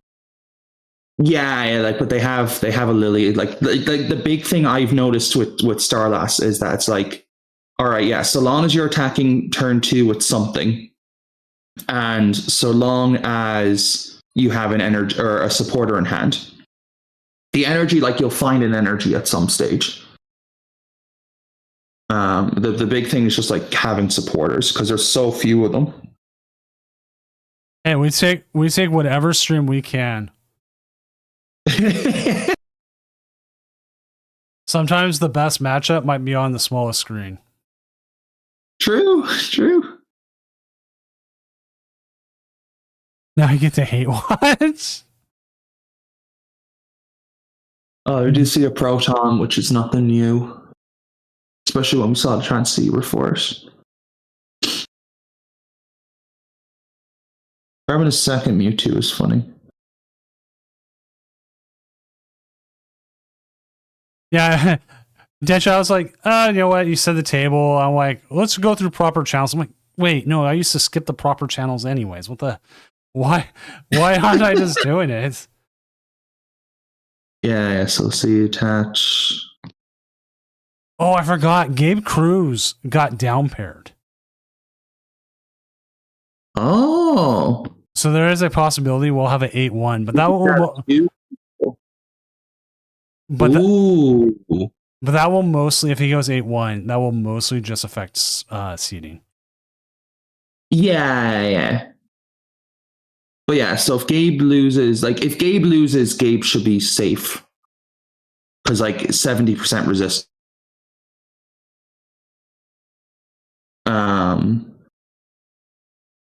But yeah, I could allow 2 people, which would be very funny.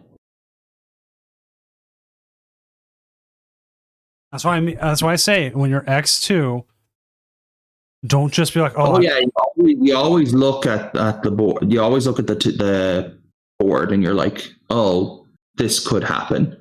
Because I've had it at cups where I don't think, especially in Ireland, where we have top 4 at times. Oh, we have top 4 here too. A 3-2 isn't getting in.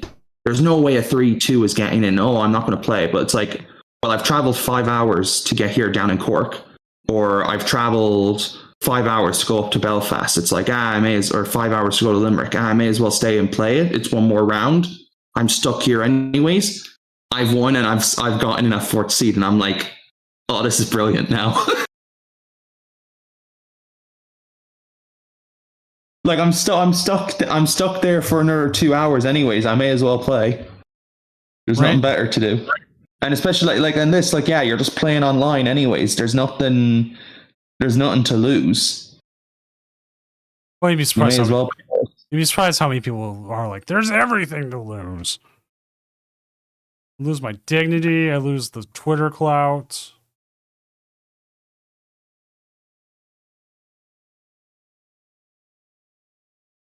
Come on, Illustrator, don't you be like this right now.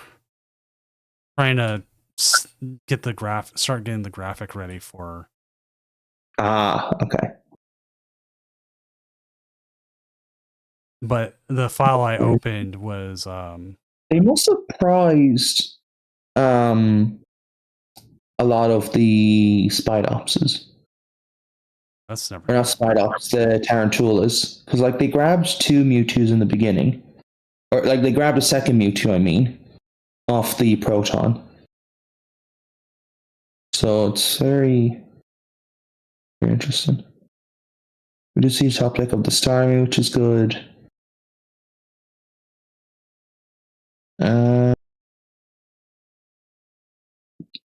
You can grab Hilda, I guess. There's no point grabbing Crispin.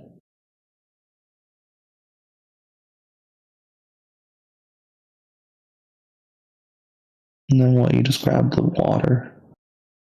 Starmie.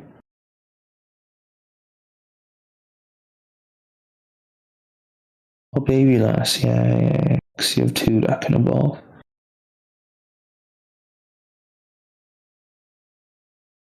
Then you want to evolve surely the other one. Then that's just a target.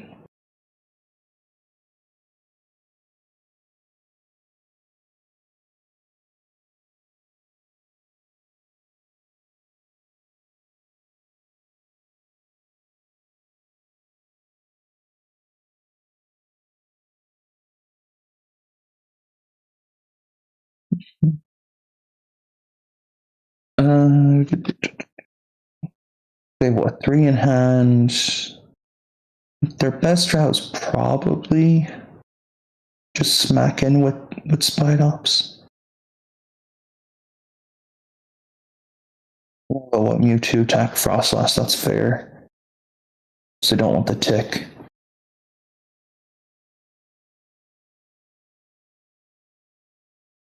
They mustn't have had energy.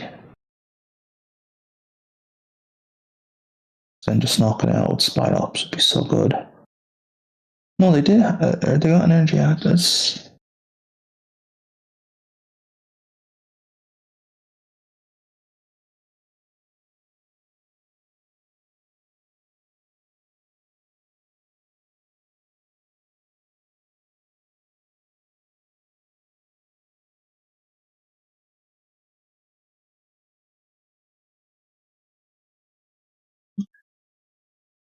They have the Carmine. I think they have 2. They are going to evolve. Okay, I was wondering if they just scrap the Mega Lass and grab it back later. Yeah, because I got the Night Stretcher, so Night Stretcher would have been to grab Lass. And it would have died to ticks.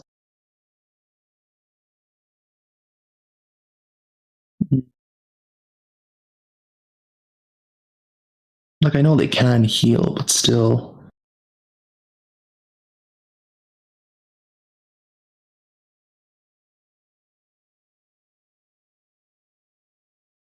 Because, yeah, they just hit 270 and just say, yeah, I'll knock it out later. No, they're still doing the. Oh, okay, interesting.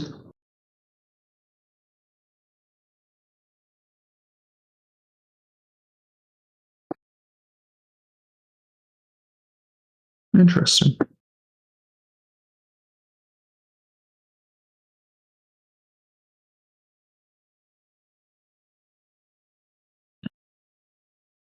It's weird, but alright. They have what, 5 they can hit.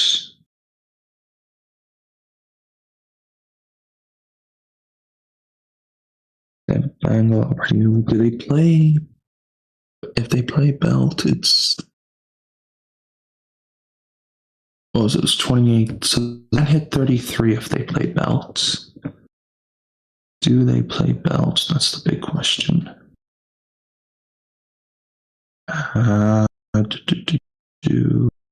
They don't. They play Box.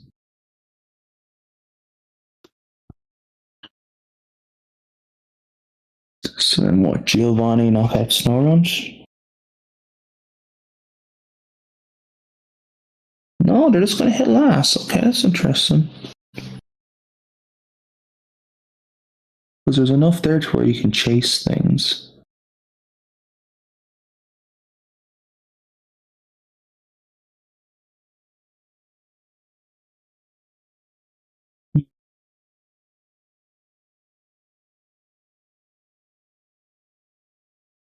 Then I see him just retreat, knock out Spine Ops, yeah. Or not knock out, the Hiss.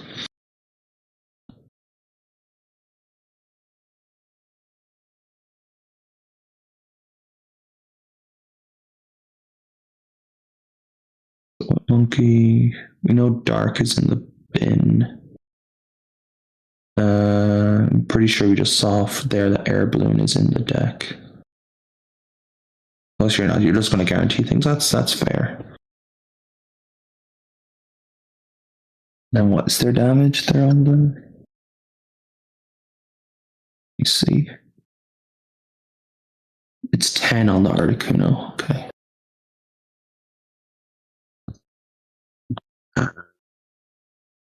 Well, they can still go do 50 onto the Mimikyu, which is fine. And then take 2.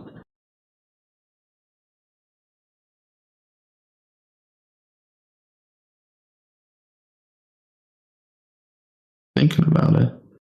Funny. Surely you just knock out Mimikyu, because then it forces them to have 2 Pokemon. Because it was what, 4 in, was it 4 in play or 4 in Ben? From you two. I should know this. I should know it. I should know it as well. It's in play. I know it's 4. It's just I can't remember if it's in play or on bench, and it's in play. So then it's only 1 Pokemon, but I think it still make it tougher for them.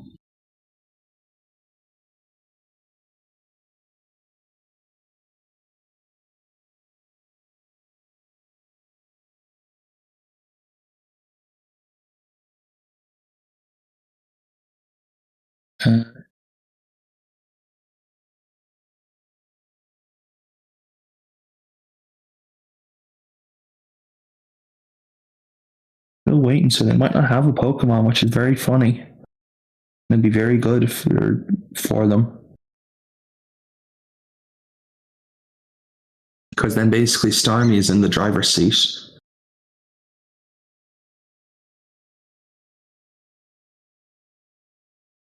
Okay, that's fine. But the only thing is, Starmie just wins then. If if we see a boss, which is really funny.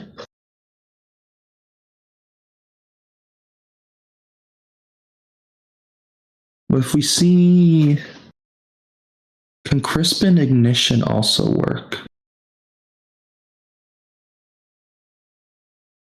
That'd be what, 20? Oh, they attach anyways, so it doesn't matter.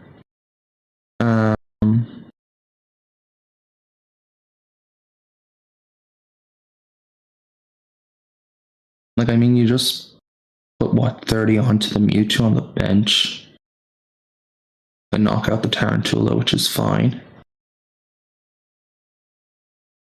So it's what, 230, 240 back into your turn, 250. So it would mean that they have to knock out the Munkidori or the Frostlass next turn.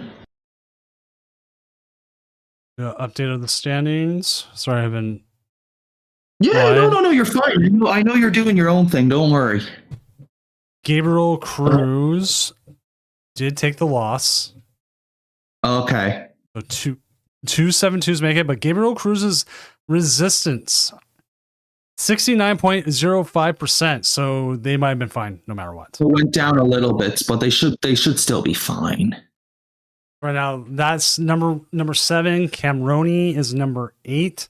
Morse is number 9. 64, but these people are still playing. Digital Logic still playing. K-Raz is still playing. Yeah, so what's K-Raz? Alpha Stormbox did lose. So K-Raz is on 66. Alpha lost, okay. And obviously we're watching K-Raz right now.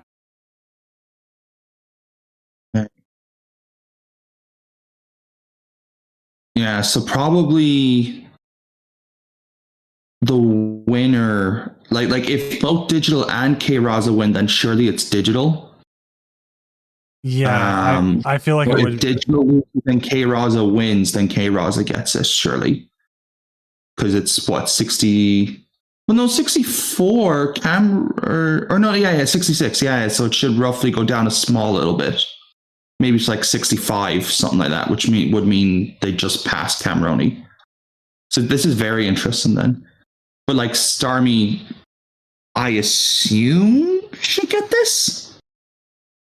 Like I'd be very shocked. So then it would just come down to Digital.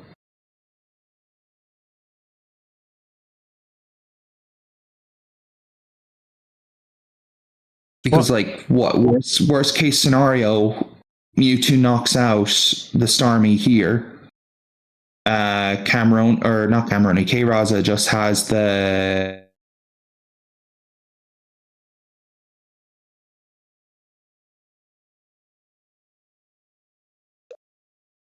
so just I guess depends on Digital's result for this round.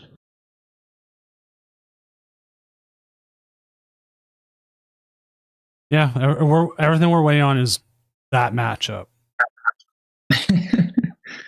And who, out of curiosity, who's Digital against? Digital's against Chicken Pulse.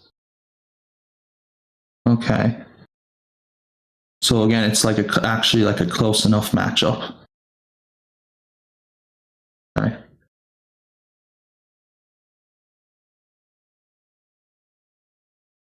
Oh, Afro got and JJ got the double ID. That's pretty funny. All right, updated again. Still waiting on Digital Logic. Yeah. That's the big one. This one Digital Logic will dictate a lot. Yeah. Which this one just finished, so yeah. But this was kind of like a no-brainer after seeing the board. That means we are just waiting on the last of it. I'm looking forward now to seeing what K-Raz's resistance. All right, let me do a quick update standings. Yeah. So there they go. They are 8th at the moment, 66. So it does just come down to Digital now.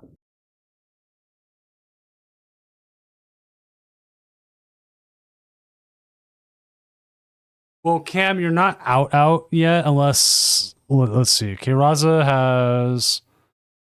I don't think he has any more opponents still playing. No. Cam has.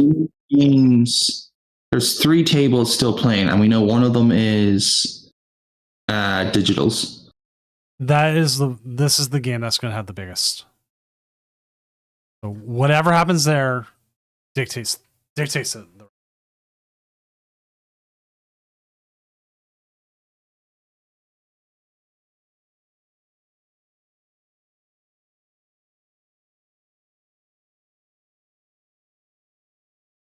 Yeah, because it's well, no, their resistance also went up a little bit because they already played against K-Roz earlier and they played against JJ.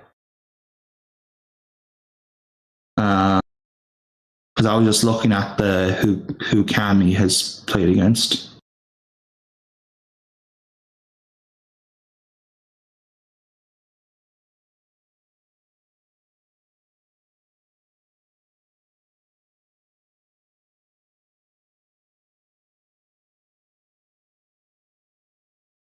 NYC Matt, which one were you?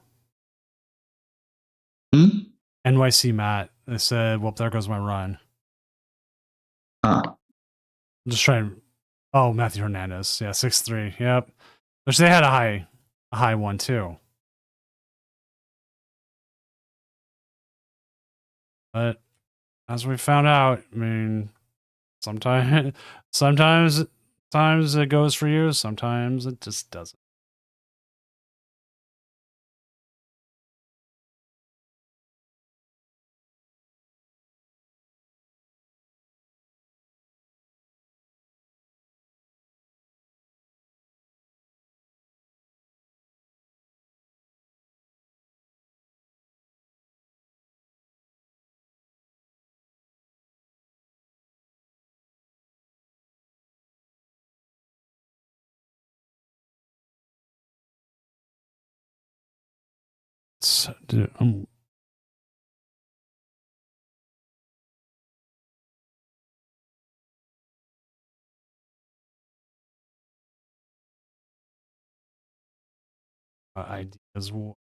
Idea as well. They're just waiting on it, is it? Yeah, just wait on one last match. Let me update the standings one more time. Yeah, Digital lost. Oh, they lost. Oh, okay. Here we go. 6-3. So yeah, there's our top 8. K-Raza makes it. Gabriel Cruz makes it. So our top 8 is Afro Doritos, Hydrapple Ogrepine. Oh, what? Final right here. We'll just end the round. And we will see the full bracket then. Set up next phase. Confirm. Here we go. This is your bracket. Phase where you did make cut. Afro Doritos versus K-Raza. So that will be Hydrapple Ogrepine going up against Starmie Frostlass. Z Baltharak is going up against Caballero. So that will be Rockets Honchkrow versus Dragapult Desnar. JJE is piloting Poultry. He going up against Gabriel Cruz and Dragapult. And then Joseph S. with Poultry as well, going up against my favorite hated deck, Marty's Grimmsnarl. So let's go ahead and get this going. Cut is up. If you're in cut, say, hey, here I am. If you're not, well, welcome to being here. I am making sure we will try to get games. We know we have quite a few players who are able to probably give preference to Afro Doritos, even though we did have K-Raza aside before. But we know nothing against you, K-Raza, but we get a full screen from Afro. It was good though to have the phone. Yes. It was good to have something. So thank you. I would rather have the phone than nothing at all. Yeah.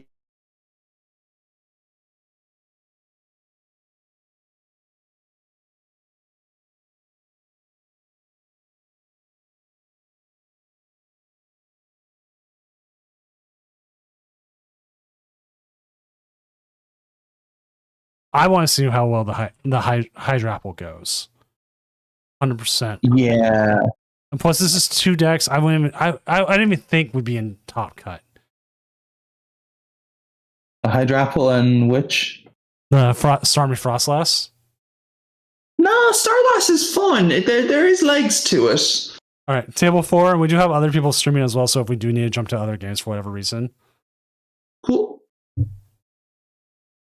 Oh no, I thought he stopped streaming for a second. It was just you jumping. I was like, wait, he was just here. Yeah, I know. I'm all right. I was setting up the thing. I had an idea pop in my head, so I'm trying to like finish the mock-ups real quick. Yeah. I'll show it here after. Yeah. After I'm done. It's something like I'm hoping is legally distinct enough from what I'm trying to do from Pokemon. It's one of those things like I did get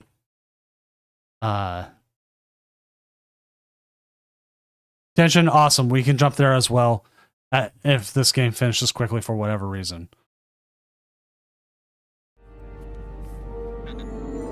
Which also, everyone coming in from Azul GG stream, welcome to the Tournament of Doom stream. I'm your host, professional illustrator, and man who spends his Friday nights being up until 3 a.m. every week. Senior Doom coming to live as we're in top 8 as we are having Hydrapple Ogerpon go up against Starmie Frostlass. Yes, you heard me correctly.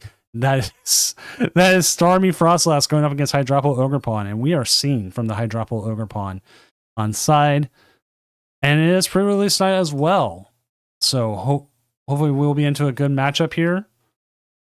Raza does have the plot tonight, but Afro's been doing well. Well, no, it doesn't matter. Afro got to choose first or second. Oh yeah, conceding. Yeah. True. So there was nothing there. So we will see how this game goes, and I'm very excited to see it because I didn't expect this. I expected like Dragapult, which we do have like 7 Dragapults, but you know, there'll be more. Ooh, the Golden Ninja at a pre-release, so good. Henchman_26, thank you for the follow. Which also, if this is your first time seeing a Tournament of Doom, we are every Friday on play.limitlessccg.com. We have anywhere from tonight. We had how many players tonight? I thought it was 247. It was initially 260 registered, and then I thought it said 247 when we started. 257 is how much we had. 257. Oh, okay. J-Wagon Gaming, thank you for the follow as well. But anywhere from like this, the lower end, we have a lower end tonight because LA regionals and Aichi, EK, and there's a whole bunch of other events going on. And we are anywhere up to 600 to 700 players. It varies. So we are one of the largest weekly tournaments that you can play online. Yeah, the championship ones get big numbers. And the idea I've got will 100% be possibly the part of the championship package. Ooh, I got. Fair enough. We're looking forward to hearing about it.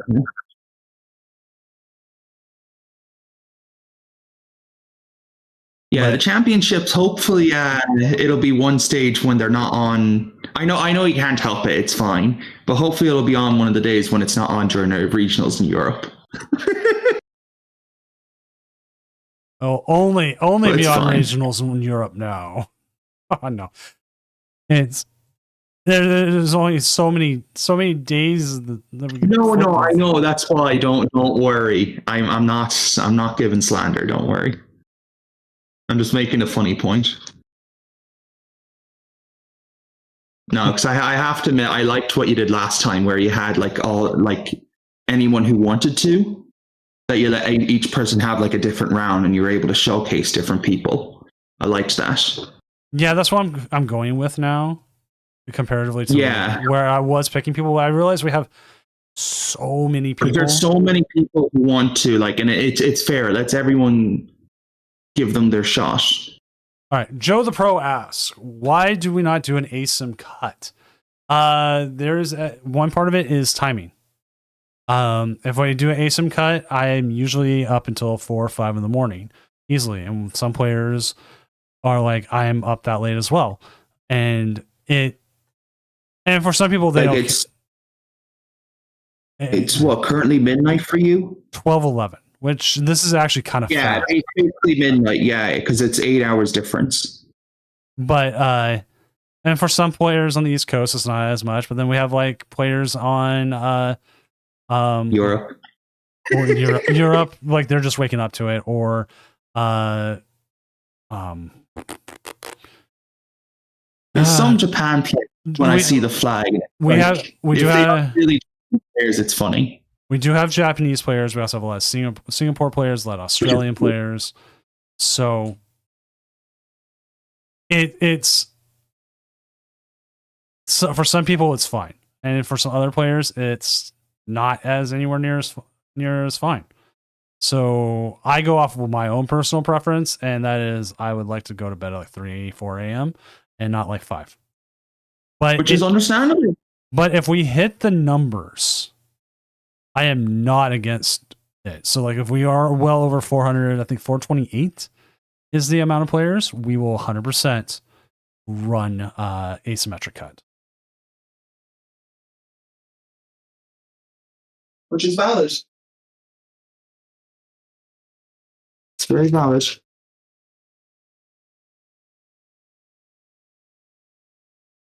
Which I am also keeping up on all the pairings as they're going, so we know exactly what's happening. The other thing is you could always bribe me. I will always take a bribe.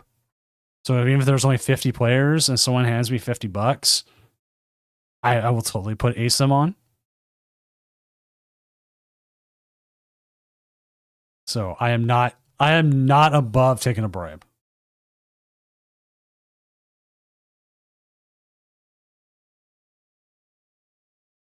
All right. Just doing a whole bunch of little house stuff. All right. And let me double check what's going on with this game. We got the Meganium in the active who has been damaged, but the Hydrapple is out now.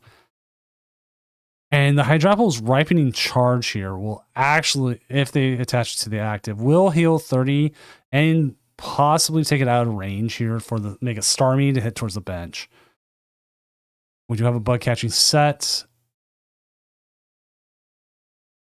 Get a couple energies. Got the Bulu in the deck, but Bulu's not going to do you much good here. Have the retreat. I'm going to hit with the Big Apple.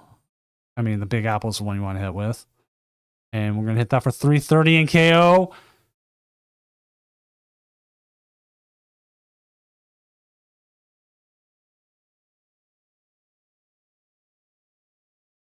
Do you put down the other Applin? Like, that is a risk here. I think it's safe. I think right now it's safe.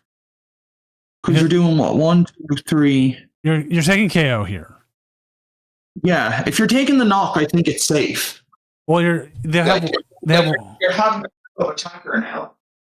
they have one card in hand. Their opponent does. I think if anything, I think if anything, you're playing to hopefully not get KO'd by the Frostlass. Yeah.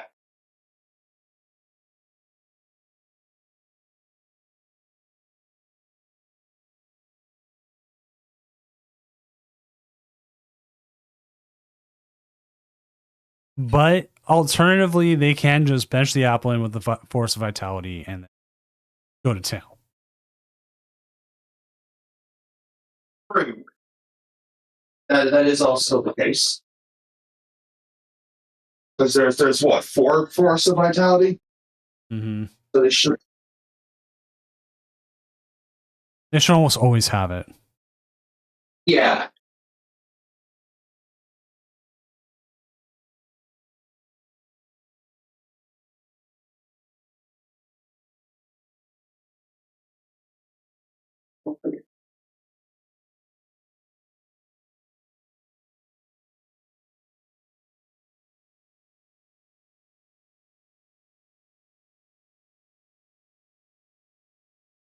Well, we're gonna get a second Meganium down now. Oh, that's nice. So we have the backup strats.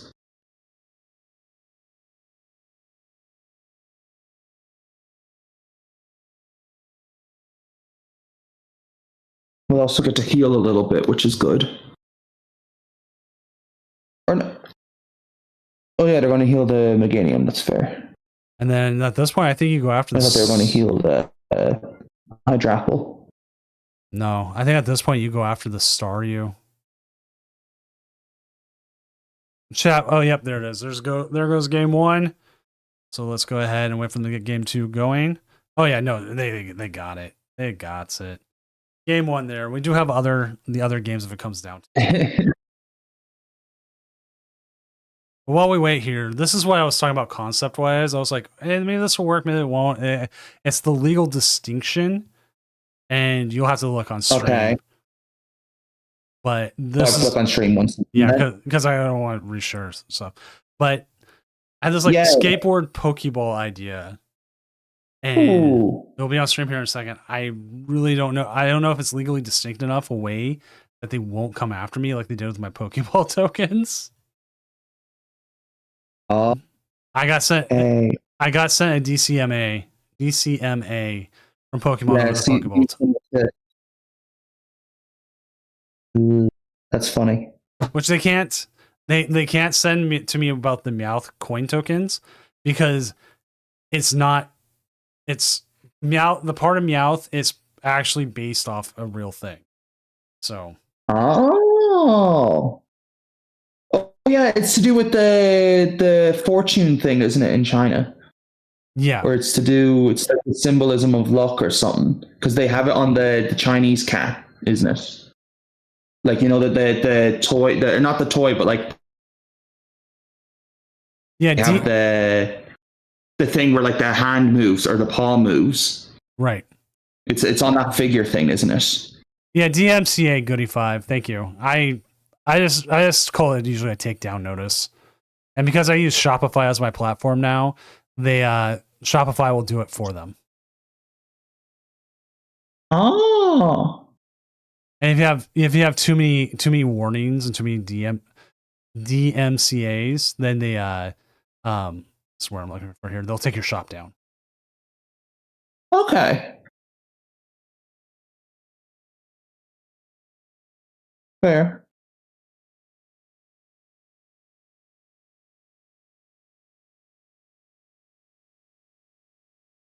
And then Starmie did the usual of saying, okay, I'm gonna go first.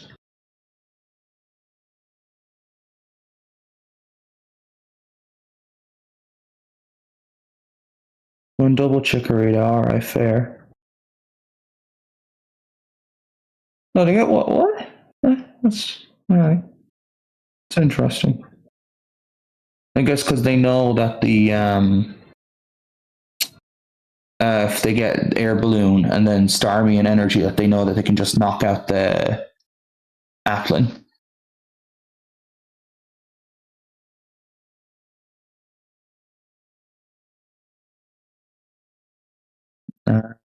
Double check. I assume it's 1 Air Balloon. I've seen the odd list that plays 2. Oh, we're going to see the Frostlass come up and take I believe a KO here. Yeah, 1. Oh, and they did hit it. That's good.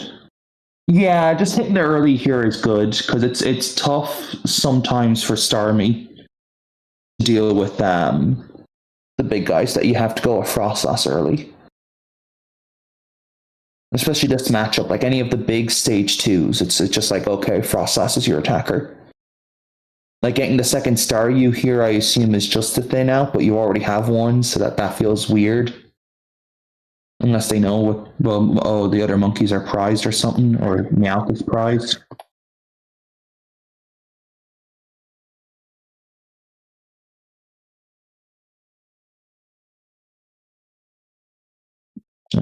But especially with the cape here is huge. It's going to take a lot to take the KO here. Yeah. Like it's 30 base? Suddenly 12 energy in play, and they only play 13. Well, you got the multiplier from the Meganium. Oh, the doubling. Yes, the doubles. But you still need sorry, not 13. You need 14. My bad. So you need 7 energy then with Meganium. Okay, that sounds more doable. But you still need a lot here because you have to get the Meganium and the Hydrapple. And 2 energy on it. Like, if they do pull this off, like, fair play.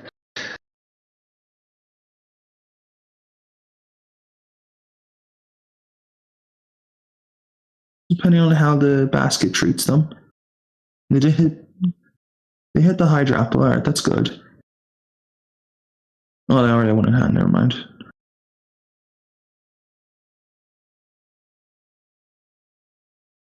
Or they grab Bayleaf over the second Hydrapple. Because then you could just set up 2 of each and just be like, oh, okay, if you target 1, it's safe. Just in here, what, they're going to grab Diplin.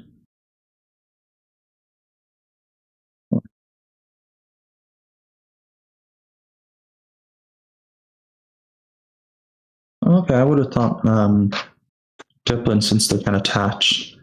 Because I assume you just give up on the attacking with Hydrapple here.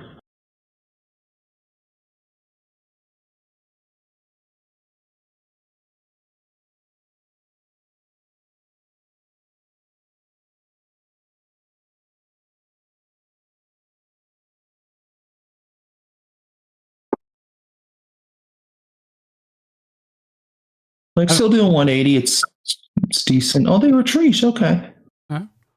Professor Loudespark, I have not. I'm tossing the idea around of doing commission work for just like a quick money boost for whatever reason.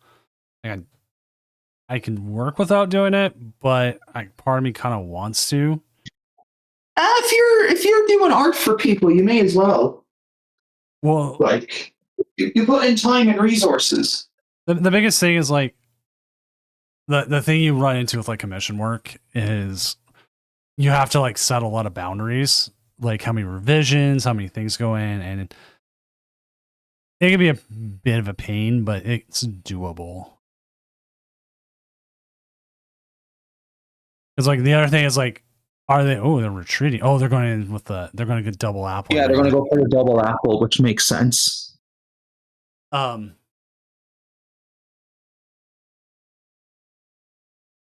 Like making sure they don't sell it. Yeah, like also to make sure that the client's happy and stuff. And I get you.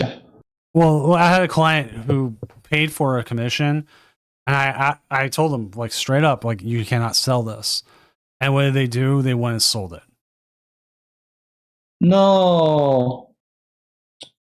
So I was like, well, that's unfortunate. Not fair. I did have another client who did, but they asked me about it, and it was a limited run thing. They gave me a percentage of it because that's fair. Yeah, it's because they knew and they understood. They worked with like artists like that before, so that's where and that's the right thing to do. That's where things get like weird and like, what do I want to? Do I not? So, yeah. I've always got to be careful towing the line. Like if Pokemon came in and said it shut down my whole site, I would probably have to go right back to commission. Fair. Well, honestly, they can only shut off part of my site and part of the stuff. Okay, we're going to game 3. Yeah, that makes sense because they just have nothing. Which is fair. So like I have a boss for game. Well, at least Hydrapple here will get to go first again. Yeah. I have like a boss for game shirt. Have a nice day and play. Like the early. It's a lot. To have to counter.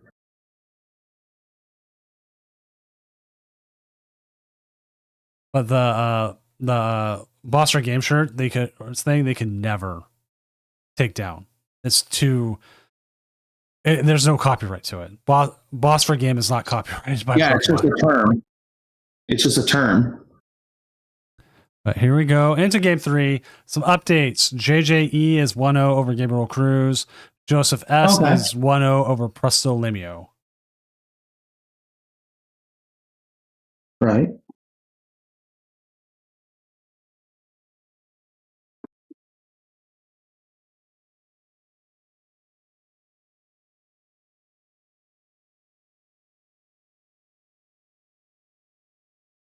We will keep that updated as we go. Make sure the bracket's always being updated.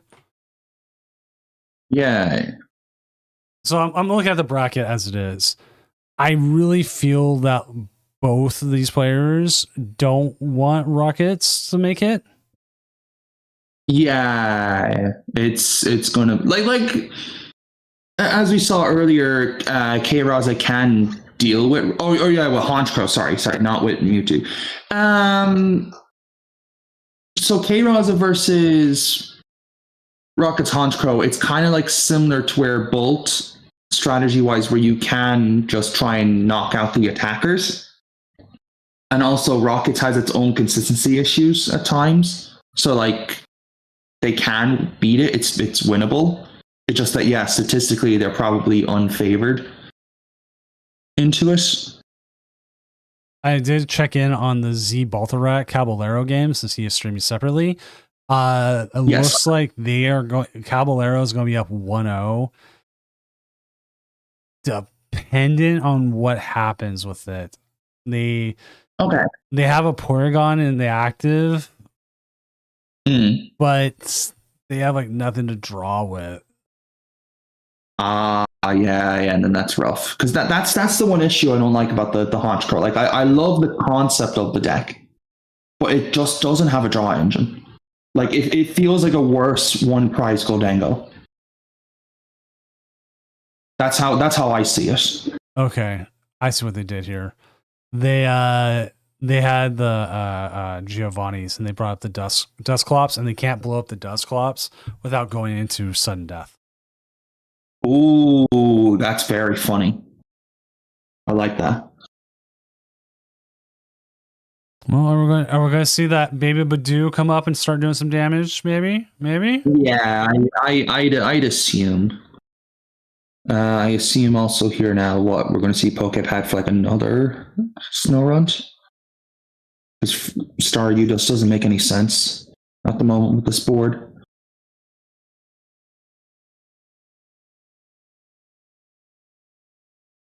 Yeah.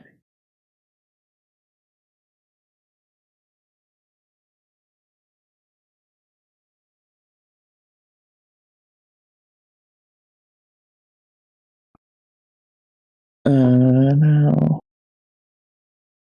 It is funny though that because Dawn and Stadium are in play, you can do the combo of just summoning Meganium out of nowhere, which is very funny.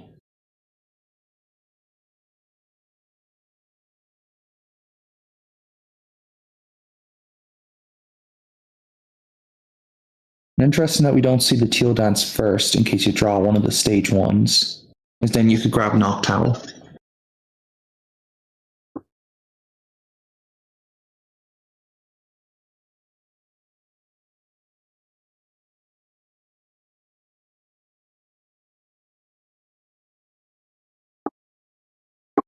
And then, yeah, as I thought, we're just going to see them. No, they're not going to. Oh, they're going to grab something else. They're going to.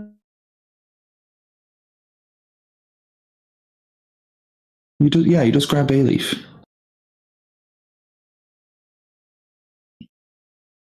And then out comes Meganium out of nowhere. You'd love to see it.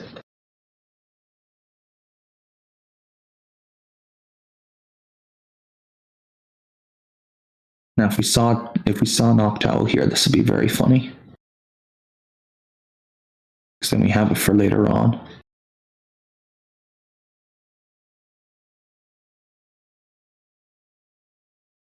No, hold it. Don't know. Yeah, I think the hold here is correct.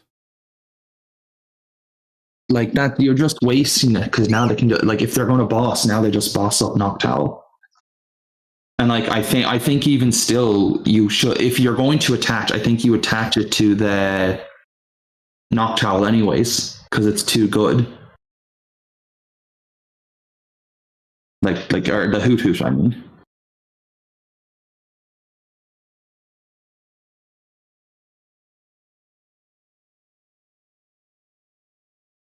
Or oh, they had to. Okay, I'm being stupid here. They had to attach because they're taking a prize. But no, then they should. If they're going to do that, they should just retreat into the other teal mask. So that this is weird. That's weird. Okay. Because I forgot about the Itchy Pollen 10 from Badoo.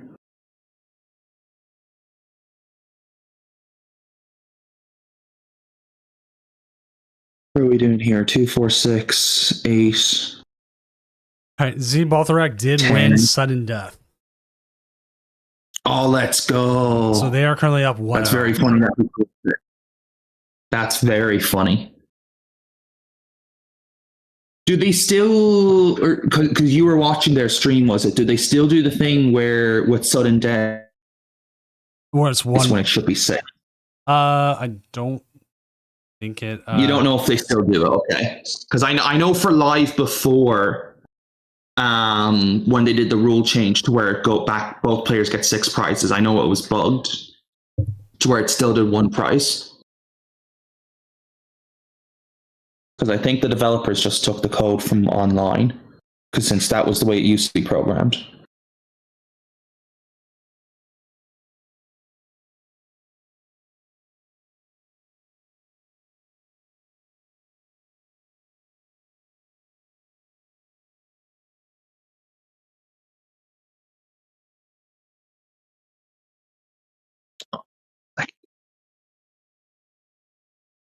It's away from the launches. You're not allowed to have that. All right, so we do see the Noctowl come It's, down. Trying to decide what they it's want to simple. play. We do have quite a few options here.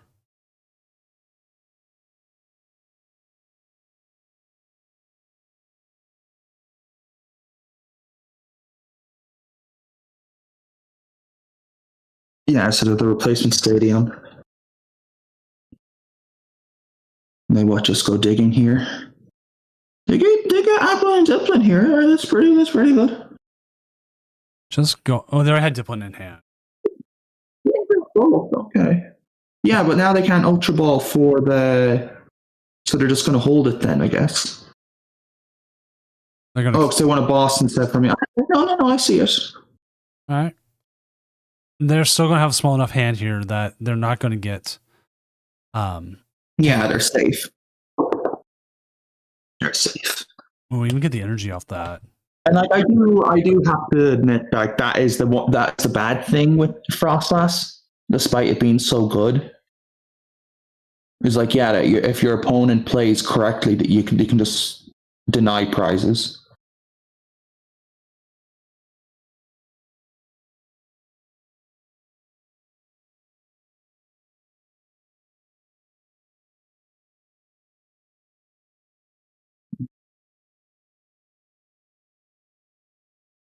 That 410, so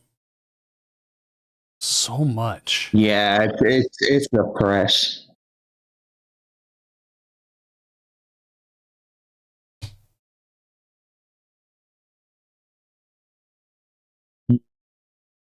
What do we think about Hydrapple over Arboliva?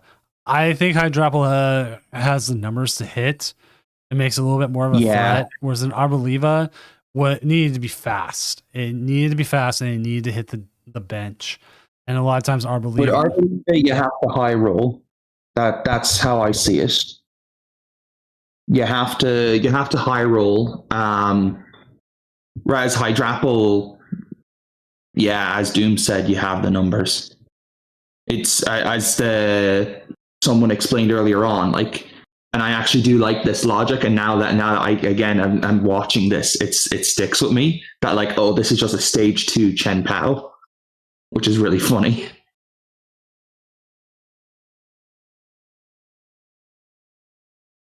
Thank you, Tension.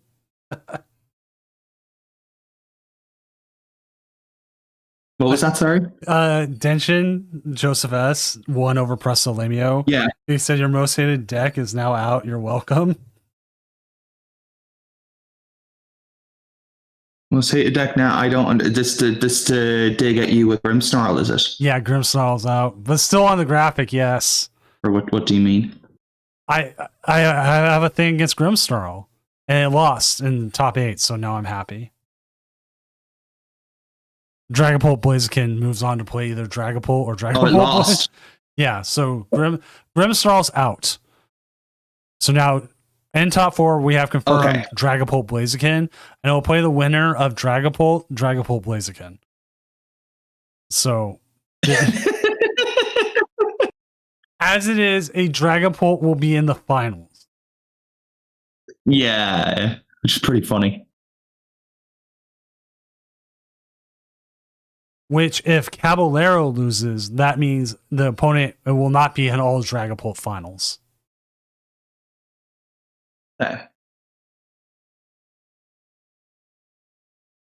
20 short. No.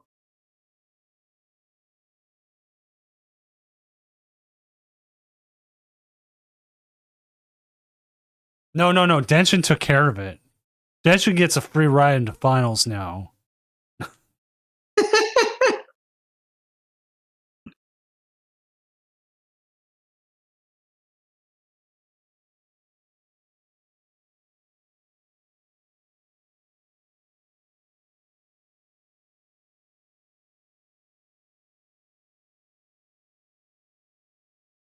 You should be able to see the pairings of bracket mode. You go to standings, and it should be a setting that says like the phase where you make cut.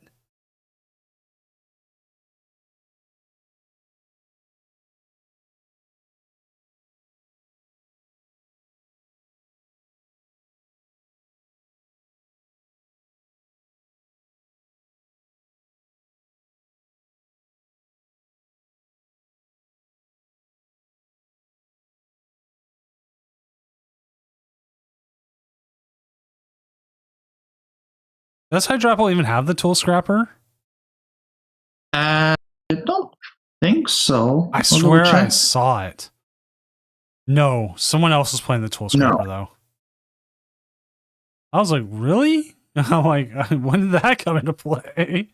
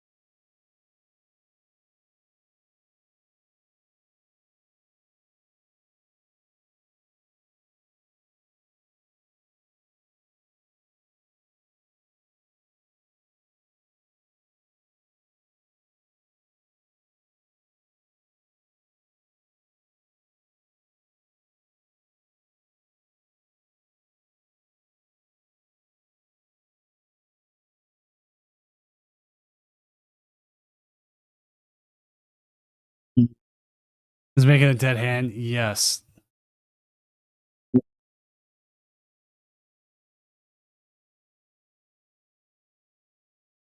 Like, there's not much at the moment that Frostless can do, which is annoying. And like, it is weird because there was what, one ignition energy when I looked at the list earlier. Yeah, only one. Because if they were able to somehow, because they did a Crispin here, which is weird then that they didn't go for the sleep.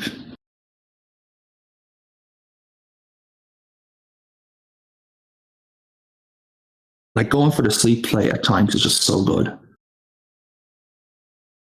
And Lily's maybe, or do you, yeah, you really wish you had the boss. No, I there. think they go for it. They're trying to go for it. Because now they just dig.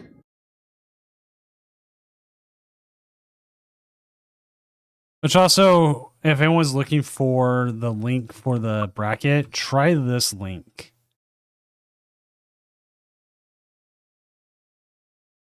That link should take you to it. If not, there's as list bracket. I like the bracket myself.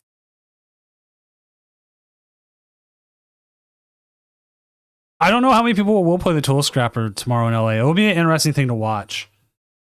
We were kind of guessing that overall.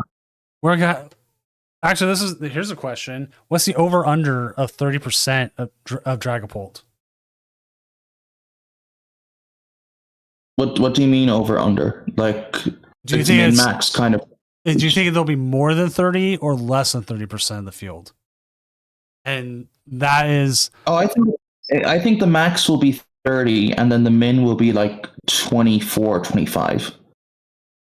It'll be like that range. I don't think it'll be much outside that, and I think that will become the norm for a little bit until people kind of, because like we only have what Utrecht and Campinas next weekend. Yeah. And then after that, I think we go straight into like this format's very small. Or we have Lima and Melbourne, the following week, and then in Indy, and then back to us. All right, we still have Indy. I keep forgetting. I thought LA was the last one. Yeah, I thought Indy was the same weekend as Turin, the same weekend, because after that it's NAIC. But I thought it was the same weekend, so it would be the same, like, where we get the Christ Rising thing, the new set. But you guys will still have current format. So possibly what could happen is then that this weekend again, I think especially in LA, people won't respect. I think Tool Scrapper won't be as necessary, but like leading back into like Indy by the end of the month, I could see it happening. To where it's like, oh, okay, yeah, people actually, want to play it, because like as we saw in Prague, there was a lot of Heroes Cape. And what was it? I saw some people posting about it that Heroes Cape just recently spiked on TCG Player. Massively spiked. All right, this game is done. We do have table 5. Let's jump to table 5.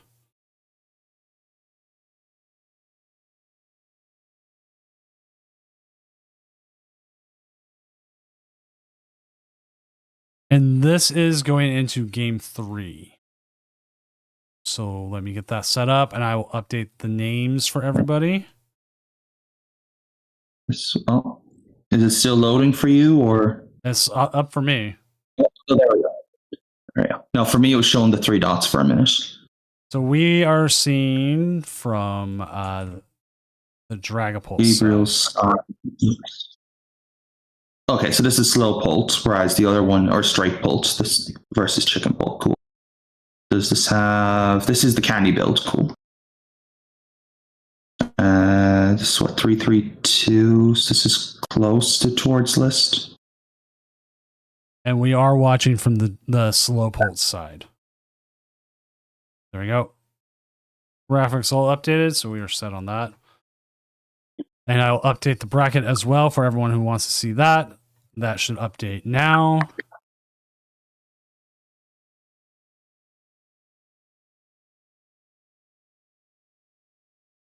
I think they did just miss. So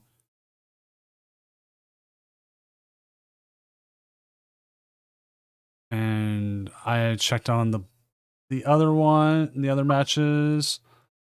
The Baltharak is in the game 3 as well.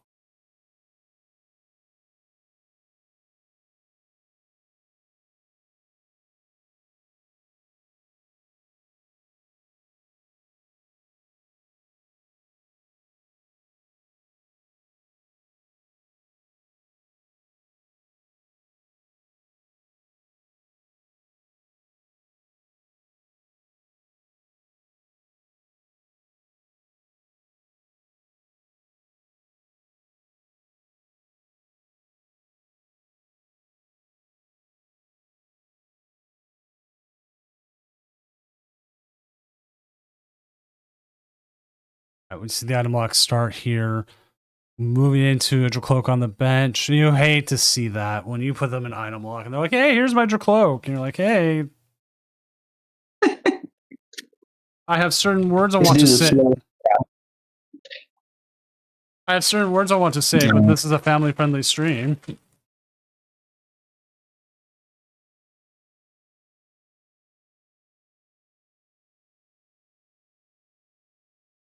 Like, the only thing is, at least, that it's like, well, if the chicken pult gets a fire, which they did get, they could have gone aggressive.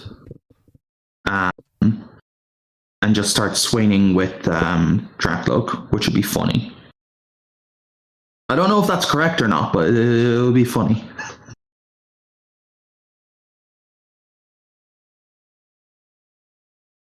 Team Chicken Pulse. Oh, person. Let me see. Here. Do they play Clefairy? They do. So they are teched for Mirror. I don't think I've seen a chicken poultry not playing the Clefairy. You have such an easy way of powering it up. It's still just a double check, like. Something I have thought of though, and I don't know, maybe it's just because to do with space. Like I still think it should be a 3-1-2 for Blaziken. Like, there are just some games where I've noticed anyways, where you can't get down a Torchic. Like, because you can easily get down the Dreepies at times. That's just me, what I've noticed anyways from playing it. That maybe it's just a me problem or something, I don't know. Because I understand 2 is fine, but it's just a consistency thing that I'd like 3. What's up, Jay Mezabeats? To always take top 8, man. What do you want to say when your opponent has 200 cloaks in hand? Congratulations. With a sneer. You just give him a stare, yeah. Like, oh, good for you. Congrats. Funny.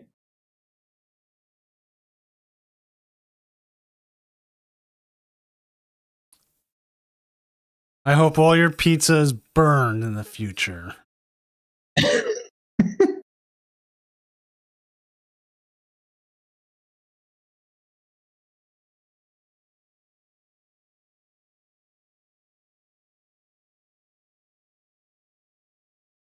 Match into the monkey is interesting.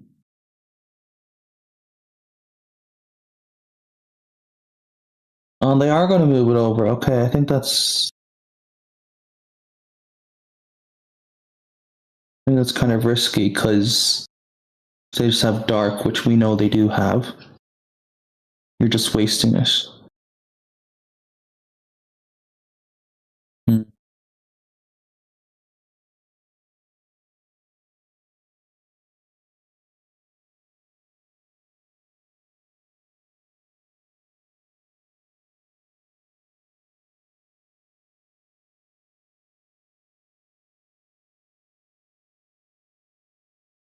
And then the usual, we see Crispin here setting up multiple attackers. I assume we'll see the dark attached to monkey. Yeah.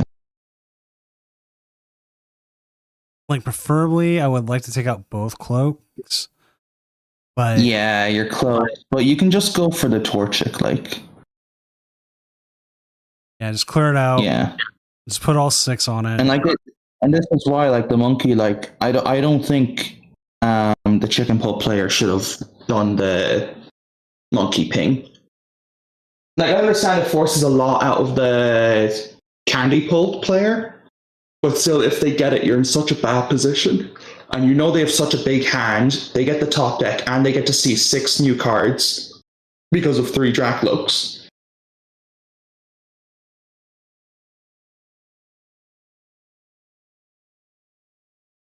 I actually had a player in person we try to take 6 cards on other 3 recon directives.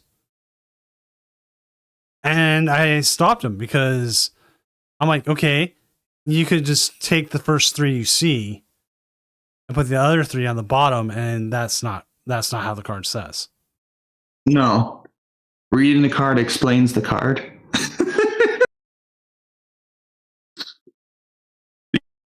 It was a time save. With this time save, they would get the most I love the way without seeing you in person, I know you're doing air quotes. Yes. And with this time save, they would get the most optimal hands. Nah. I'm not play it correctly or don't play it at all, man. Come on. Yeah.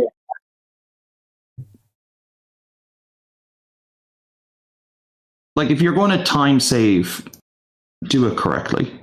Don't. It's funny. I do like the way they wanted to try, where it was like, oh, I'm just going to look at the top 6, take the top 3. That is pretty funny. It's like, doesn't work that way, buddy. I'm sorry. Keep an eye on the other game because they are streaming on their own channel. They are currently up 2 prizes to 1. No, 3 prizes to 1. I'm sorry. Okay. They just got bosses ordered. See, Film Sauce gets it.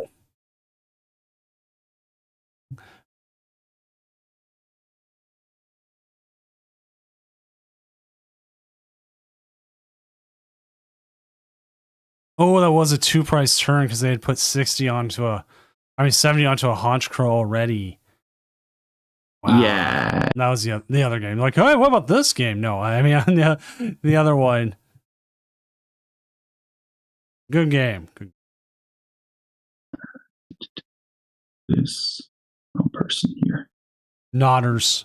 That's what you're looking for, Lucario Stan.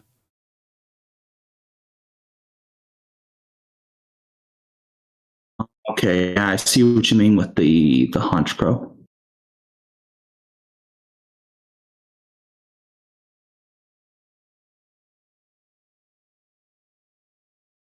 Yeah, so we see the hit, but like this player is already ahead because they've taken the first 2. And they also have Monkey and Boss.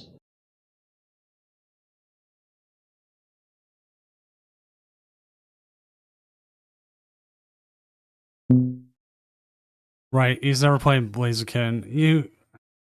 Part of me is like, do you boss up the monkey, move the damage? I think you boss the monkey, knock out the monkey, and you knock out the chicken. I was thinking of doing the Fez play, but I don't know.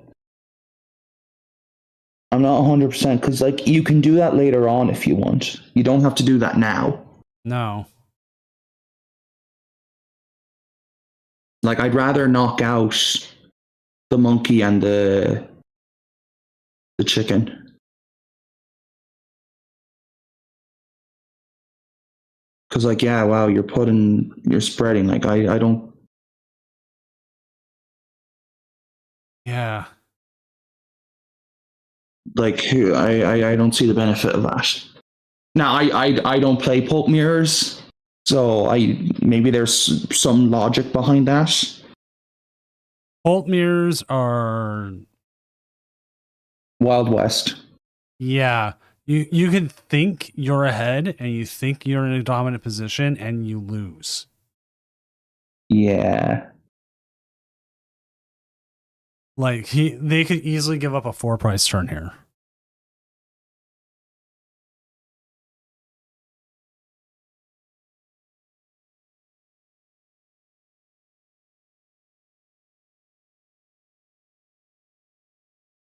As it stands, if the chicken pult doesn't evolve both the one of or both of the Dreepy and the chicken, which would never go see the chicken, you're going to be in a bad spot here. No, here comes the dark. Yeah. There's not enough damage out there. You can No. You can put 3 on one with the one with the energy, and I almost think that's the proper thing to do. You put 20 in Yeah, one, you knock out the one with the energy. because then you remove them. All they need to find Blockers. at that point, all they need to find is boss energy Dragapult. But Yeah, whereas now you're forcing the Crispin.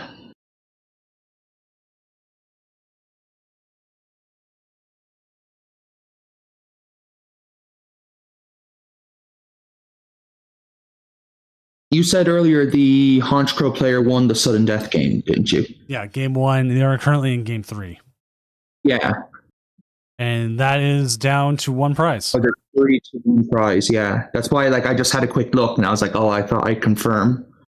They did just get hit with a reset stamp, though. They hit an archer. All right, that's good. No, they can do something.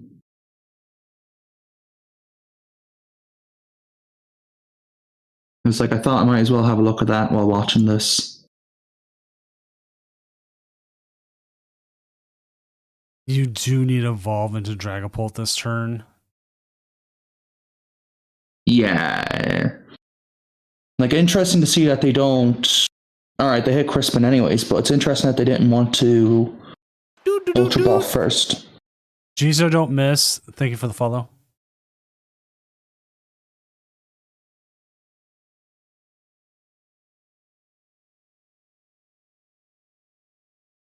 You got, oh yeah, good check, good check. Make sure you got the energy or you commit to it.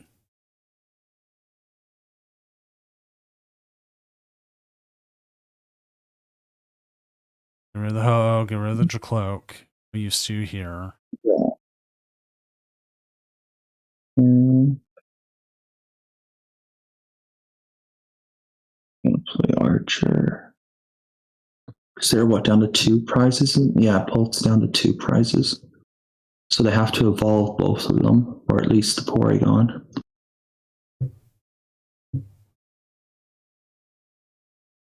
Surely they just Arch. Oh, I can't end ads prematurely. Yeah, they Archer. Oh. Do they hit Porygon off of rockets? They do. Let's go. They're not going to lose immediately. Oh, it's your base. Oh my God, Michael, wake up, please. I forgot about the Arctic. You're watching a completely different. You're casting a completely different game. No, I'm watching both. I'm watching both here. Because now they're down to 1 prize. They have boss in hand. Yeah, it's going to be 1-1. They can't. Yeah, because like the writing's kind of on the wall for the chicken pulp game. Yeah, because there's no way for them to take 3 prizes this next turn. You're maxed out. No. Unless they play a 3rd monkey, you're maxed out. Nah, it's normally 2. I can double check. They only play 2 darkness energy, so this 2. Play 3 monkey and an E-switch. You never know. I mean, it happens. Or 3 dark. Yeah, because I've done it. Oh wait, there could be Clefable. Oops. I do it. Clefable could be an issue. And Densh's right. Why did you take a KO? Because it is now space for Clef. But if they're going to put down... I thought they played Clef. Well, they probably don't. They do play Clefairy. Maybe it's prized. I'm looking at the list right now. Yeah, they do. There's a Clefable in that list. Yeah, they're probably being prized.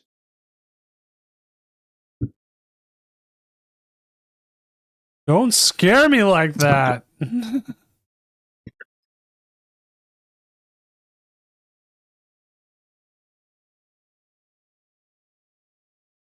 Because, like, seeing it, I thought maybe the correct move there would have been put 6 on 2, or spread enough. Okay, we're gonna see where we're gonna get hit up here. They can KO the Fez. They can KO the Latios. They could KO both the monkeys, but they still just lose the next turn. That's not enough damage removed.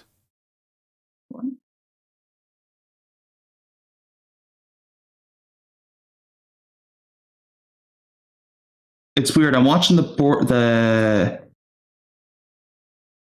Oh, okay. The last Honchkrow was prized, or it's already discarded or something. I was like, what's happening here with the Honchkrow? Surely they just have it.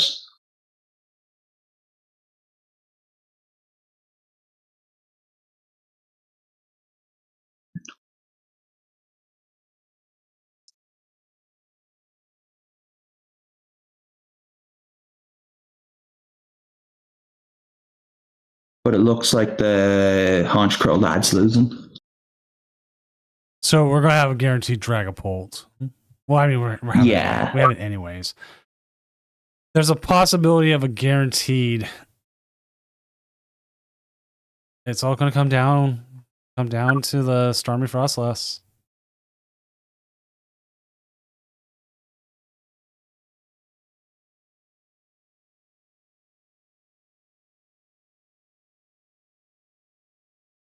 All right, if for some reason their opponent crashed here, yeah, Caballero, we know if they crashed, we know they have game in hand.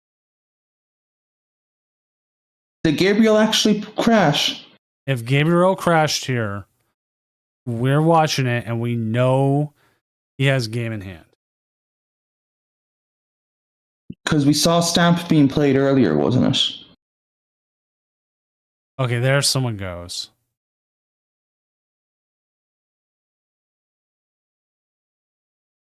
Okay, well, he's back now, so that's good. Because JJ, the other player, was asking if they were disconnected. Okay. I'm just saying I want the Pult instead. That's pretty funny. Well, you need the pull to win. No, it's not one prize. Oh, it still didn't matter. Yeah, no. That's what I'm saying. It's funny. It's just like, I want Pult. All right, with that though, that will set our seating up. We'll probably just sit here because I don't think Caballero. Oh, no, Joseph S. Yeah, the Honchkrow lad lost. It was the night stretch. He was hoping that there wasn't a night stretcher to retreat the Duskull, and there was. Yeah, we're just gonna sit here because the other option is to watch it on a phone, and I'm not wanting to watch it on a phone. If it's finals on a phone, I'll deal with it. But if it's finals, though, we watch Starlass. Yes. Come on. Yeah, good man. Yeah, well, no, we watch from the Dragapult side because we. That's All right, here we go. Top 4's up. We're just gonna stay right where we're at. I mean, we'll watch it, but we'll just watch from this. So this is Chicken Pult versus Dragapult. I have an idea for the graphic this week with the Chicken Pult and everything. It's gonna be good. Because I put weird names on it every time. And the hidden lore there, is it? Or sometimes hidden lore. Sometimes it's just like referencing like, oh god, it's Pult again. Oh look, Pult. Oh hey, I didn't see you there, Dragapult. Fair.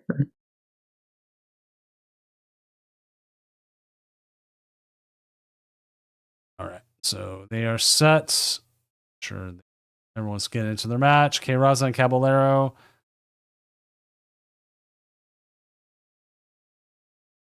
are set, and we're just waiting here for Joseph, Mm-hmm. which he is in. He's leaving chat so he can not get bad advice from us, or more specifically myself. I mean, I've been up for a while. It's 9 a.m. for me. My brain isn't as functioning at the moment as possible for once. Actually, it's only 1. I'm actually kind of. Yeah, you don't seem as tired this time, which is good. Like, I know you're used to it more than me, but There's some days I hit the wall, and I have some days I don't. no, and that's what I mean. I get it. Like today, I'm feeling it now this time. Maybe just because it's been a while. Because like, obviously, yeah, as I said earlier on when we started April, it was just busy. And I think the one time it was available was like I had to staff like a challenge or something the next day, and I was just like, I'm not doing that. I'm not doing this and that.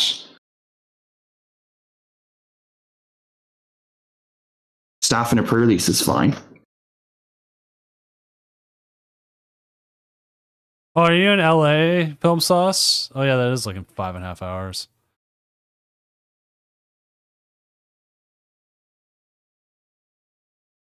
And you're watching this over sleeping. Well, I mean, it's hard sometimes to sleep before a regional. Oh, fair. Like there are some times where I've woken up early.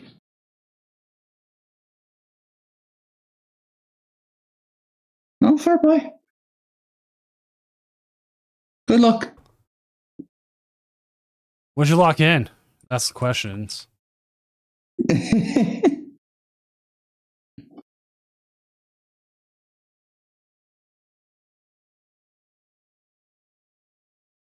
Maybe starting the Clefairy isn't bad. Especially since they're going to most likely get an attachment on. They can just be the aggressor.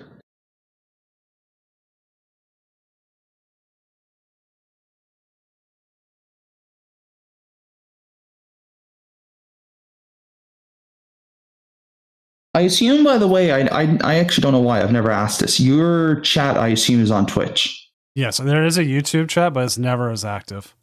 It's never active. Yeah, no, because I normally put on the YouTube one sometimes, just in case if you're like, oh, can you look at the screen and you can't, like earlier when you were showing the skateboards, and like and when you're talking with people in chat and I don't see anything on YouTube, it's like, oh, I assume it's Twitch. Like, I think it was Monday for the challenge. Right. It was loaded.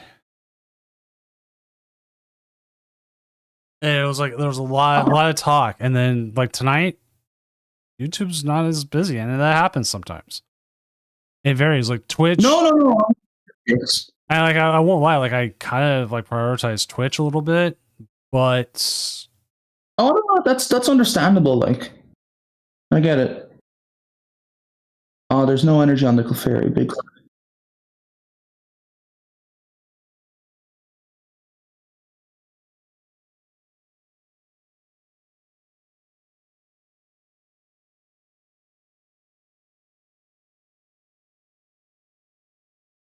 Big sad we didn't see the energy on the Clefairy.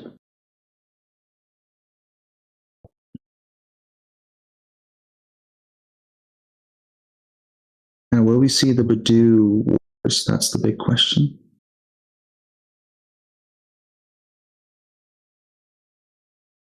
They run one Badoo.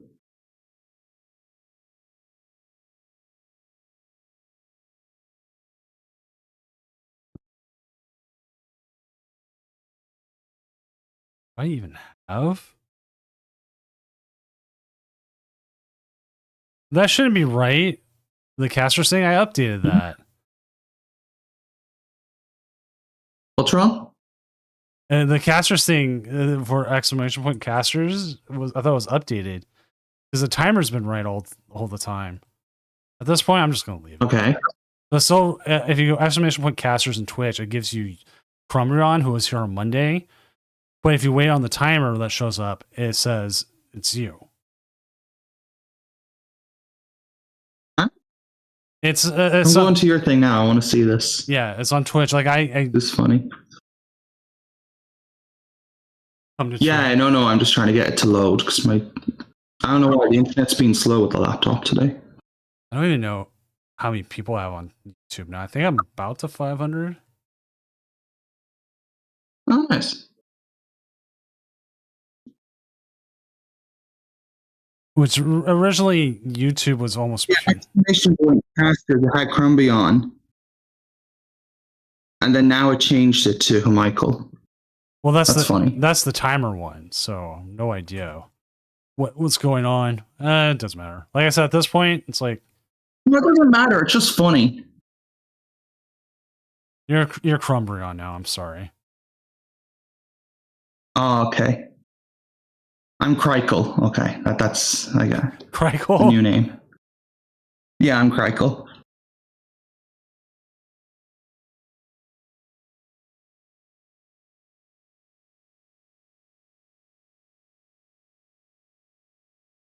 I had recently at It's fun.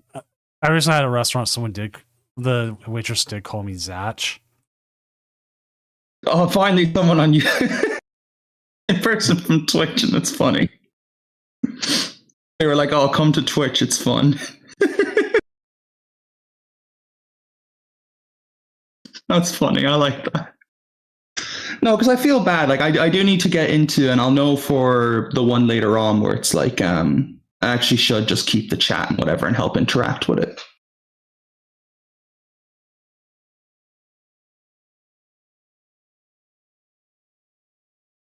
But yeah, still just having a slower start here. Like the Candy Pulp person is at the moment looking like they're in the driver's seat.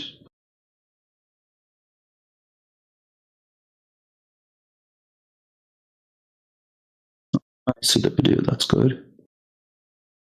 It might be too late.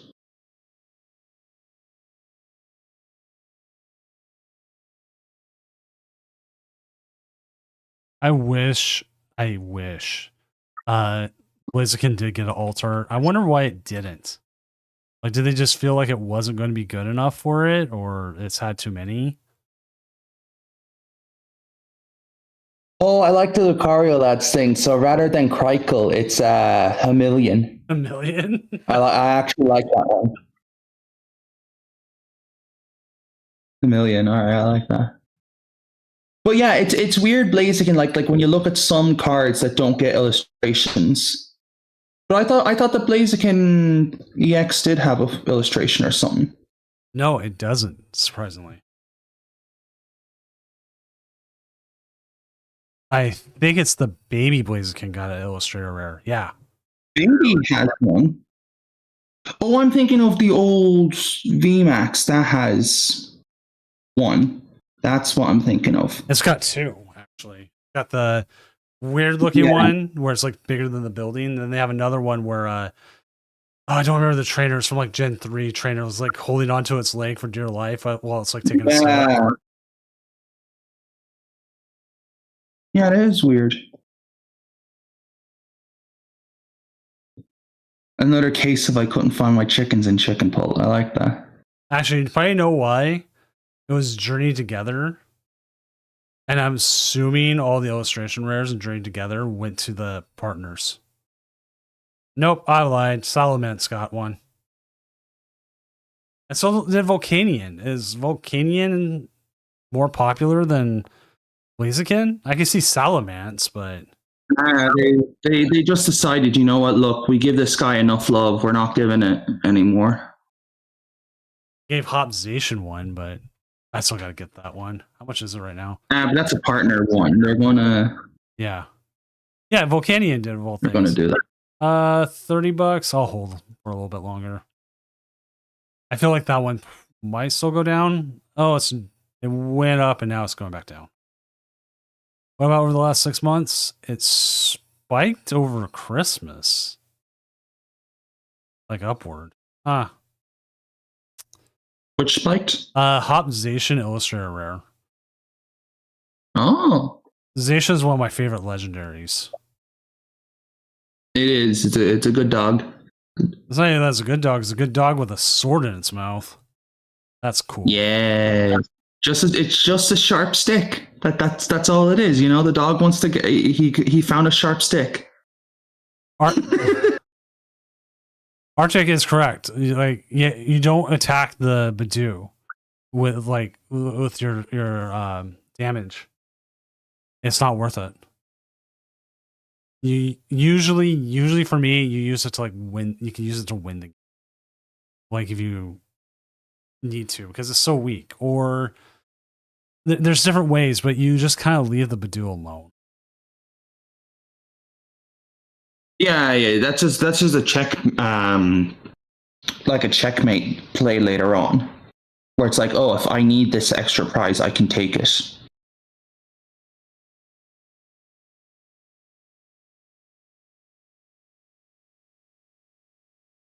It is funny.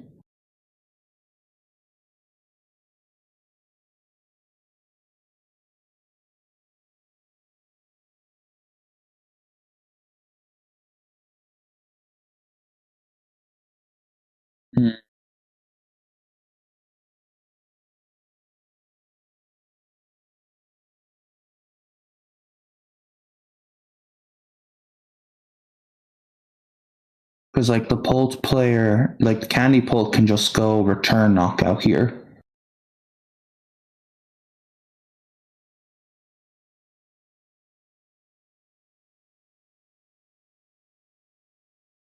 Or they're basically just going to be too far behind.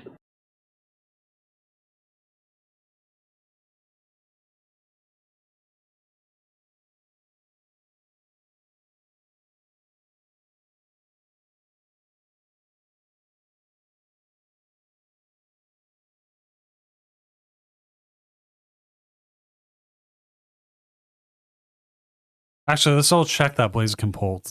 Most don't, but I'm still gonna double check.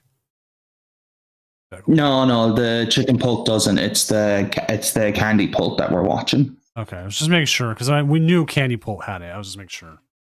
Yeah, no. I understand because it is from reading the chat that it's like, wait, what?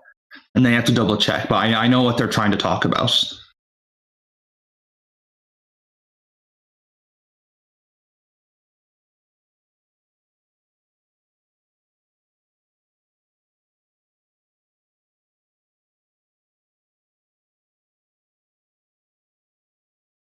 But yeah, like this is cool and all. They get to attack with Clefairy, but sure. The Pope player is just going to return knock.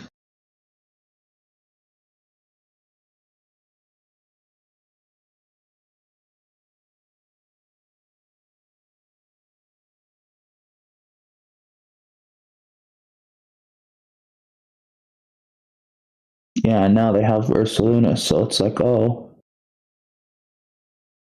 Hooray.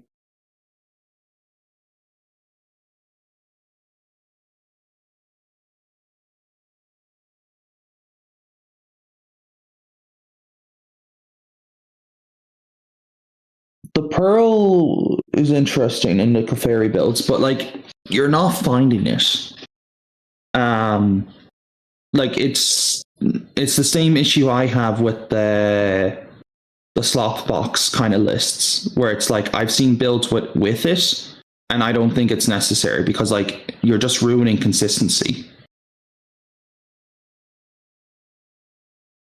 It really is like, here, let me draw worse. Or hopefully, like if you find it at the right time, like it's huge. But I don't know. I don't think it's necessary.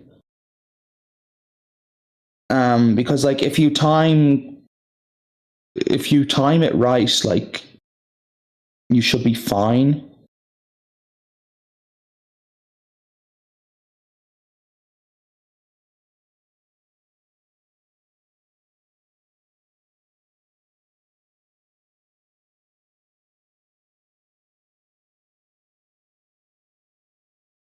So one of the things Videos are good. One of the things I didn't like. Yeah, you were saying that? about this Clefairy play also is that you might be banking on keeping having the whatever it's called, stretcher to bring it back. And if you get it all knocked off, then it's like, oh. If you get unfair stamped, then it's like, oh, well, there goes that whole plan. Yeah. Like if you rely on it, you'll get punished. I get what you mean. Like obviously, okay, they started Clefairy. So like that changes things. But it's kind of like, oh, okay, they whiffed energy turn 1. So now they can't play aggressive.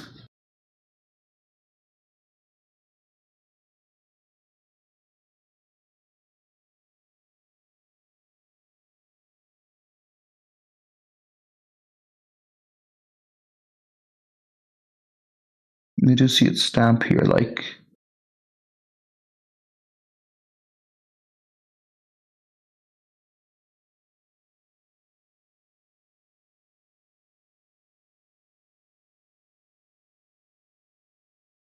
Like, there's not much that you can do here now.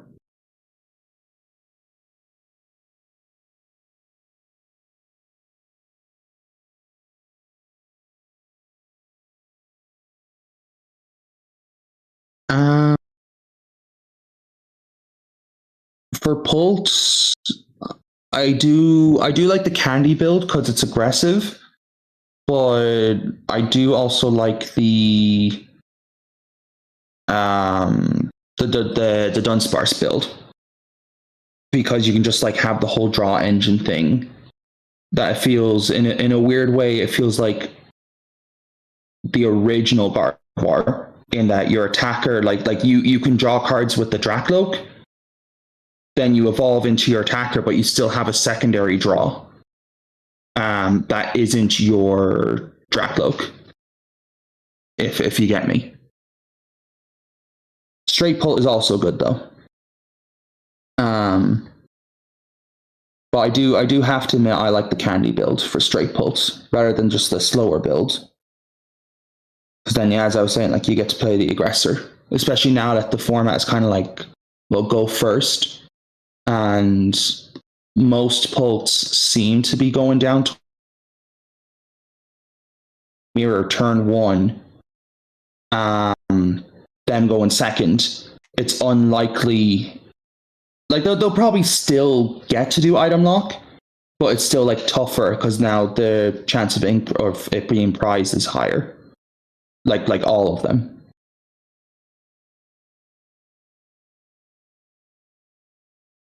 I like anything with any of the Pulse with candy right now as well. It's just the aggressiveness. Yeah. Oh, the whole O is for Crustle. Okay, that makes sense. Wait, is it the? I was like, there has to be a logical. Is that the? It's the whole where. It's. I think you need like a terror. I'm gonna double check. Let me. Yeah. Also, Joe the Pro redeemed random fact. I'll have a random fact here in just a moment. Where? Because I know the whole that you're talking about.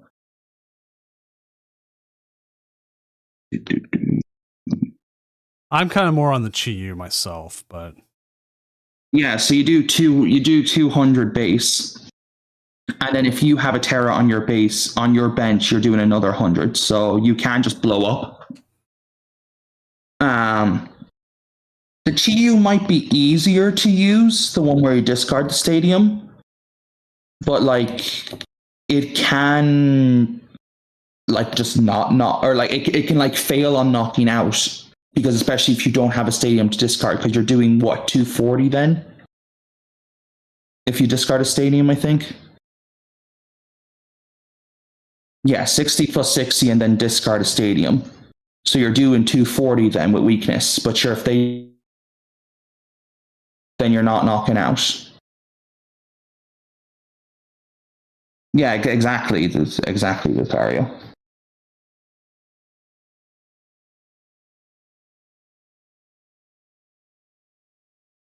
So yeah, I can see the logic behind the whole.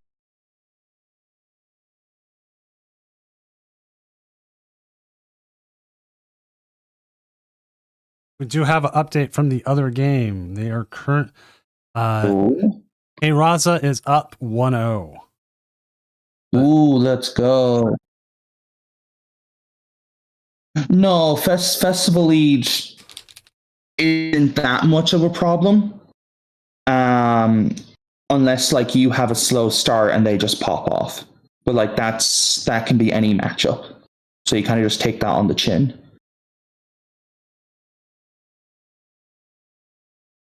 Like you can do the whole you just always keep doing jet headbutt and then you eventually just do like a board wipe play. And there is boss's orders for game as we'll be going into game 2 here very, very shortly. Yeah. Like the candy pulse person, they took the first 2 prizes. They didn't kind of really miss a beat afterwards, so it's kind of like, oh, they should have it. All the curses a while back. Here's some curses. Dang, dang, dang, damn it, dang it, darn it, dingle something. Game Blankety 2. I haven't pulled up the right. What? I'm still looking up random facts. Oh. Ah. Yeah. All right, come on, Starlass. We need you to be in finals. Well, they're one game away from it. Yeah, come on.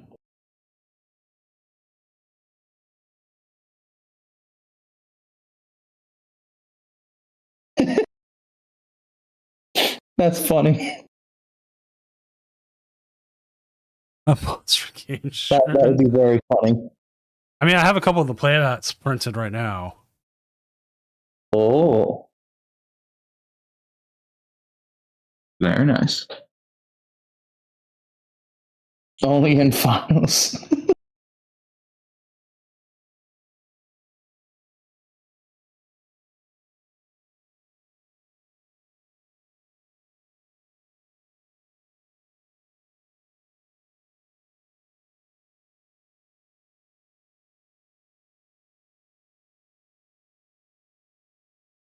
All right.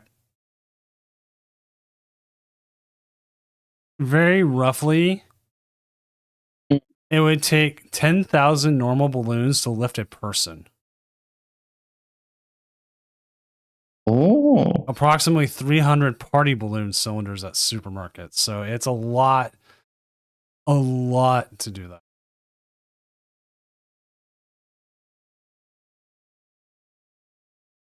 So if you're trying to escape with balloons, that's not happening. NK Raza is 1-2-0. Let's go. So we will have Starmie Frostlass going up against Dragapult. So we will not have a double Dragapult finals. Let's go. Love to see it.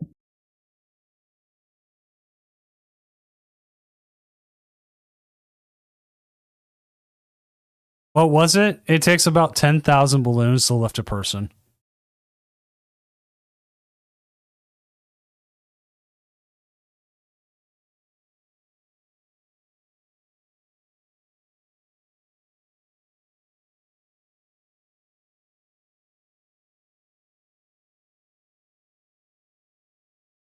Doomed-gaming.com.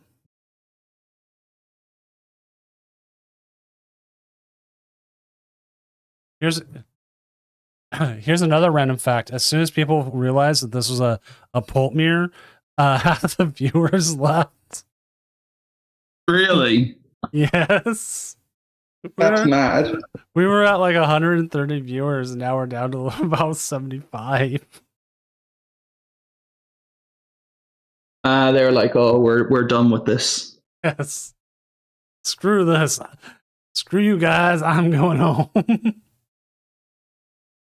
Fair. And that will happen with matchups. It will happen with a lot of matchups. Yeah. Like even And it's understandable. Like some are just too boring to watch. there's oh, what was it? You see it on the Pokemon channel as well, the official streams. If it's like they had Gardevoir mirrors on, you'd watch hundreds of people leave. Yeah, like I've done that. I will admit I see certain matchups and I'm just like, oh, I'm not watching this because I know how it should go.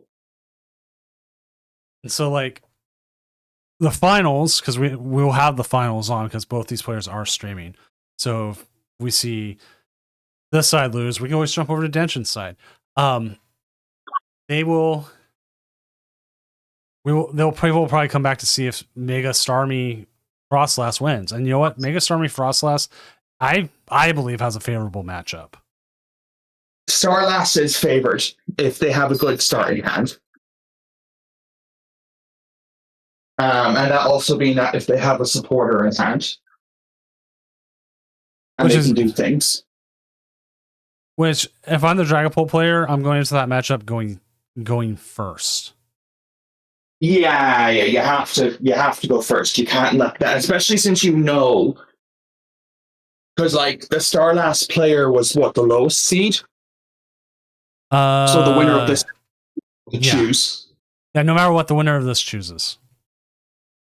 Yeah. So like you go first and you say, okay, you can't disrupt me game one. Hopefully they win game one.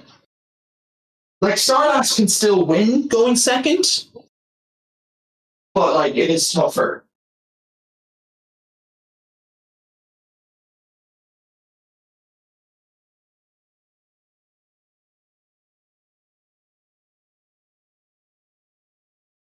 And Crustle Mirror? Oh yeah, no. There's just because one of the biggest things is if a deck's the most popular, doesn't necessarily being played doesn't necessarily mean everyone wants to watch it. People love to watch games where it's a deck that's outside and rogue. Like they come in, they're like, "Oh yeah, no, I want to watch this." Yeah, and it's fair. It's 100% valid if they don't want to watch it.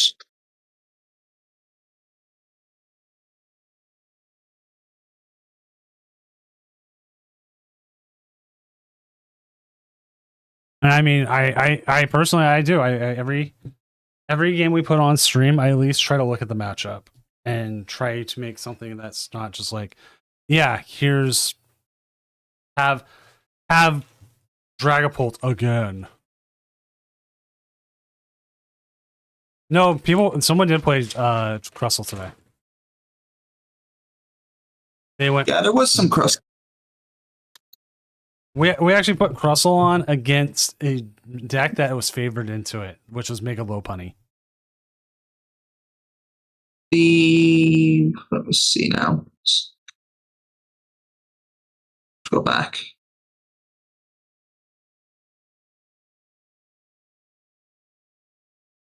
The highest placing Crustle was top 32, and that was Nico, the guy we were talking about, or we streamed earlier.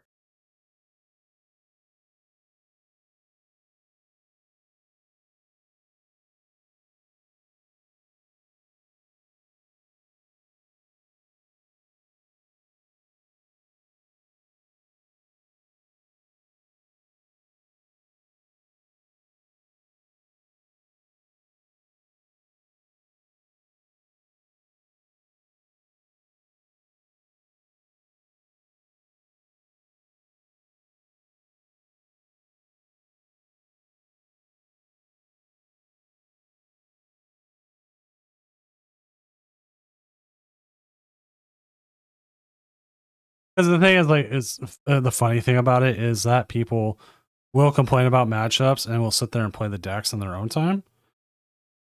Yes. But that's the other thing is like, okay, yeah, I'm playing the deck in my own time, but that doesn't mean I want to watch it on stream. Yeah, like all. Even though I don't like playing or I don't like watching Dragapult when I was playing Gardevoir, or like even Gardevoir Mirrors, I would still stay at home and self-test it because I need to learn how to play correctly. or I would talk with people that know how to play it. And like we'll just chat about like, oh well, if I have this board, how do you respond? And then I try and counteract that. If I have this board, how do you respond? I'd cry. I just signed the slip.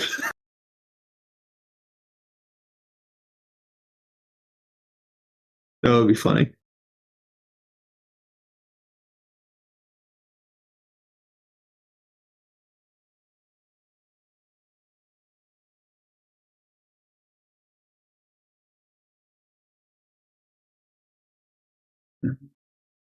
Oh, we see the Clefairy back.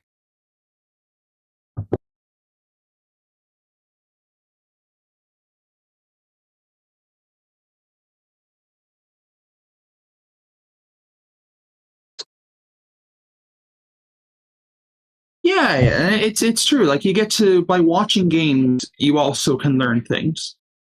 Like I'm a visual learner, so I get it.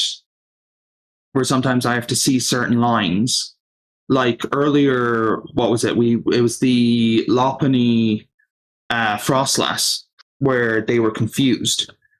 Like, yeah, I didn't even realize that. I was like, oh yeah, sure, you can just retreat. But again, because I'm used to a Stardust where I don't have that option, where I was like, oh yeah, sure, you just retreat and then do the runaway draw. Where like, oh, I didn't see it until it was told to me.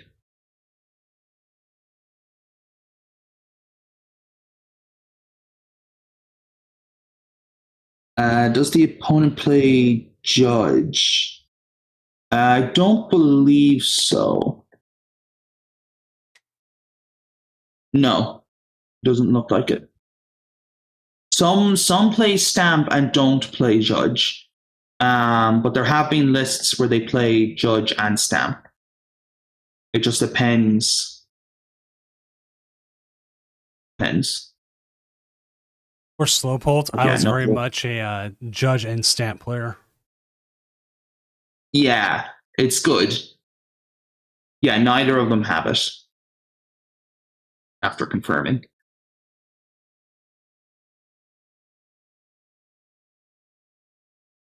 So then that means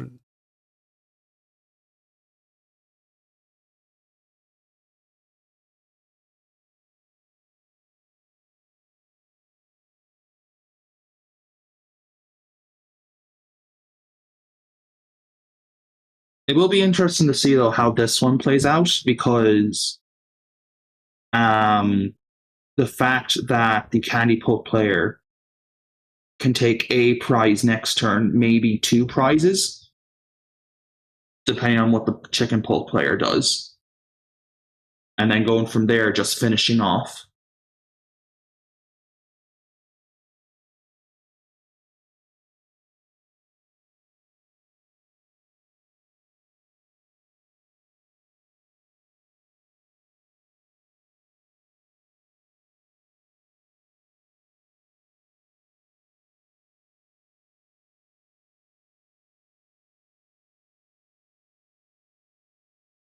all right.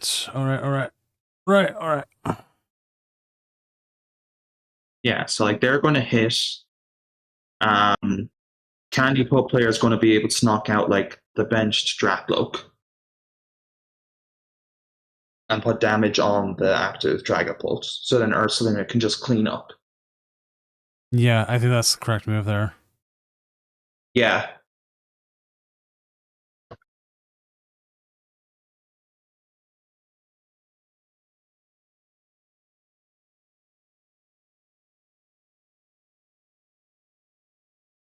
You could move the damage here off the Monkey Dory. I don't know. I think you do.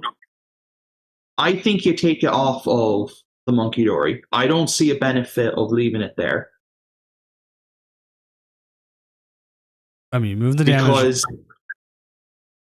Because like if you don't take it off of the monkey, right? Right. There's a world where then they can just go take 3.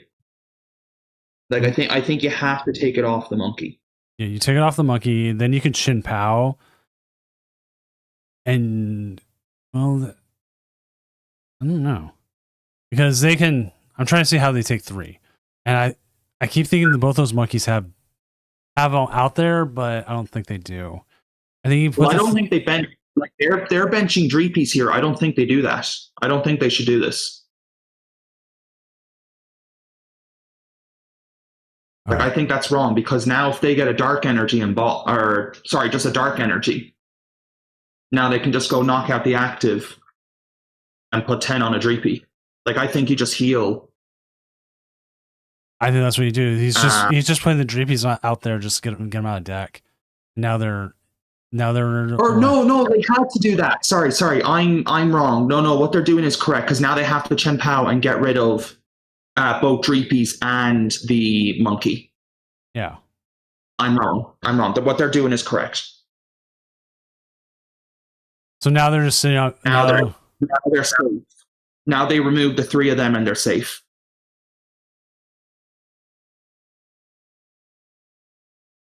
I was overthinking it.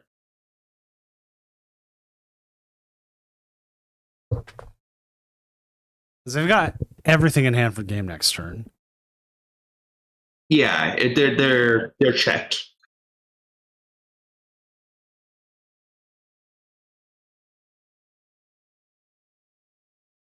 Like Chicken Pult can't take 3. We know that that Candy Pult has our Saluna. So even if they take 1, well then it's just energy.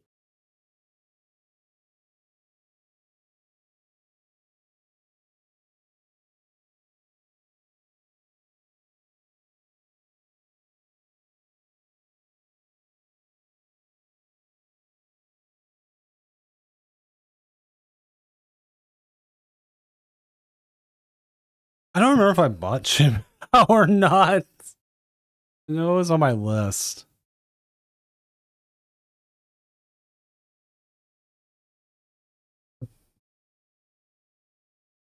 What was it? What your list? Chin Pao. It was on my list to buy. Like the promo, is it, or do you mean like the regular? Just a regular. Just a regular, yeah. There's Crispin. Are they gonna go?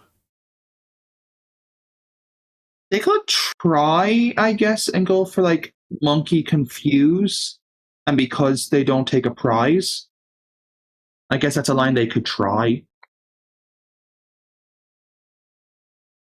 Oh no, they win here.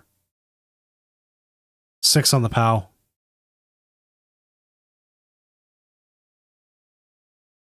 Good line. Oh, they have double dark. They have double dark. Okay. So we're actually going to a game 3. What a line there! Like That was very well done, fair.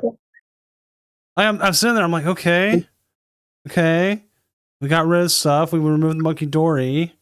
There's no way they get. I'm like, there's probably no way they get double out. Oh no, they did. They found a way. Cool. Yeah, and especially when they only play 2, like that's pretty funny. I'll be right back in just a moment.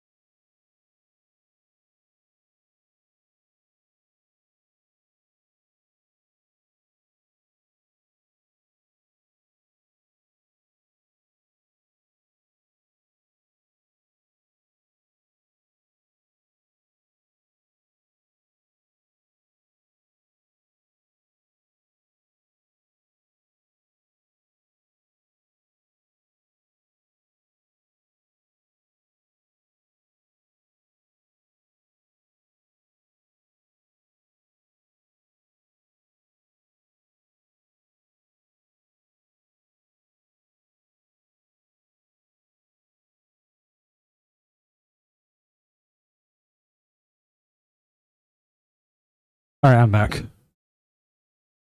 All right, here we go.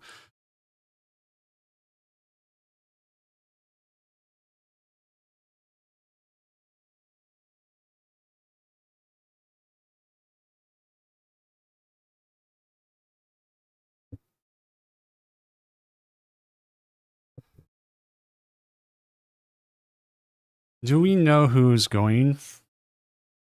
Wait, we got energy attachment, Monkey Dory, probably pad for another Polt. It does, and like the more I've played like Dusknoir, the more I want to play like multiple monkeys, and like try to figure out from there. Because Fair. I like Poultry feels like I can get the monkeys powered up much quicker than any other deck. Yeah, like you can just set up. And if you can set up, that's good. And yeah, Earthen Vessel is a good card. It will be missed.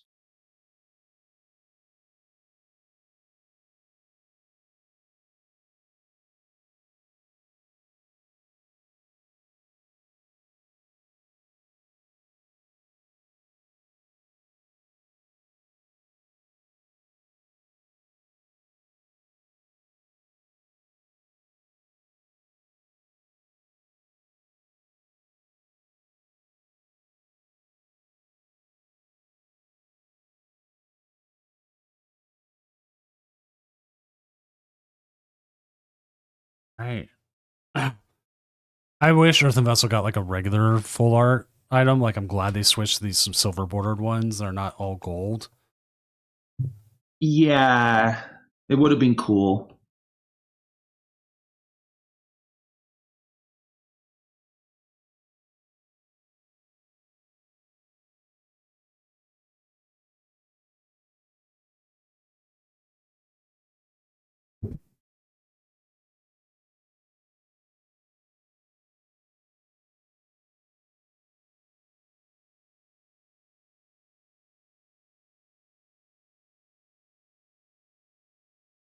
All right, so we do have the item lock in place. Do have so many Lily's Determination.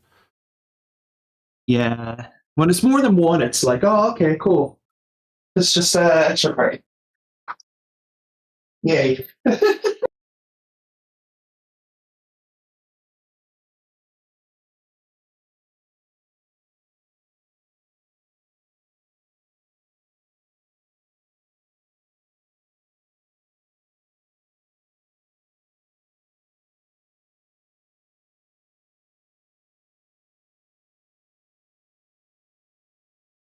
I need the sleeves.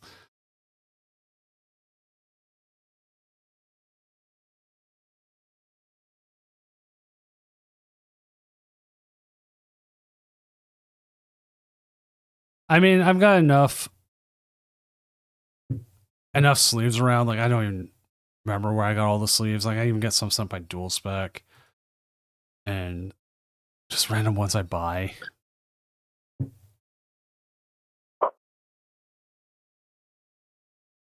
Yeah, dual specs are good. I do recommend them.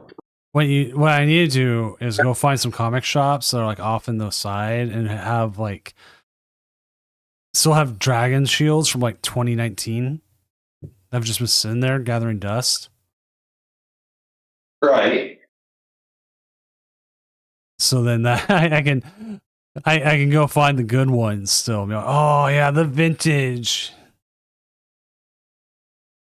Oh, you try and like bluff them, is it? Well, you're trying. Or what do you mean? If anything pre-COVID, dragon shields were the high quality ones before they changed everything up. So if you go find, you can still find them. Like you can look at the production date. Yeah. So I'm saying, like, you go find a old comic shop that probably still has a whole bunch of stuff, and you just go there. Oh. I thought you were saying that you would put them in the store. That's why I didn't understand. No, that would be cool. I plan on doing art pieces on deck boxes. I've thought about it because I do have a producer that I could do it on. Ooh. I just don't know what the timeline is on them. Fair.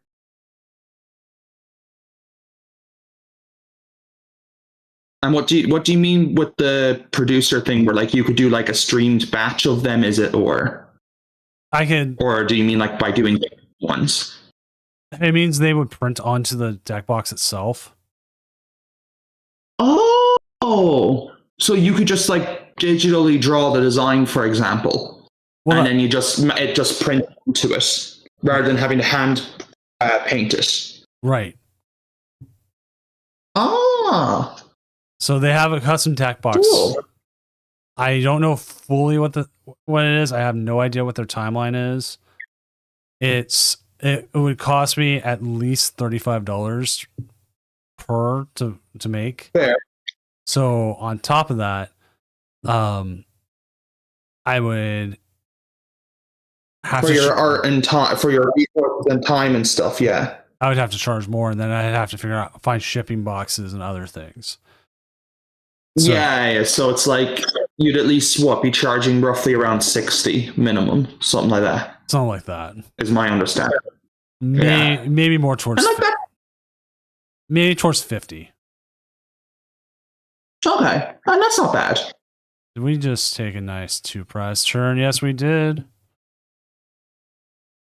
And the other thing is, I don't know if the producer will stamp their producer name on it or not. So, like, if anything, I would have to do a test. Yeah, so I would have to do a test run with them, see how they send it, how is it all together, and then go from there. So it's not there. The one that they most of them do is called like the stash box 100 plus. Right. Okay. So it's a basic fold over. Oh. Fold over like the kind of standard kind of deck box, is it? Yeah. Where it has like the magnetic front and then like, it goes over and it just lays out. Oh, chicken feels super cooked. But you know what? We thought it was cooked last time and look what it did. True.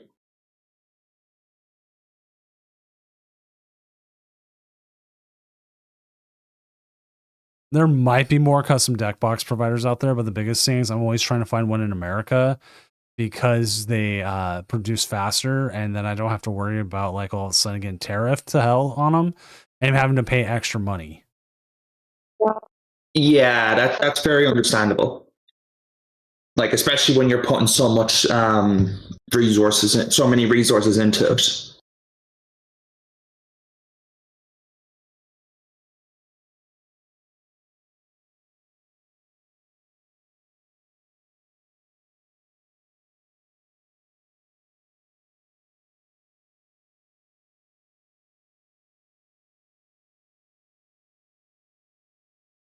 Because there's also like there's another one where it's like a double top. Okay. And like he has a place for like your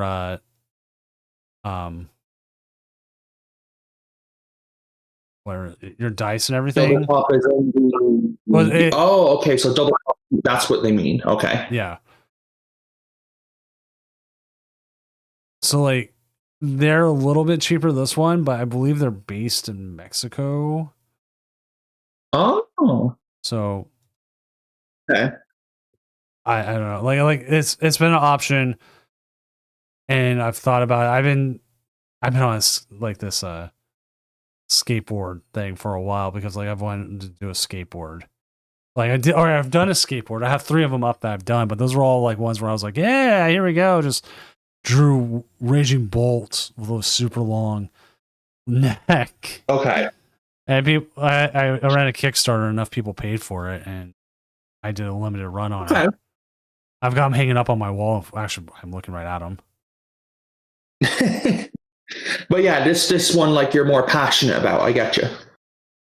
So like I did like a popsicle one, and then there was the Pokeball ones I was showing earlier. I'm like, yes, I think the Pokeball ones are more artsy, and people might be more for.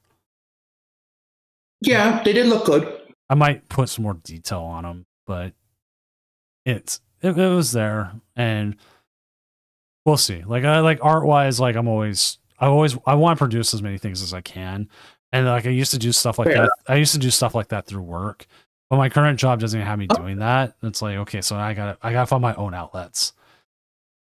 And like as much as I want, like, yeah, I get you. and as much as I'd like to like have like my own characters or like my own original artwork be the stuff I put on there, fan artwork is where you're going to get the most of everything you like. People are going to always gravitate towards fan work because they know the characters, they know it's there, and it's like, okay, cool. Yeah, they know it's some personal spin on it. Like recently, it's I get what you mean with it, because like recently, what's it on my Twitter, the For You part, like just randomly, besides getting like Japanese deck lists and that, and I don't mind that for like the upcoming set. Like randomly, I'll get like random custom artwork. And like, because it's me with Gardevoir, like it's most of the artwork is just different types of Gardevoir. So like there's one where there's a goth one.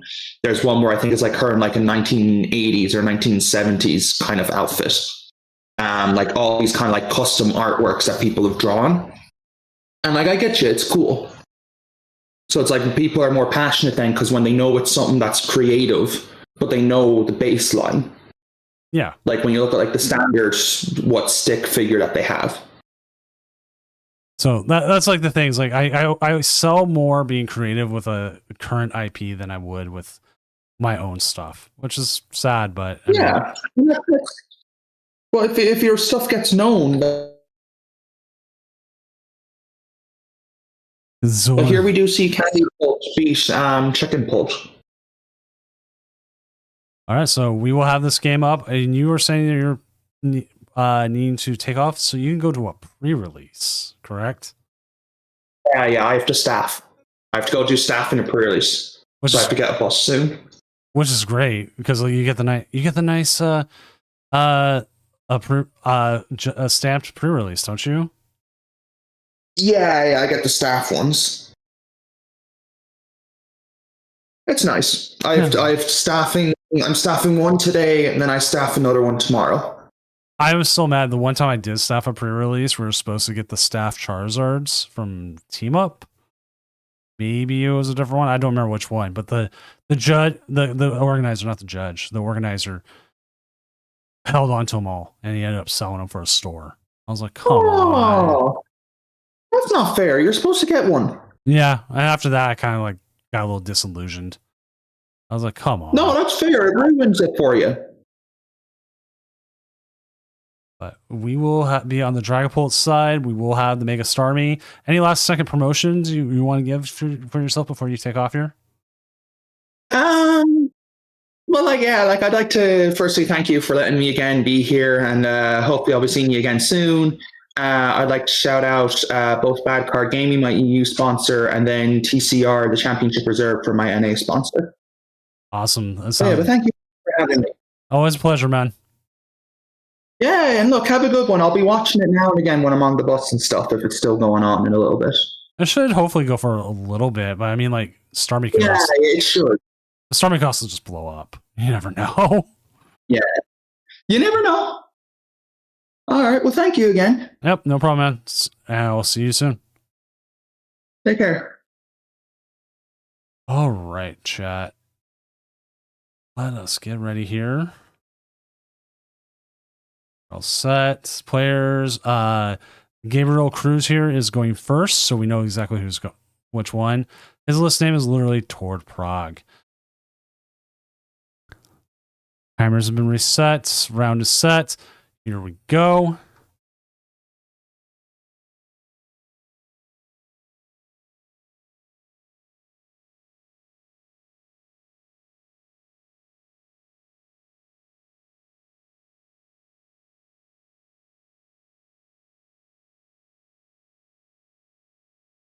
Yeah, attention.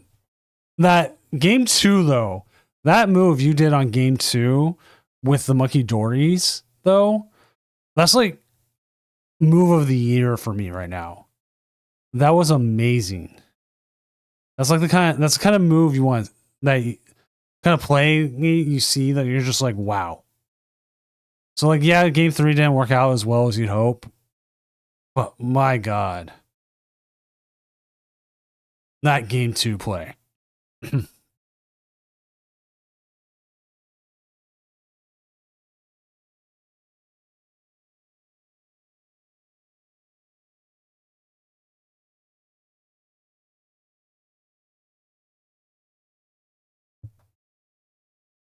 Wow, they are loaded here. Yeah, I feel like you do need a Monkey Dory down. You're obviously not attacking with the Badoo this turn. Oh, game 2 was really clean. I think it was one of my favorite. Like they're like,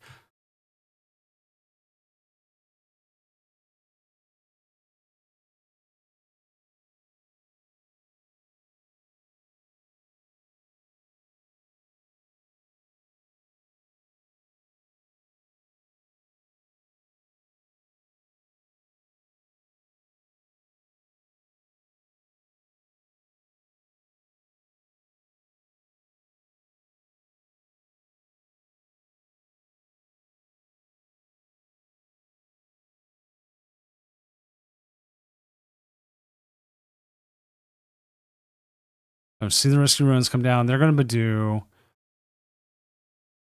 We'll definitely see a Dracloak. We're going to see... Oh, we're going to see the Darkness Energy here on this Risky Ruins. Maybe? Are they looking for it? See it, because then we could see the Monkey Dory take a KO on the... Nope. Nothing there. I feel like now you do bench your other Monkey Dory so you can get that, and then Lilies.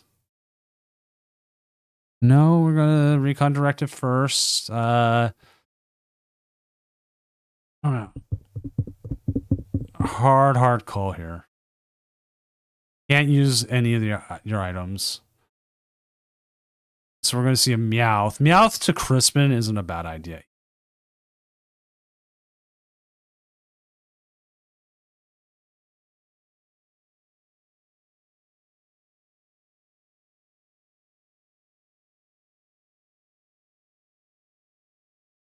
I wouldn't mind seeing Energy go on to the second Dracloak, though.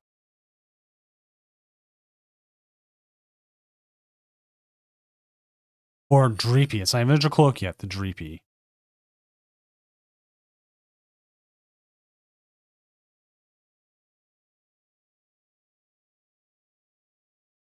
Go ahead and move the damage off.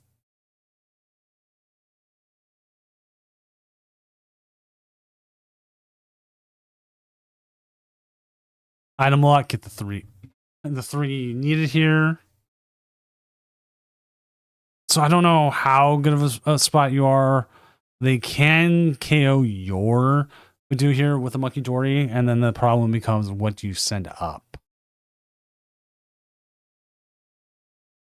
They would probably prefer to put the 20 onto the Dreepy if they have the Starmie. Okay, they attach for turn. Never mind. So still gotta watch out for that monkey. Ooh, that monkey.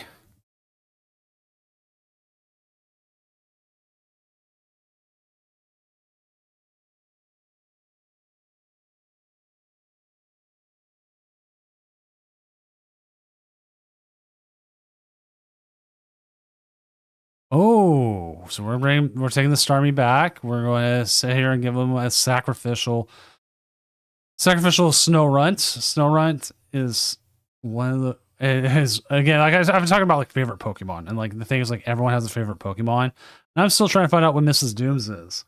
I've only recently thought about it.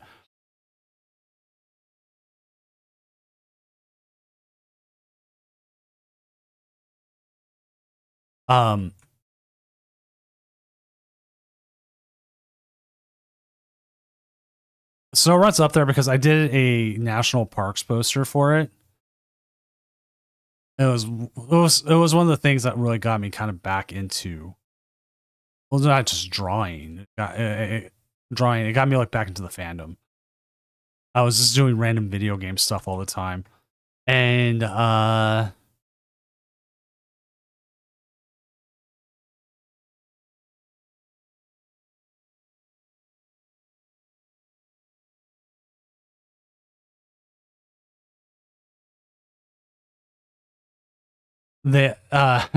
so it became like a favorite just in that sense. And also it's actually insanely easy to draw. And you're like, oh, what do you mean? You just draw a triangle with another triangle inside of it and a couple circles. Like,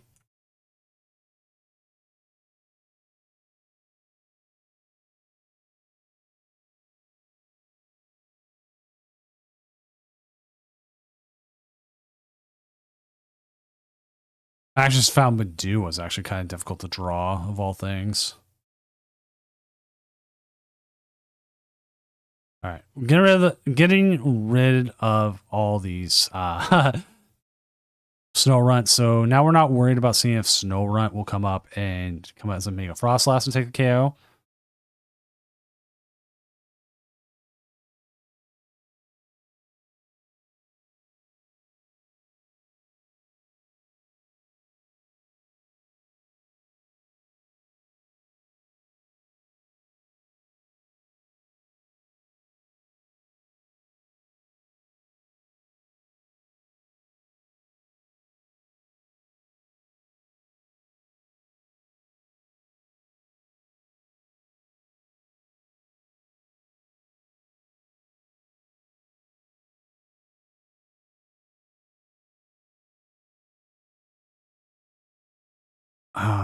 See, I'm trying. What else here? Yeah, you want the losses more than anything because you can two-shot the Starmie even with the cape a little bit, but you do have access to Monkey Dory already. That you should be able to take a KO on it.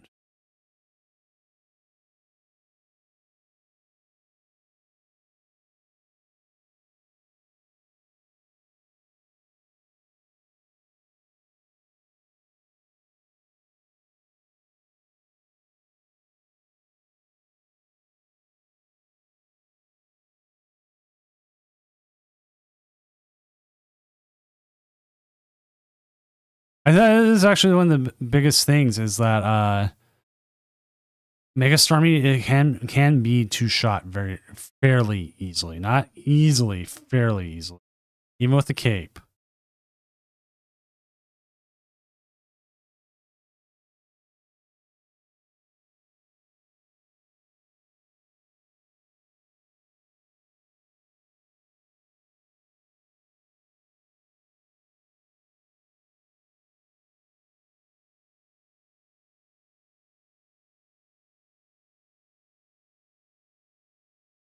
Let's say this date again. May 9th. Oh wait, no, it's not May 9th. May 8th. That's when the tournament started. We are technically in May 9th now.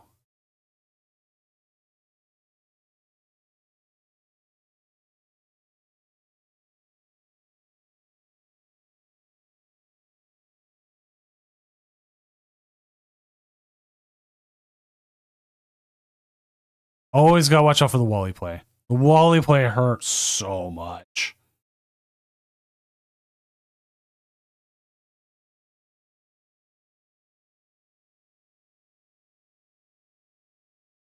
I don't think I will sit there and I will play against this deck, and I'm like, oh, here comes Wally. And it is like that. It's like, oh, here was Wally the whole time. Where's Waldo? I mean, Wally. Wally. Wait. Actually, Wally the movie is really good.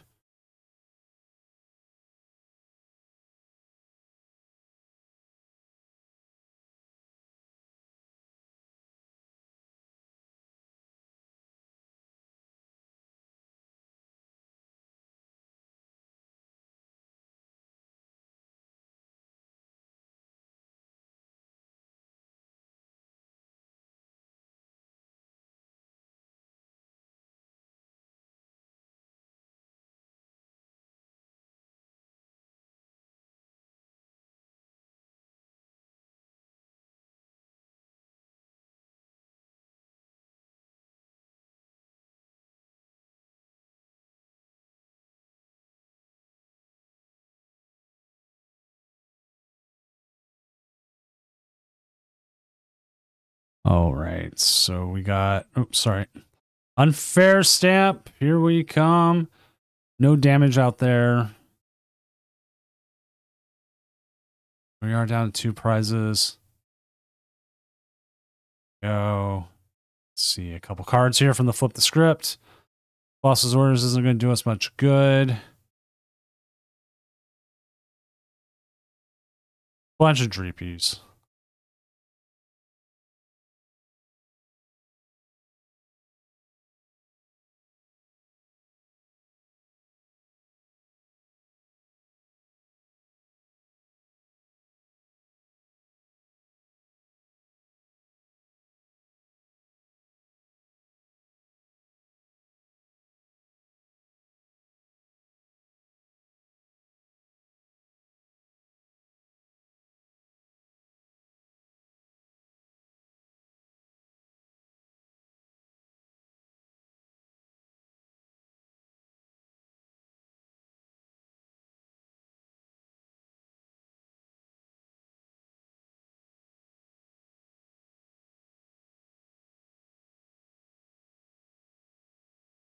Well, there goes the whole hand.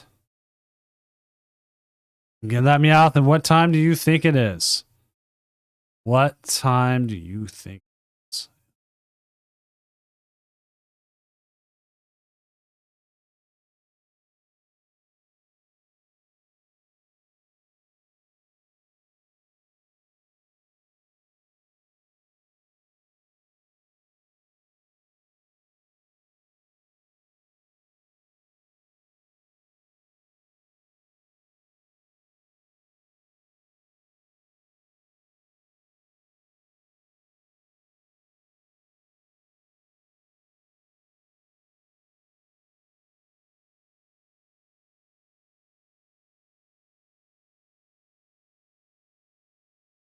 Greatest time in the world. It's Wally time. Hey kids, this is your buddy, Wally. Sorry, I'm late. Okay.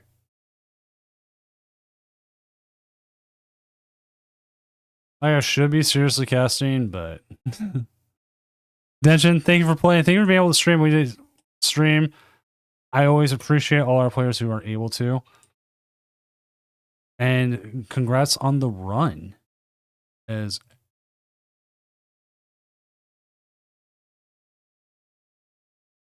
I do need to go back and kind of watch some of your games and watch also your comments about some of these games, because they were actually very, very intuitive and kind of made me rethink a little bit about how I should be playing with the polls. I have been on a very, very bad run lately, and coming in with like a new look on polls would probably be, or most of my play right now would probably be a good idea. One of the things I've been trying to figure out, and in general, is what's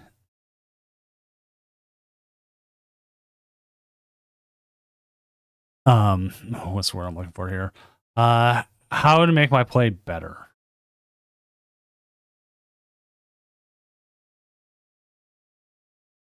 Because I've had lately, it's been too much just bad plays.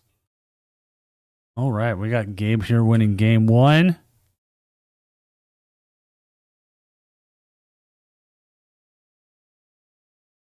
We'll get ready here for game 2.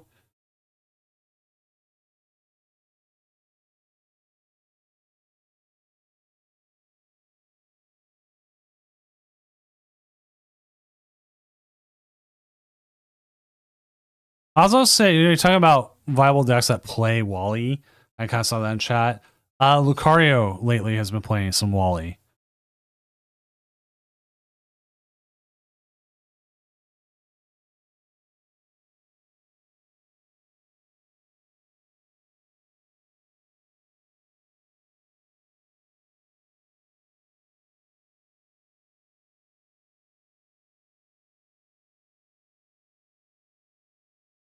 Right, now watch this time. This time, it just goes off. Right, that's how that's how it works.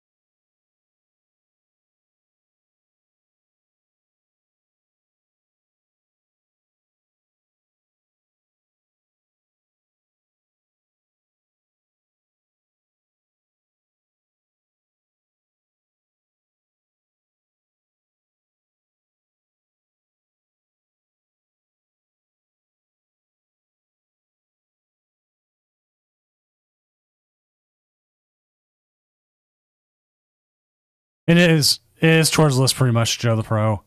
And it even named the list like toward Prague.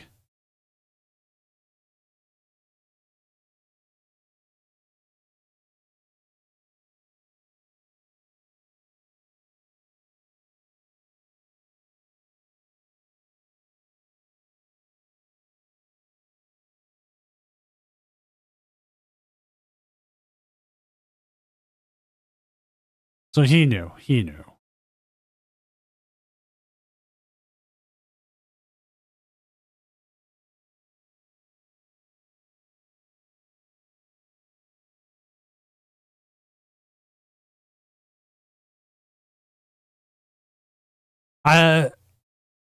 Shaman, like, I'm still trying to figure out personally if Shaman's worth it in some of these decks.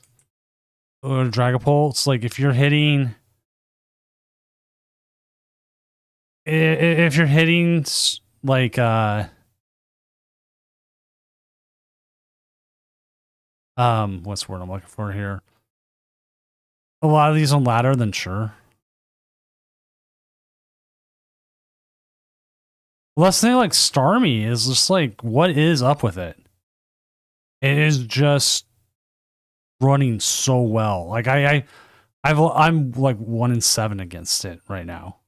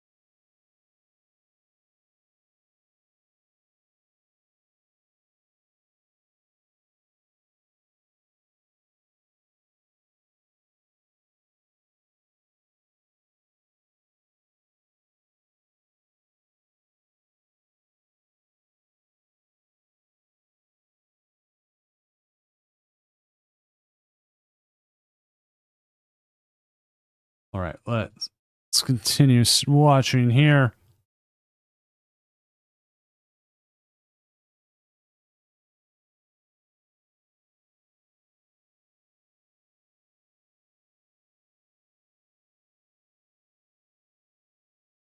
Now the question is, do they have the Wally play here? We see the Monkey Dory attached, so that is me assuming they don't, but we are going to see that poor Drippy go. We do have the Mega Frostlass as well. That is telling me that we are not.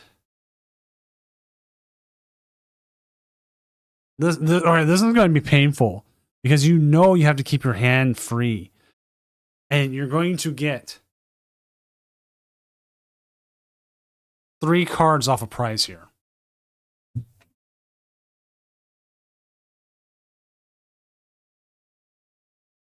So the question becomes, how do you play the boss into the Frostlass's turn?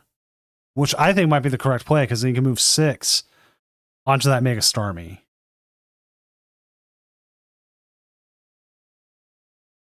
It lowers and it lowers your hand size.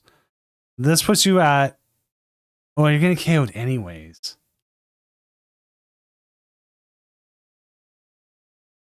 So you know what? Take the prizes then. They're not attacking your bench now. Oh, the unfair snap. You know what? I'm fine with this play. Like, you're not in a great place, but you're not in a horrible place either.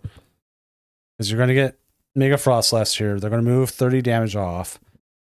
If you can find yourself a rare candy, you'll be good. You could, I don't know if you want an unfair snap here or not.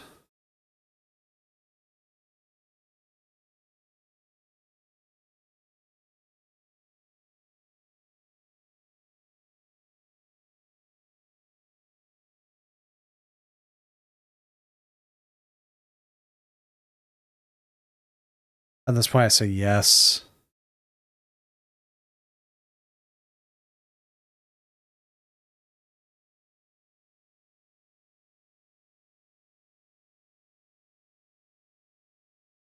I hate evolving, but I think evolving is the correct move here.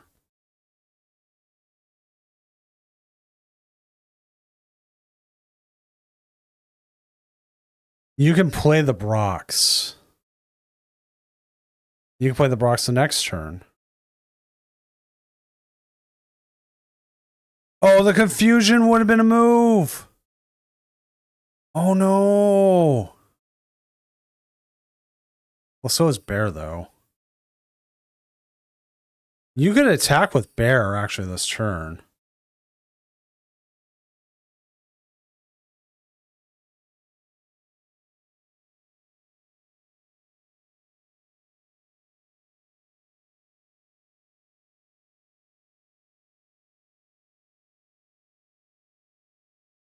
That's still what?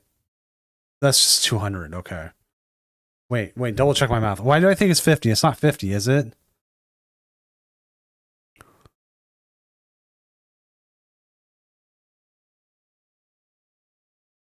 Okay, it is 50. For each card in your hand, so that would be, yeah, that'd be 200.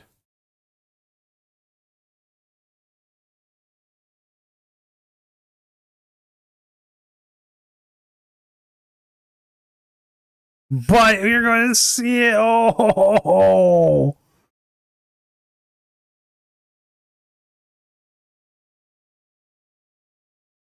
The double Monkey Dory strikes again.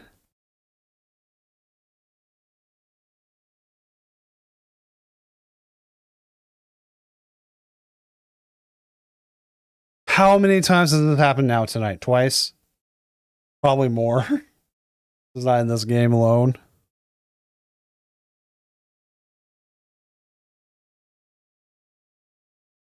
Yeah, primary antagonist called it right there. We are going into game 3. That was the punish. And Shady knows correct. Like they've just pulled it out every game. This could be the second straight week we have a whole bunch of Dragapults get taken down by an outside deck. A rogue deck, if you want to say it that way.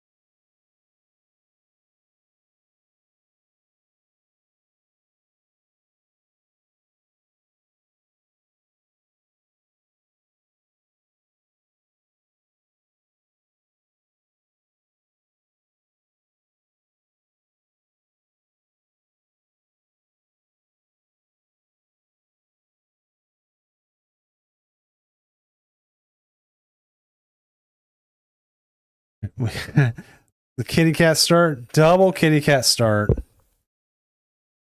But we are seeing the Buddy Buddy Poffins play. Always a great opener if you have it. Always a horrible opener if you don't. Too many times which, you know what? This is a great segue. Did you know at doom-gaming.com we currently have Meowth tokens, ability to use however you want to use the tokens, for sale. Currently, they are in hand, they are in stock. If you order them and you don't have a playmat with them, I can have them shipped tomorrow.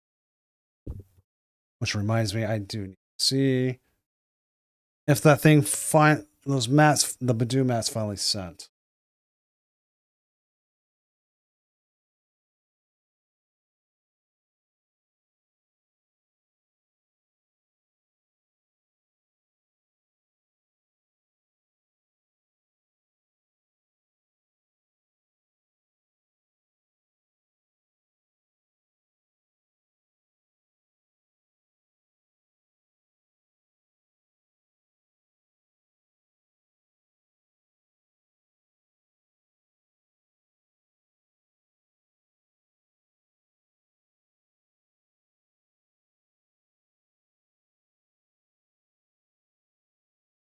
Here comes the Badoo. Now you have a few options here. You could Crispin, but you don't have another Badoo set up.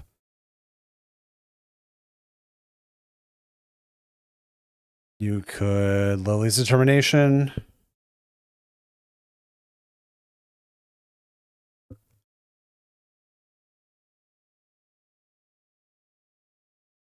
Hope you run into the Badoo.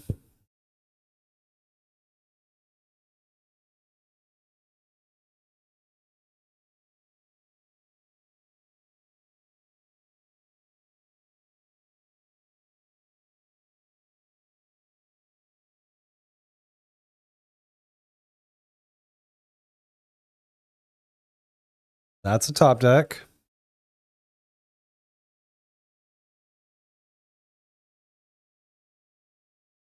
There's the Badoo. There's another Dreeps.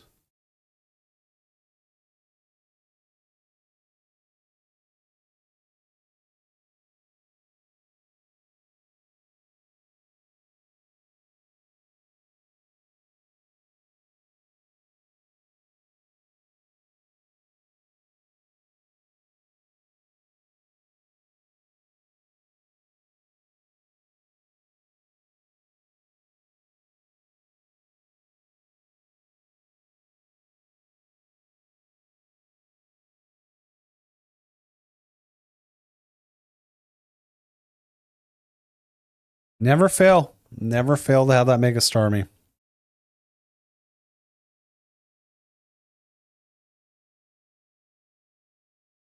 Here comes Boss's Orders. Nope, just Jenny Blow here for KO.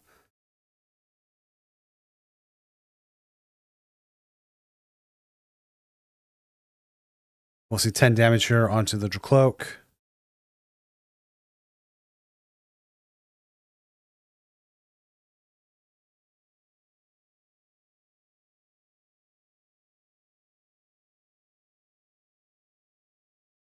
Dragapult off the top deck. Psychic Energy. Okay. You have a few options here. You could... Well, that for sure. Get a Dracloak. Or, you know what? All right, if you have the Meowth, you know what? That's fine too. Drop the Meowth. Get the Crispin. Get the energy out. Not a lot of supporters left.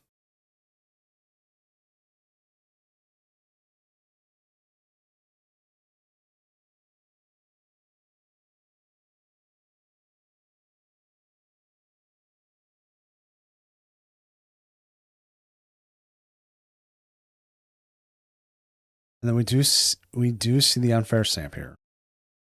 It does only get rid of one card, but it does shuffle and change up what that one card may be. I don't know if I like getting rid of the Boss's Orders there.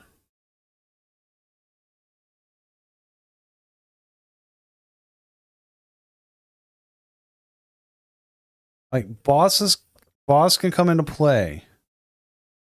But well, there's a Pult. Yeah, might as well evolve the bench. 200 here. Yeah, I agree. Put it all onto the poor kitty cat Meowth. Meowth's going to take 2 pings here. Depending, you can actually win next turn.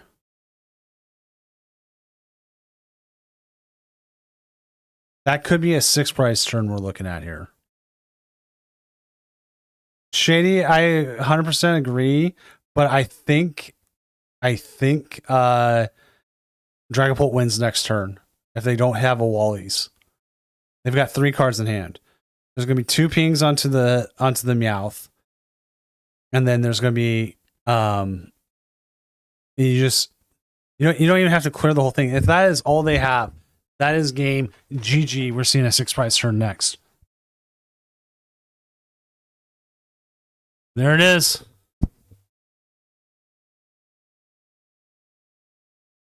It didn't even matter. Like they got rid of the boss, and I think they saw the line.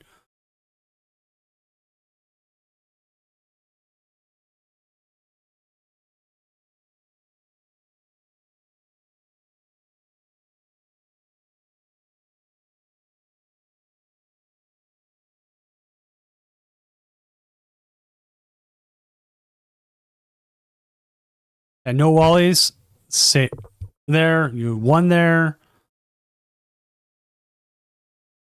And there it is. And you're going to see the pings. You're going to see the Ohm Frostlasses take out the Meowth, giving them the 6. It's not a full 6 prize turn. They're going to get in between turns, but it's 6 prizes. There it is. Freezing Shroud.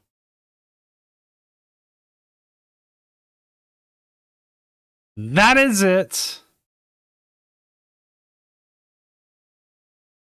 That is your game here, as we saw Starmie Frostlass try its best. Mega Starmie really try its best, but hey, its best wasn't good enough.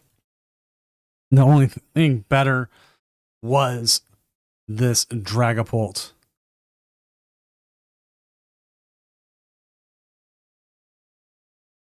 This was, though, a very, very good set. Like, between both players, finding the outs, seeing how to get there, like the double monkey turn. Like, I mean, what more could you want? This was so good. Like, it came down to I don't know if the unfair stamp was correct, but if at the time, but it definitely seemed correct now. So, all set there. With that, we are getting ready to call it a night. It is 2:30. It's actually ended pretty quickly tonight.